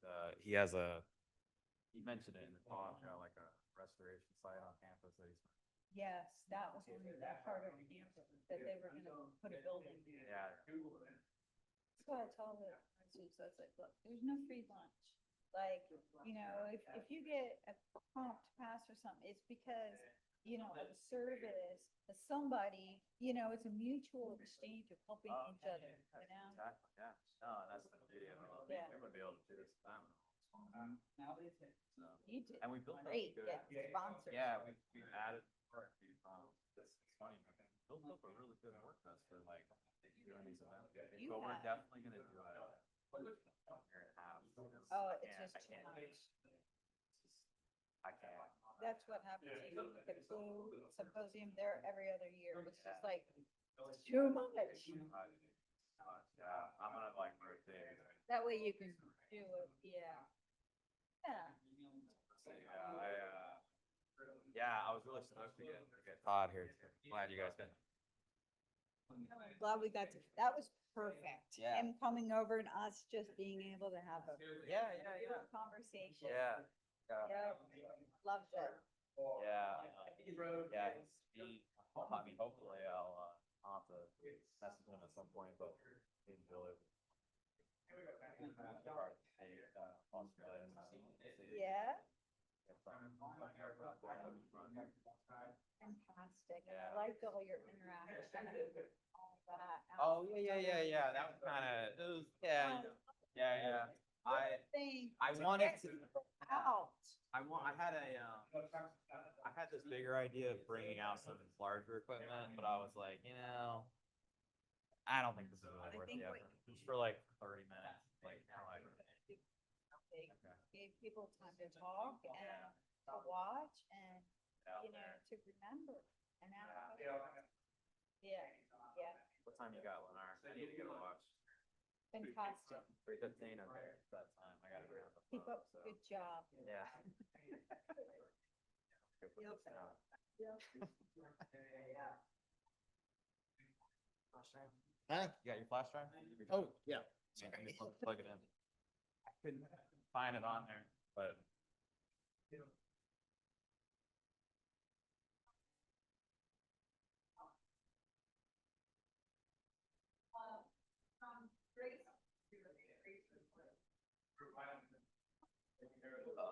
Yeah, you'll go first, Paul. I'll introduce you and oh man, Paul, what you got going on up in here? It's that one. Oh boy. It's that one. It's the I don't other like seeing flash drives like that. That's a lot of stuff, my friend. one. Yeah. I'm mobile. Okay. Sweet. You got it. Awesome. And then all right, let me go drag everybody in here. So it'll Okay. be a minute and then I'll pull it up. All right.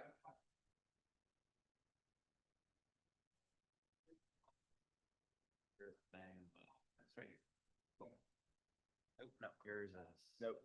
I got yours here. Yep. Cool.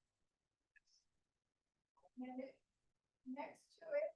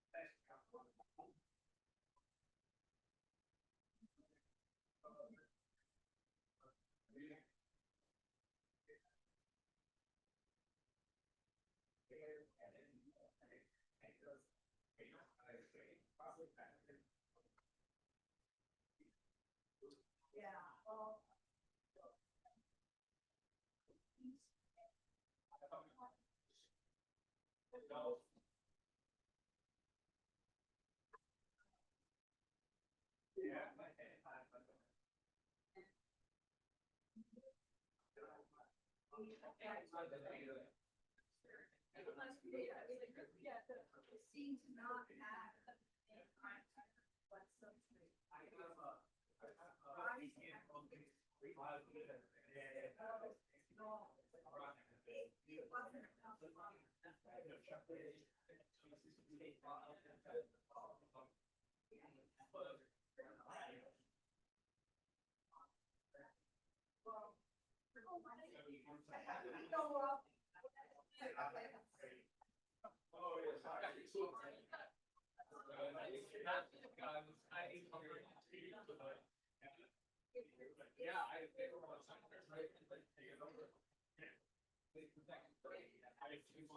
I honestly don't know. I think if I'm eating, I got.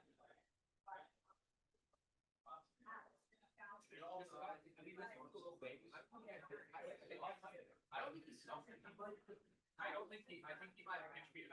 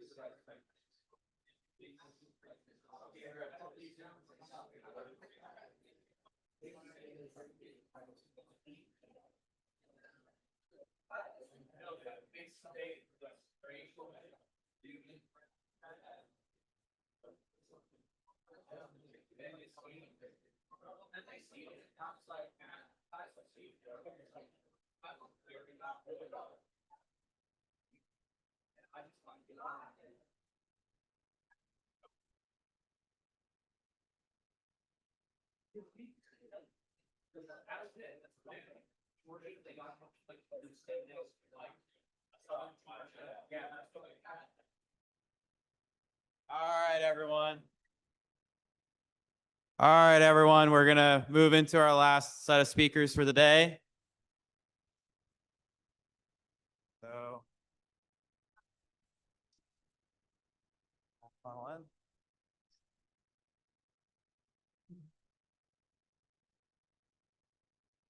All right. All right. If I could have everyone's attention, please. We're moving into our next line of speakers. Lots of good conversations going on. All right. Okay, so now we are moving into the session where we have lots of private companies and doing awesome projects all over Florida. And they're going to share with us some of their knowledge that they've acquired over the many years of working. Our first speaker has been working for the company The Native since 1984, and he has gained a lot of knowledge and experience in both landscape design and in native ecosystem restoration. He's especially done a lot with upland communities. He's worked in this industry for over 20 years under, I might add, a legendary figure of Nancy Bissett, and has also been very involved not only in direct seeding, but all sorts of different enhancement projects. And he's also just a cool guy. I've gotten to know him over the years. So without further ado, Paul Abel.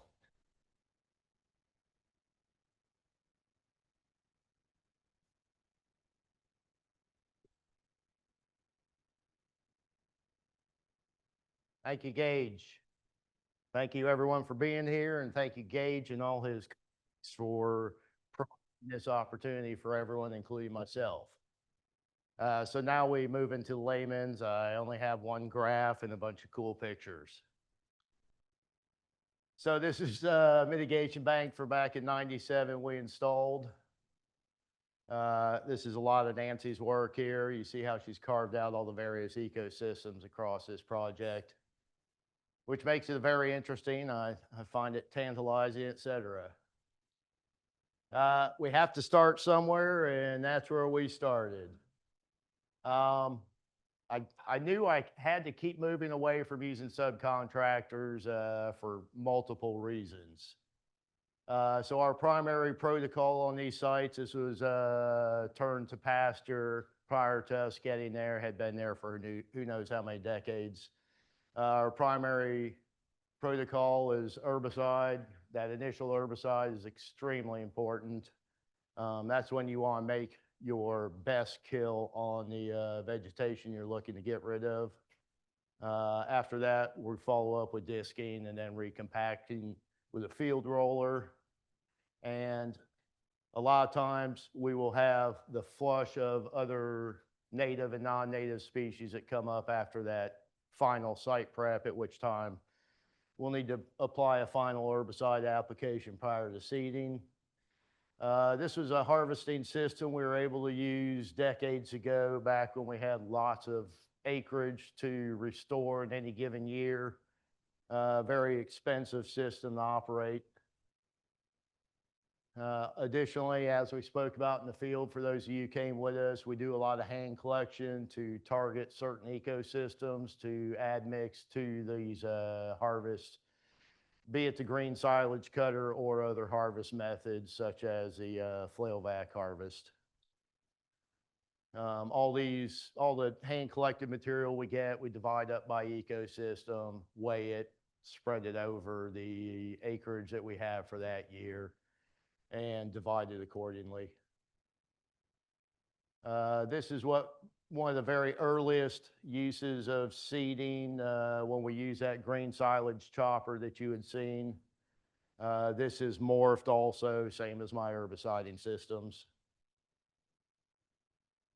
Very important part is the cultipackers. Those are my favorite system. You just need to have soil that's pliable enough for those to make the dimples in the ground.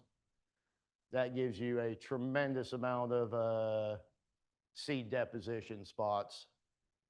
Here we can see that's actually like a Bermuda king. It's used to sprig golf course fairways with Bermuda grass. And behind that, we would sometimes, typically not with this material because it has so much palmetto frond, et cetera, use these coulters to tuck those fronds in, and then the tires behind it to compact all that material into the soil. Irrigation is a luxury in upland restoration. We don't get too many projects where we have that ability. I was speaking with another company earlier. When you have on-site irrigation, do not let them remove that. That is a very useful tool, almost guarantees you success. 9 months after seeding, you can see all the wiregrass, some other grass species, and this turned out phenomenal. 3 years later, this is one of the prettiest pictures we have. Scrubby flatwoods, 1.5 years after seeding. Lots of diversity. Still got open ground, which is representative of scrub and scrubby flatwoods. This is a lopsided Indian grass stand that we were able to produce on this site. It's a species we'd love to be able to harvest and add mix to the flail vac harvest for the wiregrass. It's also a separate harvest that happens about a month earlier. And again, we take the material we have. If we have a slight amount, we just divvy it up amongst the acres so we at least have something in there to increase diversity. Seepage slopes, that's kind of an easy win because you have soil moisture to germinate seed typically. It's these really dry uplands that are so difficult to get going without normal rainfall in the winter time. Plateau herbicide is one of the tools that we use. While you can get rid of the Bahia grass fairly easily on these sites, if it's already developed seed, you're going to see that seed is going to sprout the following summer when the temperatures are up and the rainfall is there. And you see down around the base of this wiregrass, if we were using glyphosate, we probably would have smoked out the wiregrass even in a herbicide, even a backpack applied herbicide treatment. Even if you're trying to be targeted, you're going to inevitably get some overspray. The plateau is very easy on the native plants, generally speaking. Up top there in the photo, you can see some of the masses of germinated Bahia that happened the following summer. And then here you can see it just really annihilates that Bahia grass and has far reduced effects on the native plants. Love grass we'd love to add because it's a good pioneering species and actually helps to fill in around areas that maybe don't have the stand of wire and other grasses that you want. It also tends to move around on the site by itself. You may be familiar with the tumbleweeds of wiregrass seed heads, and those are great to have blowing around your site and spreading seed at no cost. Diversity is something we really are going for on all of our restoration sites. Get as many species out there as we can, which obviously means harvesting as many species as we possibly can. 1 to 12 rare plants we seeded on that project.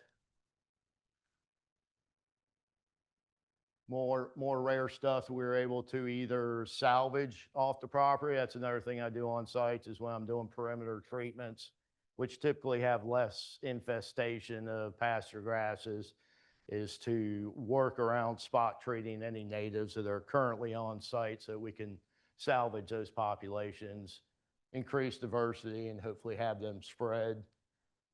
So this was probably about 5 years later. We were able to run fire through. That's a planted pine there. We did augment this ground cover seeding with containerized plantings of shrubs and trees.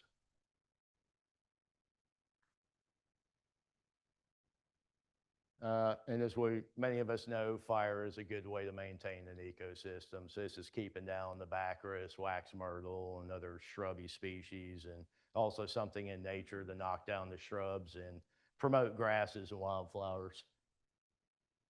Another beautiful seepage slope shot. Rayless sunflower, I love that one. That's a nice little ornamental plant too for native landscapes. So that beautiful dead looking seed head is a perfect Halloween addition. You can see how everything responded so beautifully to the burn. Again, this was pasture grass, pastures to begin with. So that's a transformation. We were fortunately able to produce my second most favorite picture that we have in stock. That's that same site. My graph.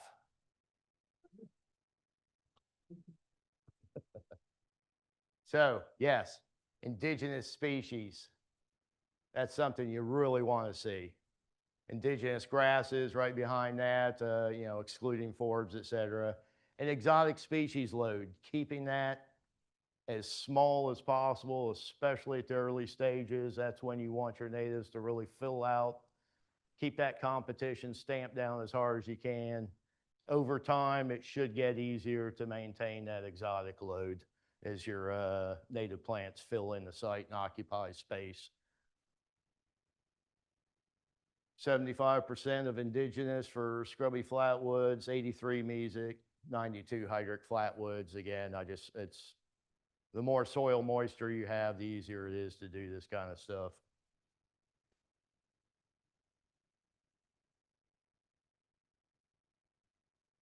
$277, that's impressive.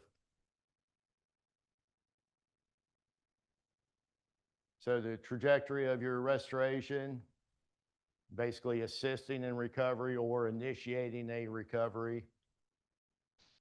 And again, a lot of this is just problem solving. What's going right, what's going wrong, focus on what's going wrong in the immediate needs. Back to keeping those exotics low, who gets there first. You want to keep those native plants that you're introducing being the dominant species on your properties. Space is going to be occupied by something, so as much as you can keep it native, the better off you're going to be. And we'll go to the next graph showing these differences in quality indexes. So aggressive species, we're on those just as hard as we possibly can. Weedy species in the first couple years is something just really got to keep a hold of so that we can allow for the intended species to move in. Pioneer, I personally and company-wide, that's not a big concern. They're helping to occupy space while we get maturity on these intended target species. Some of the things I battle. Guinea grass has become one of the worst for me in these upland systems, especially old groves, old agricultural fields, et cetera. Very good seed banker. It'll pop up when you least expect it and try to produce seed as quick as possible. Kogan grass, I have got several regimes to get rid of that. That has now moved way down on my list of concerned species. Natal grass is still up there, but it's, with certain regimes, it can be dealt with somewhat easily. Torpedo grass and Bermuda grass, I've given up on using glyphosate on those. It's an imazapyr situation for those species. I've tried killing Bermuda grass at very high concentrations of brand name glyphosate, and It still is not very effective. Same with torpedo grass. This is a site I'm doing now near Jacksonville. I'd sprayed the one of the areas that had a lot of Bermuda infestation with 5.3 pints to the acre of arsenal. Came back a month later, wondered if the Bahia was even dying because it still had green in the leaves. At which point we pull out the growing tip out of the rhizome and confirm that that is dead. Doesn't always mean the rhizome's dead, but I know we're getting somewhere. At that point, we can implement tillage and try to desiccate things. Tillage is a great way to desiccate some of these stoloniferous and even rhizomatous grasses, as we'll see later. Natal grass is a voracious life cycle, germinate in a day, producing seed in 6 weeks, and some seed banking capability, which in the initial times of dealing with it, I was hoping it did not have that capability, but here we are. This is goes to targeted spot treating.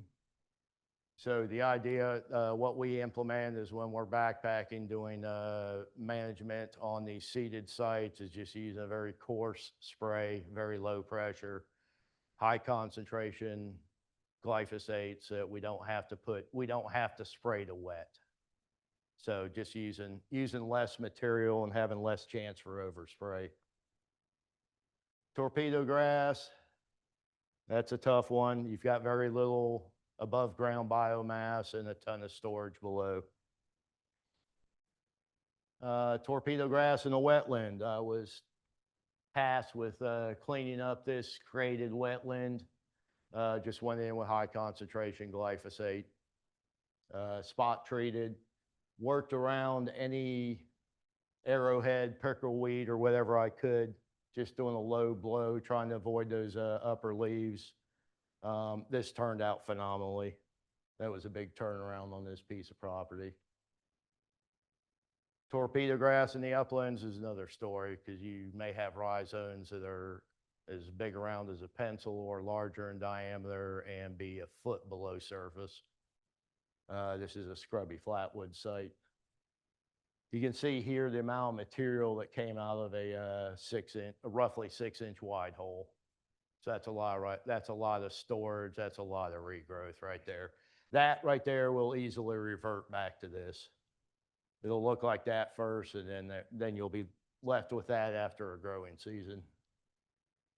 So for that piece of property, we used a chisel plow to reach down as deep as we could to grab as much rhizome material as we could, bring it up and desiccate it.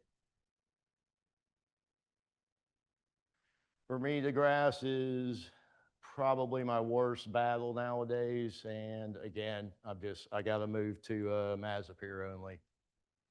In some situations where it's new and just spreading across the surface, you can kill it with glyphosate typically, but you got to think where it goes back to in that parent plant. And that's going to probably have a deep rhizome. So on sites, we've seen in the past, lots of places doing their own site prep, and they just don't put down enough or the right chemical. You'll get a top kill. This is all Bermuda grass. They'll get a top kill on it, think it's dead, maybe go to tilling. It's not going to do a whole lot. So this site would be a site I wouldn't even seed. It's already doomed. It'd be a waste of seed at that point. Uneven site prep, you can see all the ridging through here. You're not going to get seed to soil contact, not with the machines I use, that's for sure, and I don't know of any that would. So we really like to get that fairly smooth surface. I used to love to go down to bare soil and leave absolutely no vegetation. I've moved away from that due to the difficulties in restoring these uplands with sand. So now I'm okay leaving about 50 or 40% of the material on the surface. That is dead, but to act as a mulch for the seed.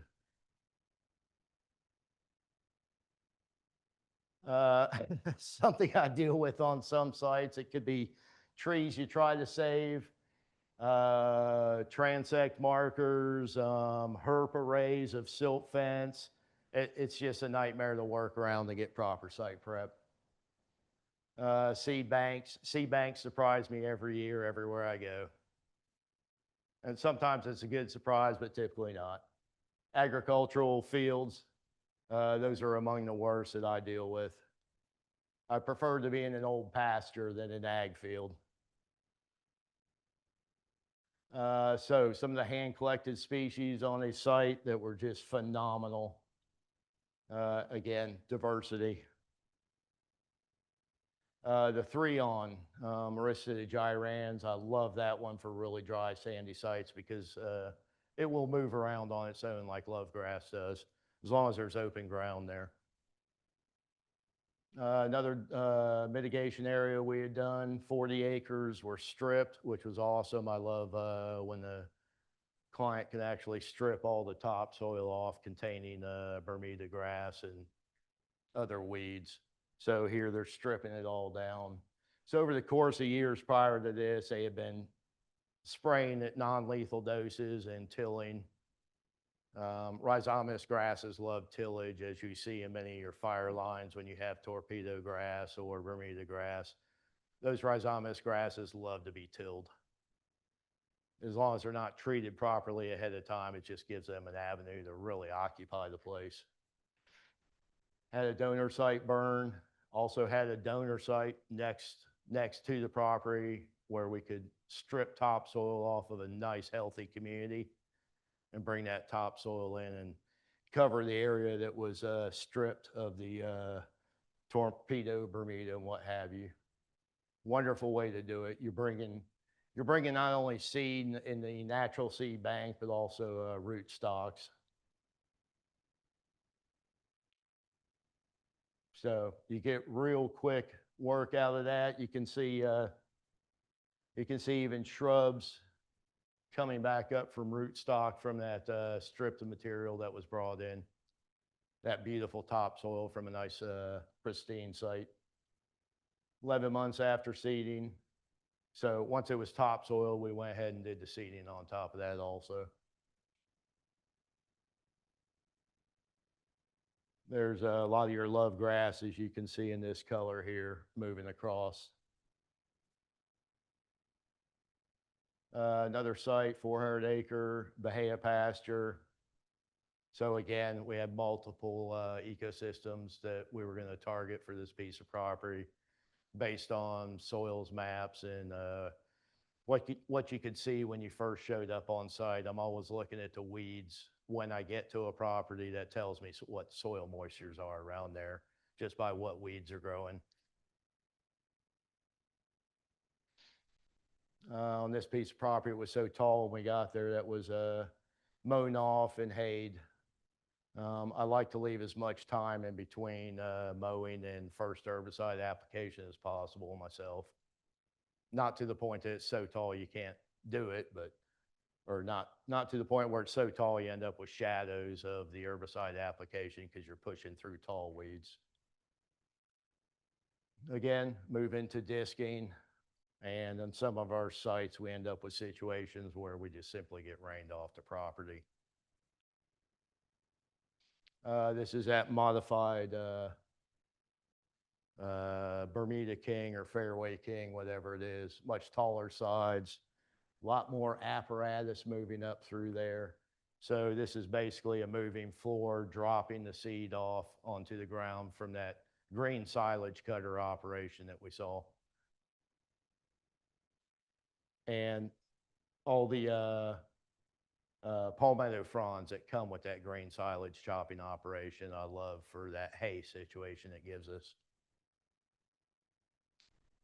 Adding species like acorn, hickory, palmetto, scrub palmetto, that's something that's been very successful for us. A good low-cost way to introduce other shrubs that aren't brought in by the seeding. Some of these are hand dibbled in, others are thrown into a machine if we're using that green silage distributor. Sand skinks moving back in once they have beautiful habitat. Another project, South Florida, Bahia pasture again. Post tillage in a lot of these heavier soils, just recompacting that, getting it down nice and smooth. Again, you'll see, usually after all your site prep, you'll get this flush up of vegetation, which, you know, depending on what it is, you should apply herbicide prior to seeding that. Here you can see some dog fennel.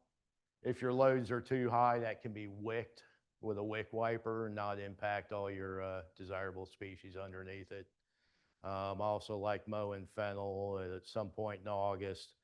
Usually has a really good effect on drier ecosystems of killing a lot of the fennel just by mowing it when it's mature enough prior to flower and seed. That's a beautiful stand of lopside there.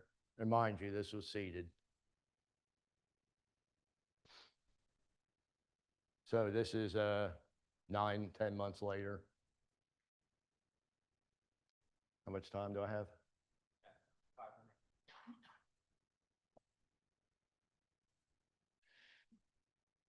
So flail back harvesting, which we had talked about out in the field versus the highly expensive green silage cutter and the grasslander that we use to apply that material. I love these machines because they can just eat up a lot of this fluffy, chaffy stuff. And calibrating them properly is extremely important. Otherwise, you're just spinning wheels. Again, hand-collected species to the rescue. Here you'll see I've got the machine lifted up in the front to keep my cultipackers from getting damaged as I move backwards. I like to backpedal my machine every 0.2 of a mile, re-stir my bins, and then move back forward. Hand seeding. So I just had a fabricator make up this hand-pulled cultipacker. Another piece of property where most of the gray area ended up being native seed. This is one of those surprises. We didn't expect this, but here you are. That was eye candy.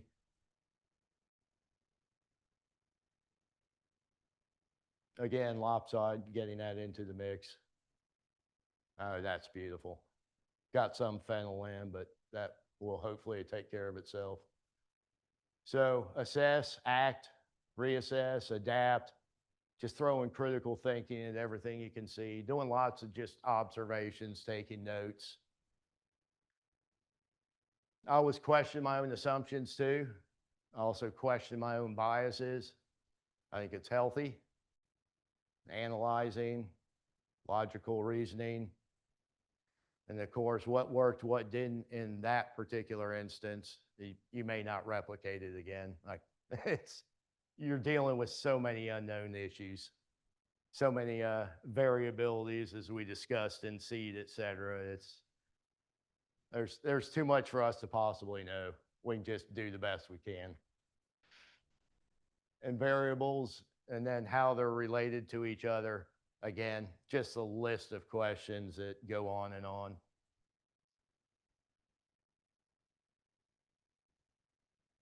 And that turned sideways for some reason on me. I wanted to end with that picture because that is one of my most useful tools in restoration, ground cover restoration work is herbicide. We do have a handful of selective herbicides we can use at certain parts of the project. That's very helpful. Otherwise, it's boots on the ground with backpacks on their back, and also highly trained people to be able to do that. Not only be able to spot the exotic plant, but the highly desirable native plant that's right next to it. My email is on our website, thenatives.net. Feel free to send me questions. I give away a lot of knowledge for free. I'm too old to do all this myself anymore. Thank you.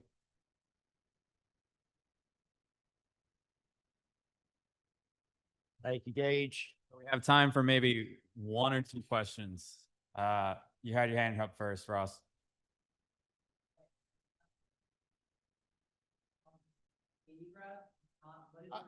I have not found it work on guinea grass. I've been hitting for guinea grass is glyphosate. I've tried higher rates of imazapyr on it, and and Velpar. Both of those will stop it from reproduction, but for that current season, but it'll be back. It'll be reproducing. It will not kill it to the ground. I had one more in the back. If you were, herbiciding for a year, I've got a approach, and it's slow. Herbiciding for almost 12 months. I wouldn't want this bad. No, you wouldn't. Once you get to where you're at of getting rid of exotics, if whether or not you did disc, you just want to stop tillage. You're just bringing up seed bank. And I'm surprised you don't have a flush of everything crazy in the world coming up. Guinea, Natal, and all that good stuff out of an old citrus. Those are, and Bermuda grass. Those are the three things I find consistently coming up in citrus. I'm collecting now. I do have a way to irrigate that. It's like 13 acres. You're very lucky. Do it. I'd put it in December, January, February, with irrigation all the way up through June 1st. After that, what we do know in our greenhouse is wiregrass does not germinate in August, period. Maybe 1 out of 50, but no. We've actually done sand skink sites in Highlands County seeding all the way through May. We had irrigation though, and they turned out phenomenal. Thank you. Thank you.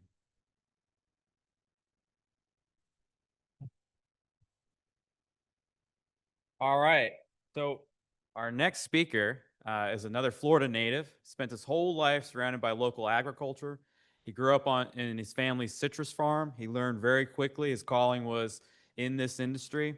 Joe Hayden spent 26 years in the greenhouse management at large scale orchid growers, selling to clients like Lowe's and Home Depot before joining Earth Balance, who is one of our sponsors. And that was in 2018. And by not too long after, he was nursery manager for both Earth Balance's location. Joe grows millions of native species every year for a wide range of ecosystems and clientele. And Joe also serves on the Florida Association for Native Nurseries board as board of directors, as director at large, and who is also another one of our sponsors. So without further ado, Mr. Joe Hayden.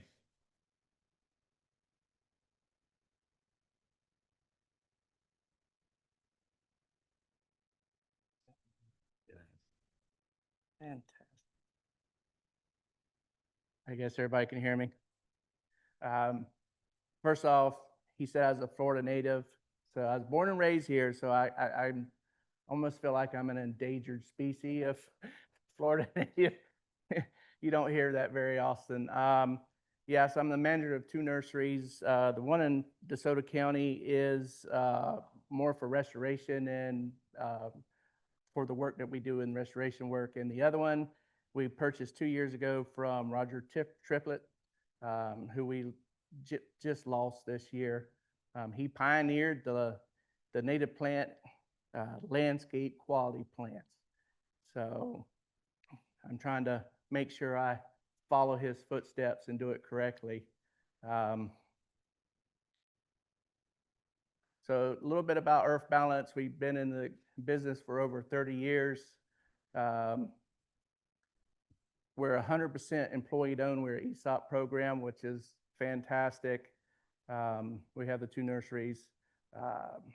We do beach and coastal restoration. We do nuisance and exotic vegetation removal, upland and wetland maintenance, native plant nursery, and installation. And we also do a lot of shoreline stabilization. And that is guys out there working, and that's some of the work that they're doing. We see these guys doing stuff that a lot of people don't want to do. I'm going to talk a little bit about something that's on the other end of the spectrum that a lot of people don't talk about, or it's not brought up in these very often, is the coastal stabilization dune plants. So I'm talking about something totally different than you're used to hearing. And one of the things that all starts with the sea oat. Very many people know about sea oats. Sea oats come in, they get ready in September through October. So it's a very short window. And during that short window, that is prime hurricane season. So there's times that we are in an area and we might have to rush up to another area because a storm is fixing to come, and we've had that happen numerous times. Or, hey, there's a storm next week, so we have to rush up to harvest some seed before it gets destroyed. Weather controls a lot of that issues. One of the other issues we have is access to the harvest sites. We deal with having to we have to have licensing to go and harvest, and we have to get permission to go on these beaches to harvest. A lot of it is the county areas. Some of the prime seed areas are federal lands that when you go and ask, can we harvest seed on that? Their words are, what does it benefit us? Well, you're benefiting by providing us seed for areas closer to you, because we've had times where there's a storm has completely destroyed a beach. There's no seed, no plants, but we have to provide plants for that region. So we have to find seed get seed from our own collection that's within a region of sometimes less than 100 miles, and they want that seed. So we have to have seed available, and we store seed for 10 years, but we've never had seed that lasts that long because of the amount of storms. We go out in the process, we go out and hand harvest. All our plants are hand harvest. We walk through the beach carefully. We take from a third to a half of the florets. So the guys are walking through. So it's basically almost one. If there's 4 in a group, they'll take 2. Sometimes they take 1. I mean, those seeds are food for the mice, and we have to, by law, keep a percentage of that seed left on there, or we can't come back. So once the seed is collected, we bring it back and then we dry it. And that process, usually it depends on, it could take, if the weather's bad, this past year we just harvested, and we had to sit for months, let it dry for a little bit, and you can't send it off to get it clean. If it's not dry, it won't release. So we send it to get clean, we bring it back. When they send it back, it's just the seed itself. So the florets, you could probably see it a little bit. That's a floret. And each individual one, there might be one, there could be from 1 to 4. That's it, seeds in each floret. So to give you an idea, we'll send off, to give you an example, 100 pounds of flowers. They'll clean it, and a good year is 10 pounds of seed return. So that's not a lot of seed. Then another way to look at it is 1 pound of seed can equal, depends on the weight, can equal between 9,000 and 10,000 plants. So it seems like there's not a lot of seed. We send off a lot of fluff, but there's not a lot of seed in return. One of the things that we have noticed is after a hurricane, if it wasn't completely destroyed, that the new beach, the seed heads, when they come up, produce more seed. So storms do have an effect on producing more seed.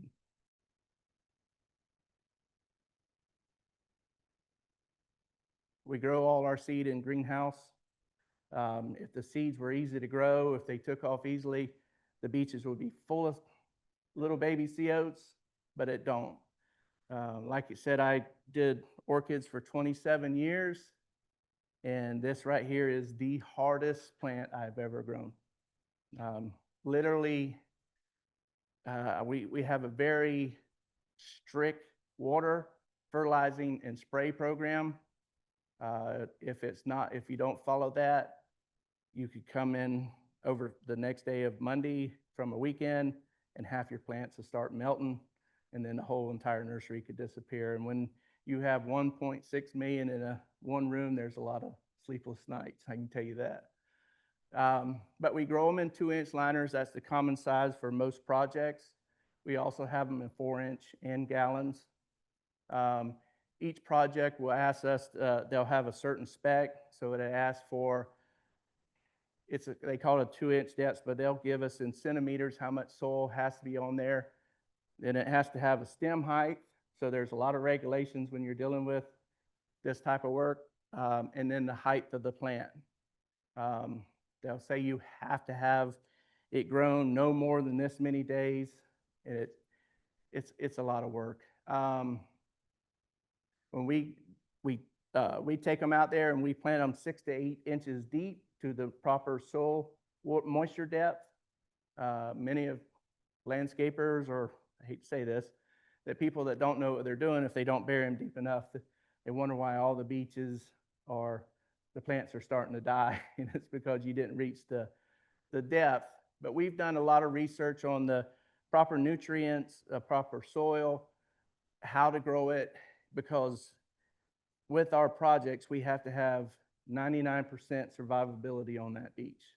So you're going from a greenhouse setting to very harsh conditions, and and that has to be sometimes up to a year that we have to have 99% survivability. So it makes it very tough. So I've done a lot of research on nutrients and what I can do to make that plant survive, and we've met it every year at the 99%, so which is good. One of the things we do have a problem with the new planting is we have to deal with what they call, I guess, people season. The only way to, because we'll go out and plant a brand new whole mile of a beach, and they seem to see that plant and they pull it out and use it as a lawn dart. And these people have paid top dollar to have us grow this and install it, and it's the people that's destroying it. So I've actually seen signs that they put up saying snakes in the dune, and they do start putting signs up that says there's a $500 fine for touching the dune plant. So that's some of the stuff that we deal with on a regular basis. The increase in demand and availability. So the increase over the last, I'd say 3 or 4 years is 65%, and it's all because of what? Hurricanes. And that's what, luckily, we've been blessed. The Lord bless us. We didn't get one this year, but it's never knowing when you're going to get your next one. Beach plants are not grown in large quantities, so we don't keep a large volume of them because seed is, it's hard to get, and then you just don't want them to sit because they do have a shelf life when it comes to these liners and a lot of the plants. So if we get a contract, we will grow plants. So when people, we go to some of these conferences and they said, one of the biggest things, well, there's not enough plants to do all the beaches. Well, there is, you just have to plan. And that's one of the words I use everywhere I go. With all the native plant growers, we can provide plants for you. You just got to plan and tell us, your lack of planning is not my problem. So we try to tell people that.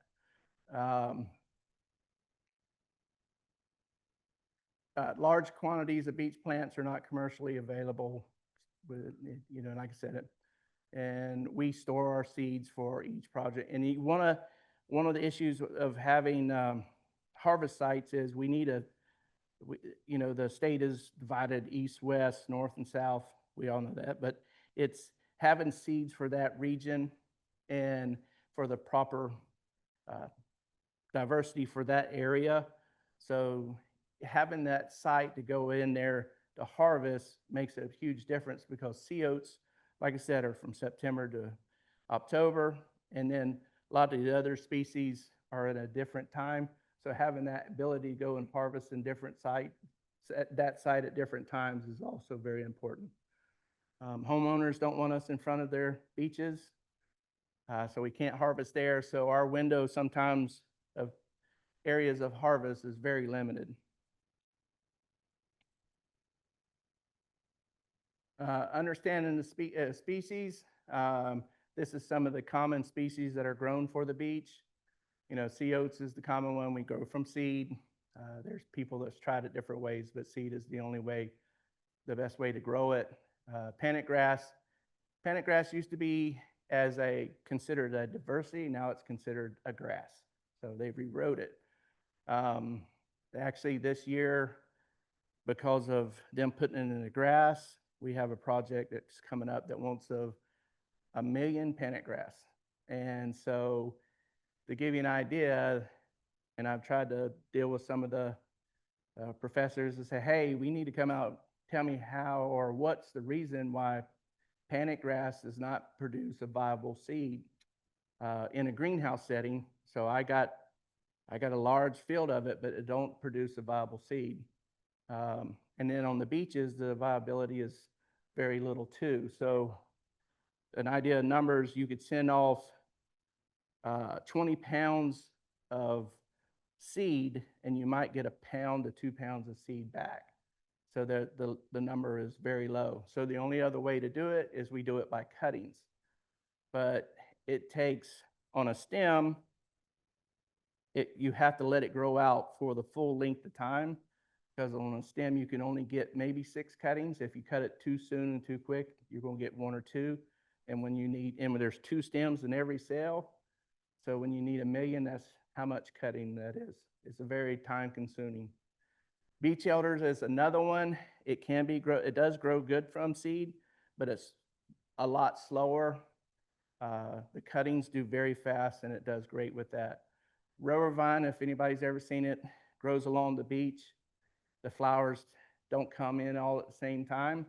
So if I needed 100,000, I'd have to walk the beach every day and get 10 seeds. Keep walking the beach and hope I find 10 more seeds, so it has to be done by cuttings. We have sent it off to get tissue cultured, and there's that program starting to come back. Morning glory, forget it. You'll get some seed, but there's a special process of that seed to get it to even germinate. I've had people tell me you put it in hot water. I'd rather just do it by cuttings, because there again, numbers is very difficult. Dune sunflowers is easy. That's common. You're starting to see people put it in their yards. It's an amazing, beautiful plant. I see it on roadsides. I see it everywhere, but grows very well on the beach. I planted some in my backyard. Squirrels love it, so now I have it all in my pasture. So it does spread pretty easily. And we're starting to incorporate. I go out and look on the beaches, and if I find a new species that I could bring back and put into the system, back into the ecosystem, it's great, but it's getting these large projects to understand that plant needs to be put back. Most of them just want sea oats, and that's it, because they just want that instant protection. But having a biodiverse setup, you could protect your beaches even better. So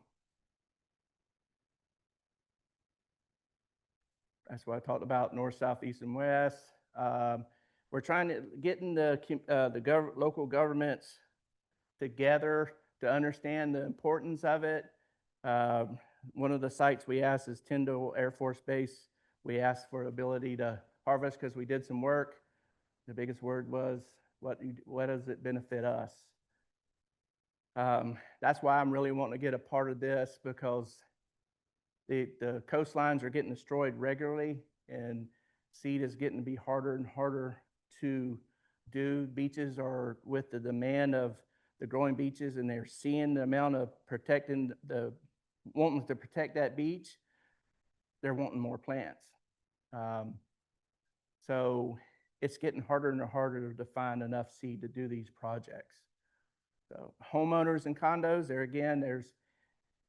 that's even one of the biggest issues for these big projects, is getting the homeowner to agree, because it's They have to give their rights away of a certain part of their beach.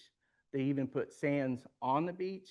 So that's red tape that they have to deal with. So they're definitely not going to let us walk in front of their house. They'll actually call the cops or bring a gun out and say, get off my beach. So we try to explain it to them. We get cops called on us all the time about harvesting. We got paperwork, here it is.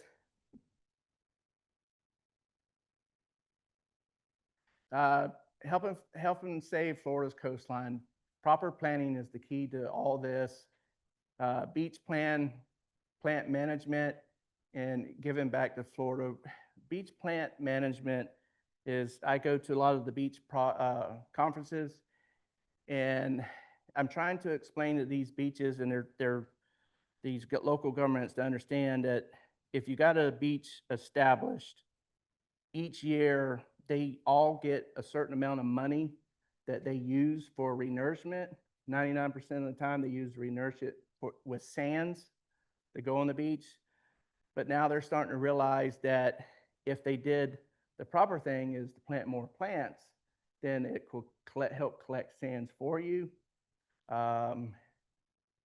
Fort Myers Beach realized that one of the things they're starting to do now is they realize the importance of maritime forest. So they're starting to put green buttonwood, more sea grapes, a lot of stuff, because it's a barrier and protect for the homeowners and for the businesses. So there's a lot happening in now with the beach programs, and native plants is important. They're starting to realize that the importance of what those grasses do. I mean, if anybody knows anything about sea oats, what to explain it, that when we've planted them within a week, and I've sent the sand off to actually try to duplicate the nutrients to the University of Florida, and everything that they sent back is the same stuff I'm already using. So I said, there's got to be something in there that's in the air, it's in the soil, what's in there, because after planting within a week, the roots have tripled. Just beautiful, fluffy, white roots, just tripled in size. And those roots, what they're doing, the plant is not huge, but that's the first thing it's doing is it's grabbing hold of those sands because they're very hair-like. And they're actually grabbing that sand and holding that sand that's there in place. And as the roots go deeper, it's starting to hold those sands in that area. The plant will start growing. Sands will start gathering around that because they're sand gatherers. And there's areas on the East Coast where there was a washout, there was a stem of 6 foot buried under sands and roots below that.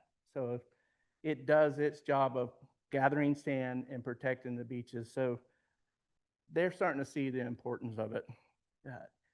For the longest, only people wanted is to look out their back door and see sand and then the beach, until this last few storms, the sand was inside their house.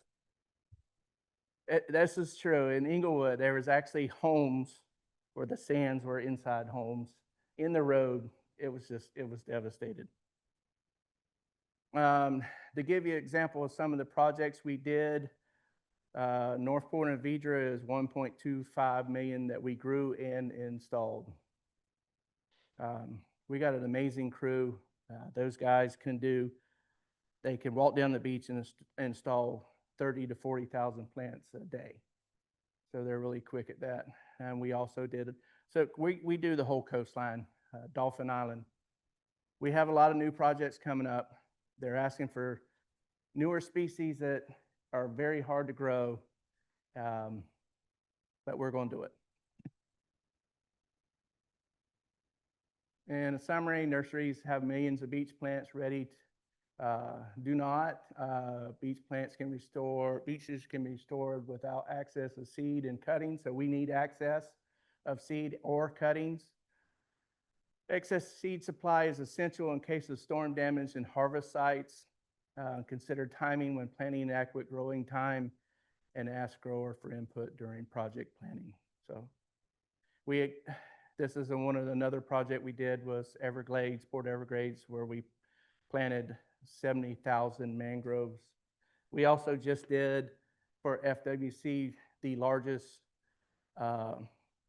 planting in their history of doing. We did a lake planting in Lake Kissimmee of 500,000 wetland or water plants that grow in the water. They asked us because they don't want it harvested and from one lake and put to another. They want it grown, so they didn't want any invasive species, so they wanted it greenhouse grown. So I had to figure out a soil and a tray and a pot, or the tray and a tray system to hold them and to grow this many plants. And it was successful. We did it, but it was very stressful. So, but that's it. If you have any questions.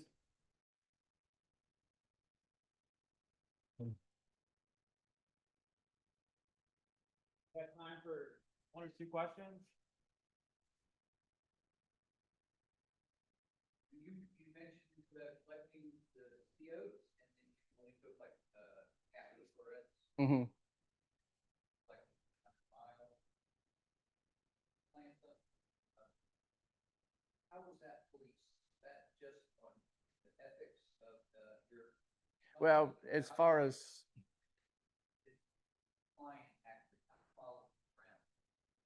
it is, they come back afterwards and look and see how we do it. I mean, the guys, we have these picking bags and they walk along and they just strip the seed off into that bag.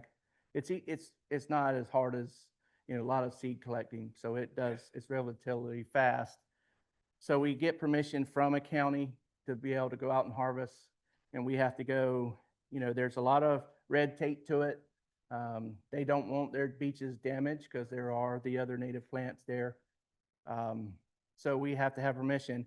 And for a project, say there's a beach project 100 miles away or something within that area, you have to have proof with the letter that we have, you have to have proof that you collected seed within a certain range of that beach. So that's why we try to get as far up both sides of the coast and harvest seed.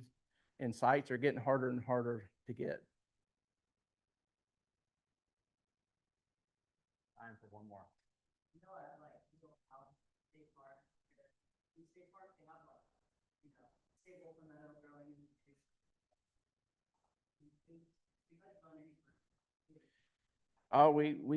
There's green palmetto on the dunes. There's prickly pear. There's so many type of other varieties that need to be done, and that is what we're trying to do is get them promote that because it's a habitat for a mice, that's endangered.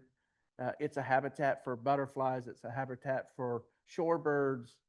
They realizing that, but the very first thing is they got a certain amount of money. They're going to put it on sea oats and a few plants. And then we tried to, by going to these other conferences, we try to explain by adding these other diverse plants, you're going to make more of a resiliency to build it up so it's a stronger ecosystem for the beach. And they're starting to realize that. So it's only, it takes time. It's to get to everybody to understand it. All right, thank you. Yep. Oh, yeah, you need that. All right, so we have one last presentation, and we originally had planned a speaker, Dr. Deborah Miller, to talk, but unfortunately she was not able to make it today. So instead, you're left with me. So I hope that this presentation is equally as good that I'm going to provide for you today, because the show must go on. And We appreciate it. thank you. But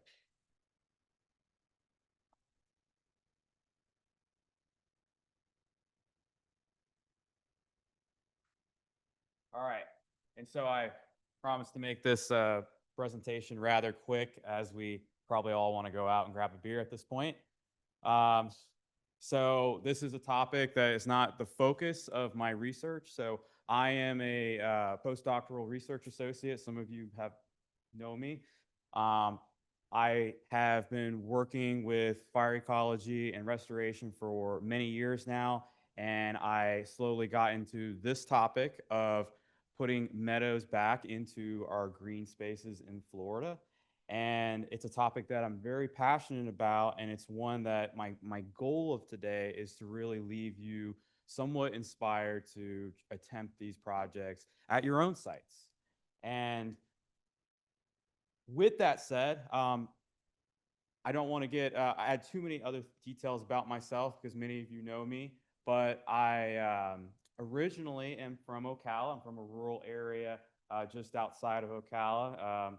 And I grew up around lots of different natural areas and disturbed sites. So it's growing up around those places. It's visiting those and having those experiences that draw us in, right? I think a lot of us remember those days. And for me personally, it's what got me into this profession. I left construction and went back into a career of working with restoration and enhancement. I received both of my degrees from UF, and as many of you know, I've been working very hard on this native seed effort to increase the native seed supply in Florida. One other piece of knowledge about me, and it's just a detail that I always like to tell. I used to manage the Natural Areas Teaching Laboratory. This is a 70-acre conservation area in the heart of campus in Gainesville. It's is Scott Sager still here? We probably get more visitors than Austin Cary Forest, and that's simply because it's in an urban area. And that's why sites like this are so important. It gets people that normally may not be coming out to places like this, interacting with wild things and nature. And it's one of the few places on campus that's actually that's managed with prescribed fire and managed for invasive species. So I like to tell that part of the story because it is here where I really started to think more about this idea of meadows and enhancement. So on this 70-acre parcel, there is 1 acre that it was, to say the least, very disturbed. It went through a whole history of being used as a nursery dumping ground. It has this background of being a construction dump site later on back in the 80s. And then upon the transition to as a conservation area, it was quickly overtaken with invasive plants that took many, many years and many other people before me to properly eradicate and reduce. And so when I first started working out here, I wanted nothing more but to try and restore this back to what it was. But I had to wake up to a very cold reality that just was not going to happen based on the practicality of this site and the resources that we had. And so it got me to thinking more about what can we do as land managers and as folks who are working with small sites and large sites. What can we do to enhance these types of spaces? And remind you, this is an area that's very visited. And so as I started to speak with many of you over the last few years and learning more, I realized that this was a common problem throughout Florida. And we heard this already from Dr. Basil and others. There are so many disturbed sites that for whatever reason, they may not be capable of being restored, or there may be cultural and functional barriers to their restoration. And I think we're going to drive back to Gainesville, and we're all going to see sites like this. And I think many of us, you know, it's a little bit depressing because we know there could be so much more that's offered. And so these sites from rural pasture areas that are just dominated by monoculture turf, or having these agricultural sites that are just left to fester with invasives, you name it. There's so much opportunity to enhance different sites.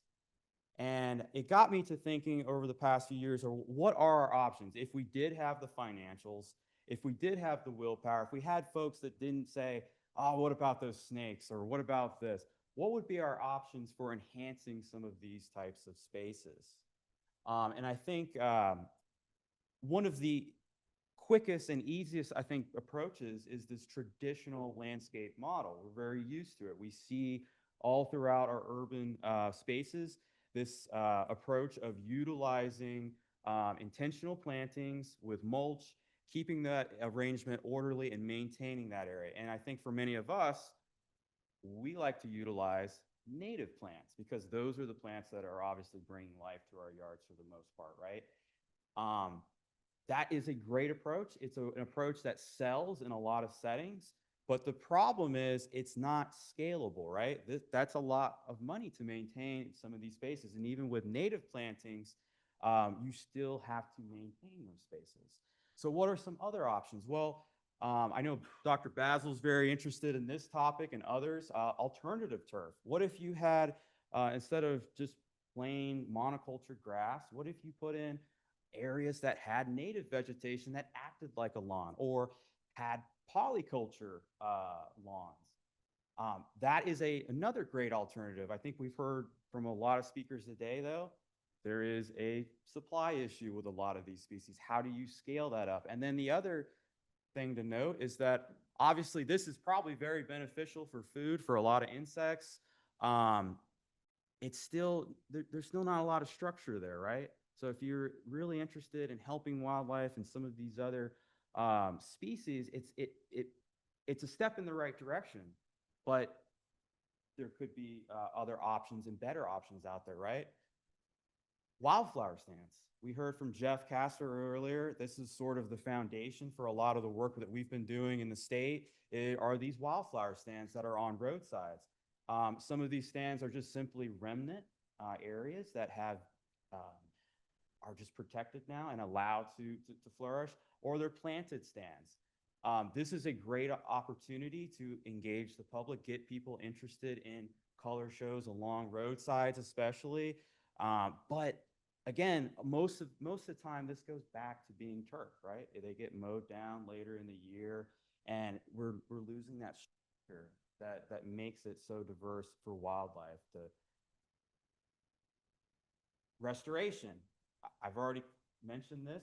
This is probably the ideal. I think a lot of folks in this audience would love to go outside, and we go to our homes and we see this. Probably not feasible in a lot of areas. So what about if there was an in-between approach of restoration and some of these other traditional options? And that's where I found myself thinking more and more about this idea of meadows. And so what are meadows? You've heard me say that word a bunch. You're probably wondering, what does he mean by that? If you look up in a Webster dictionary, you're going to be disappointed. A meadow is just it's just a grassy field with wildflowers maybe dotted in between. There's no real hard theory definition to that. It's just like when we say the word forest, or if we say the word prairie, those are broad words, right? But what I think what we're trying to do here is attach a definition to that word, and I think many of us have already started to attach that definition. And for me, this idea of a meadow, this concept, it's a novel plant community that's designed and maintained by us and has this diversity of graminoid and forb species. And you notice that word, novel plant community. So this is not restoration. We're introducing a new set of plants in some areas that may not naturally occur with one another. But it's better than where we started, right? So for me, this idea, this concept is very interesting because it takes us away from these rigid thoughts that we tend to have and approach to different natural areas or different green spaces, especially when we think restoration or if we think in these other traditional senses. So it makes us a little bit more flexible in what we can have and achieve on sites. And then The other big thing is that from the traditional model, we start to think about maintenance of these green spaces from a community perspective rather than just those individual plants, right? So for me, it's a really exciting concept. And while meadows are novel plant communities, this idea is not novel. There are other places that are already doing this. We are actually behind as a state, I would argue. You can see this type of concept being deployed throughout the US, but also in Europe. And this is something that, as you can see, if you haven't followed some of these landscape architects or other land managers out there, you should, because there is a whole world of opportunities that can be deployed. And so why meadows? So there's no reason to, there's really very little reason why, when you start to think about why these other places are employing meadows, it becomes quite clear why they are doing so. Because overall, there is less maintenance involved in these spaces when we start to think in those traditional models. And you get a better bang for your buck in terms of those ecosystem services. That's what I would argue. Aesthetics, that's not going to be a clear winner. I think in some cases during the peak bloom seasons, people will be very attracted, but maybe not so much this time of year, right? The functional benefits, the added benefits of helping wildlife, and for me, probably one of the biggest things is this idea can help us provide greater educational opportunities for people in urban areas as well as rural areas where we don't have this. And for me as well, I think this helps us preserve our sense of place, right? Because as time goes on in the state of Florida, we are shifting that baseline and that collective memory of how our land used to look.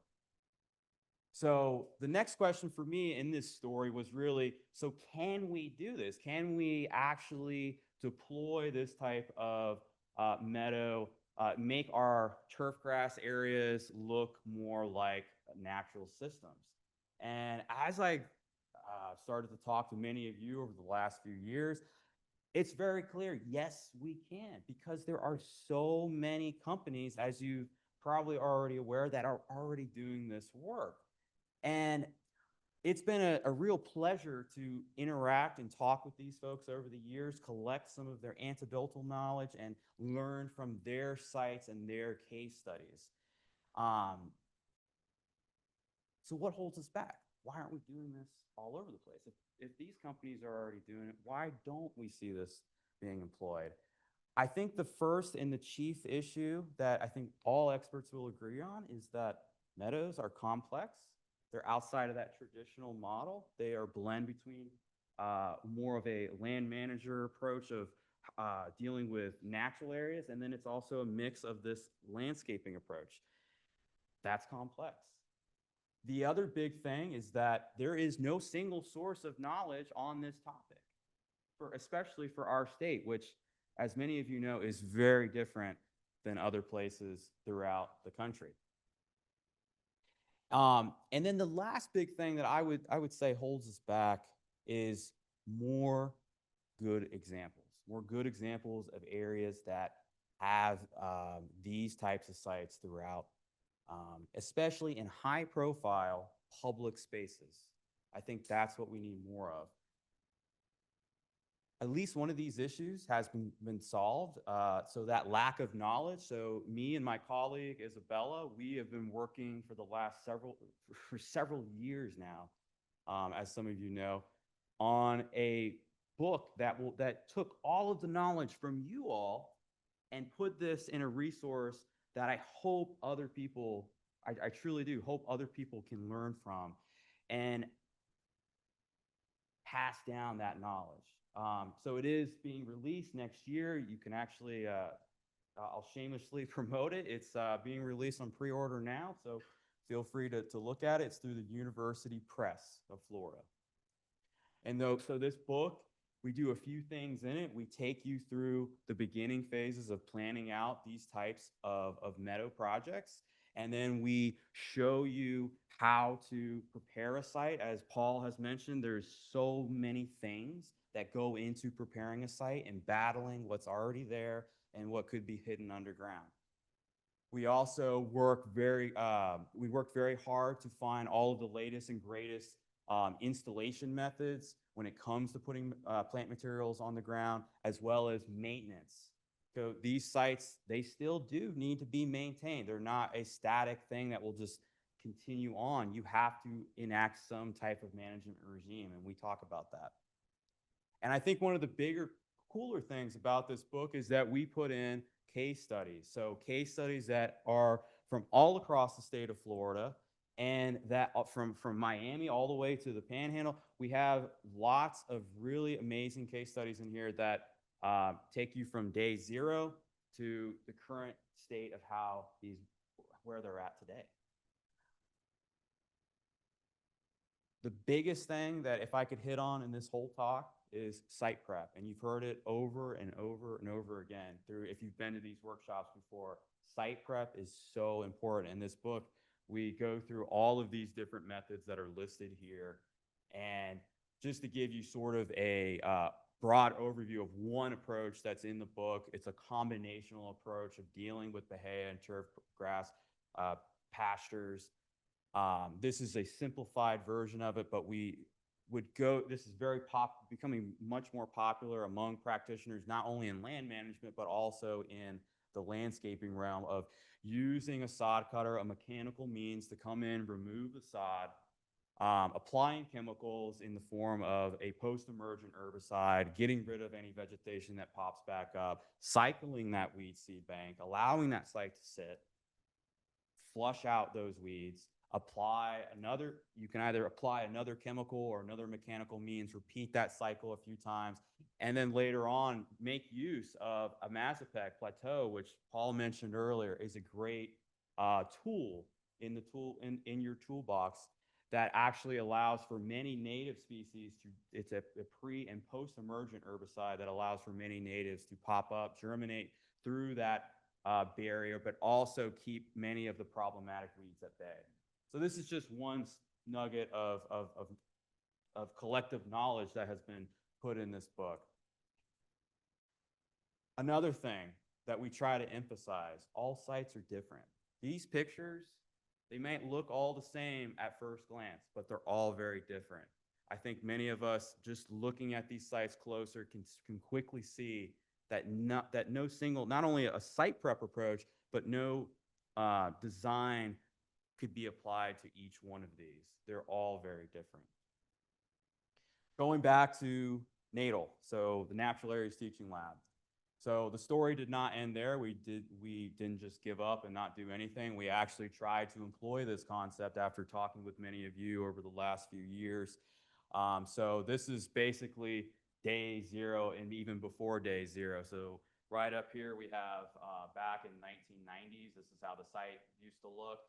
Here is the site around 2016, 2017, and then this was the site the year of planting before planting. So this is after dealing with the site, this is all ryegrass, and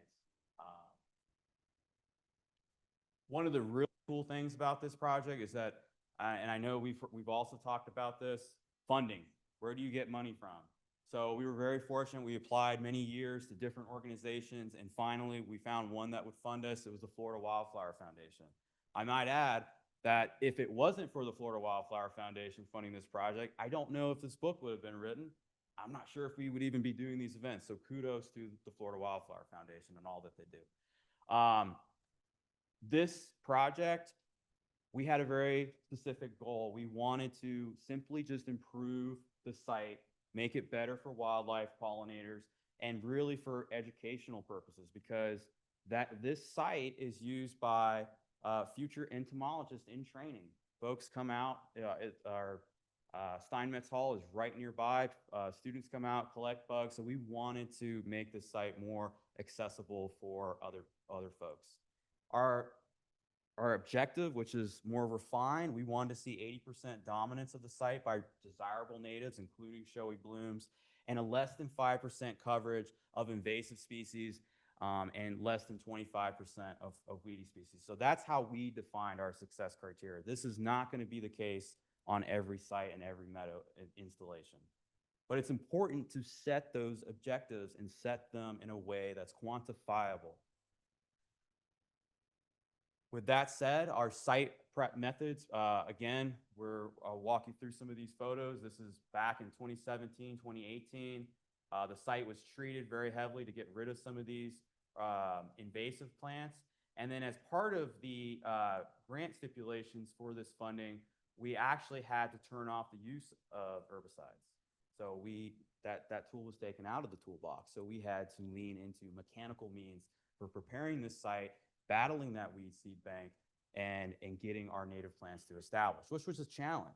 Something that I had not ever done before or attempted. So what we did was we first mowed down the site. The site transitioned into a flush of ryegrass later that winter. We followed it up with disking to get rid of some of the leftover perennials that were there. And then we employed a organic technique, which if some of you are interested in those types of site prep techniques, you might be dealing with clients that may not like chemicals. Chemicals have earned themselves a bad name in our society at this point, right? So there is the Xerxes Society, who has put out a great manual. It's an organic site prep manual, lists all different types of organic site prep techniques.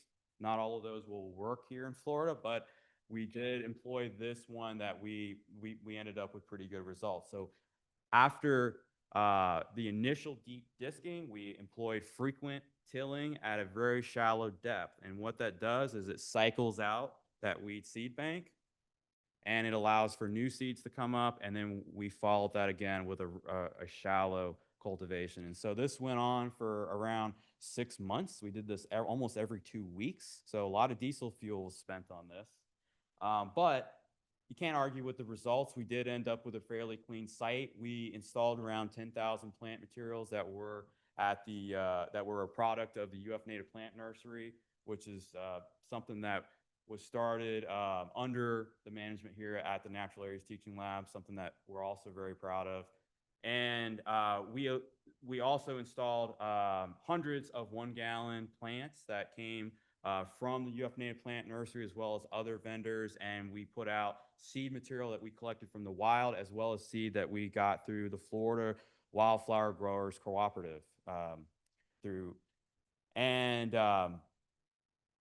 this was the site over the first year, about year and a half. So we did this around in October with the seeding, and we had a huge rainfall event, lots of ryegrass that popped up still in that seed bank. But this was the transition to later on. We had great germination. This was around in March, and then this was around in May. You see a lot of that ryegrass had died off. And then this was our ground cover our resulting ground cover. We had lots of Coreopsis, this Carex frankii, Rudbeckia, and several other cool species that made it through that seed mix. Not everything survived, though. We did have plugs that died off. And finally, too, this is around year 2. So we in the first year we were mowing 3 times a year. We backed off in year 2 to twice a year, and at year 3 we ended up mowing it just one time. And these are just some photos of the site in year 2 and 3. And by our success criteria, this was a success. This is not going to be a success in every site. Some folks are not going to like the presence of any type of weedy-looking plants or anything like that. So again, you have to tailor this approach, and you have to set your goals. And then this is just that progression. So for us, again, this was a really cool project to implement on campus, and we actually have plans to install more of these sites in the near future. Again, this is just one case study of others that are listed in the book. And then finally, I just want to run through some quick numbers. We heard earlier about, I've often heard, where do we get funding? Can we employ more of these types of plantings throughout Florida? Money is not the issue. There's plenty of money in the state. We have over $40 billion in state tax revenue. We have over $120 billion in local tax revenue. There are around 23 million people in the state of Florida. Might add, I think that was roughly the same size as Australia, which is insane. 15% of the state is urban. There's a lot of people moving here. It's that trend is continuing. People are spending between $1,000 to $3,500 on their landscape. This is a 2021 figure too. Abandoned pastures and old ag sites, that makes up 20% of the state. That is a non-negligible number. And a lot of that land is not going to be able, from a practical standpoint, to be restored in every case. And then the final thing I just want to hit on, we have near 300,000 miles of roadways and highways. 1.5% of DOT funding for construction of new projects ends up going to highway beautification projects. That's around $200 million. So the money is there. We just need to start deploying this more and more in the state. And I also just want to add one other point. I think it's been brought up by Basil and others. You know, this standard landscaping approach that we keep using and we try to scale in larger and larger sites. It looks great on paper. We see it deployed. It looks so good for those first few years. And then something happens. I don't know what it is. Maybe it's because we're not using natives, but there's just some big change over time. And I think many of us, we see this in Florida, and it's not pleasant to look at, right? Ocala. This is my home turf. It's not my house, but this is my home turf. This is how it looks right now. You drive through Ocala. Could it look like this one day? I would sure hope so. If you want to talk about meadows, feel free to reach out to me. My email is provided here. I think we have time for maybe 1 or 2 questions, and then we have to go and drink.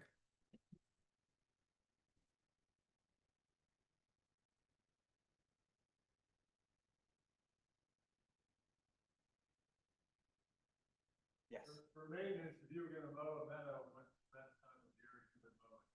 Yes, that's a great question. I personally lean more heavily towards that late spring period. However, you need to recognize that based on where you're at, that's probably not going to fly. Some folks want to see things mowed in the wintertime.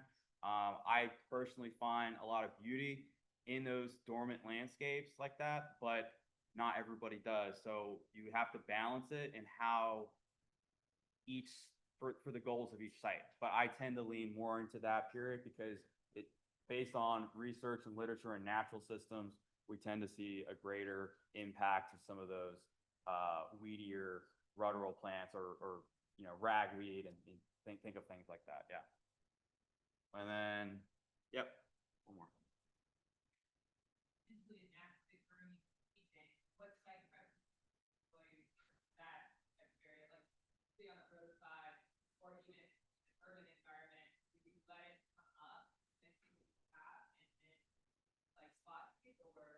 That's a great question, and I've certainly seen sites with that, with remnant things. I think Paul was mentioning some of that earlier, where you can work around those remnants. You might run into problems though, where sometimes around those remnants will allow for non-natives or invasives to come back. So sometimes, I hate to say it, the best approach is to start with a clean slate, but if there are truly those remnants, my heart would break for trying to lose those. So I would try and work with it the best I can, see what's there currently, and go from there. But you really have to look at a site for a period of time to make those types of judgment calls. You can't just go out there in one season and say, oh, I see this plant or I see this. You really need to be looking at it for that whole suite of seasons. All right, so that's all the time we have. Thank you guys very much.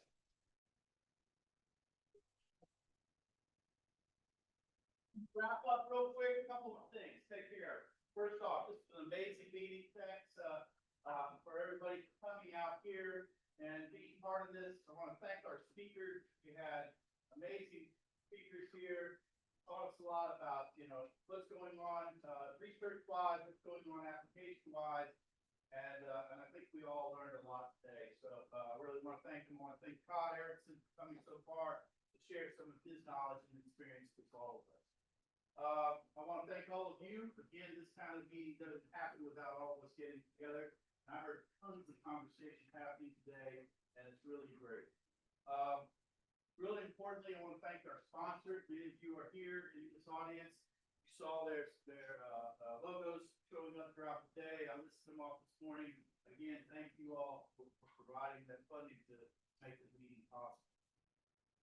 Sarah Rushing did a lot of work in the background, and so we need to thank her.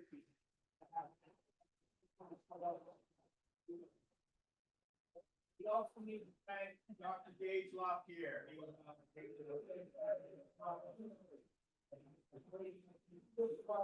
All of the previous ones that we've had, so fantastic job. We will be having our seed partnership committee meeting starting tomorrow at showing up around 8. So those of you that want to participate, plan on coming out here.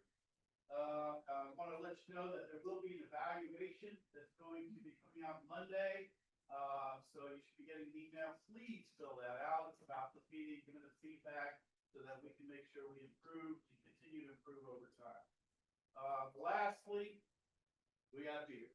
So if attendance starts at 5:30, we'll be at first magnitude. Basically, it'll be taking until 5:30 to get there. So, but plan on heading straight over. We've got beer tickets for you. One last comment. Our crazy opposite film to the side room up there. Help yourself up for those for, going on your reservation site. And if you want more, I'll just kick in a big form because we have loaded more of those and other things we should there. Thank you all. Thank you, Kate.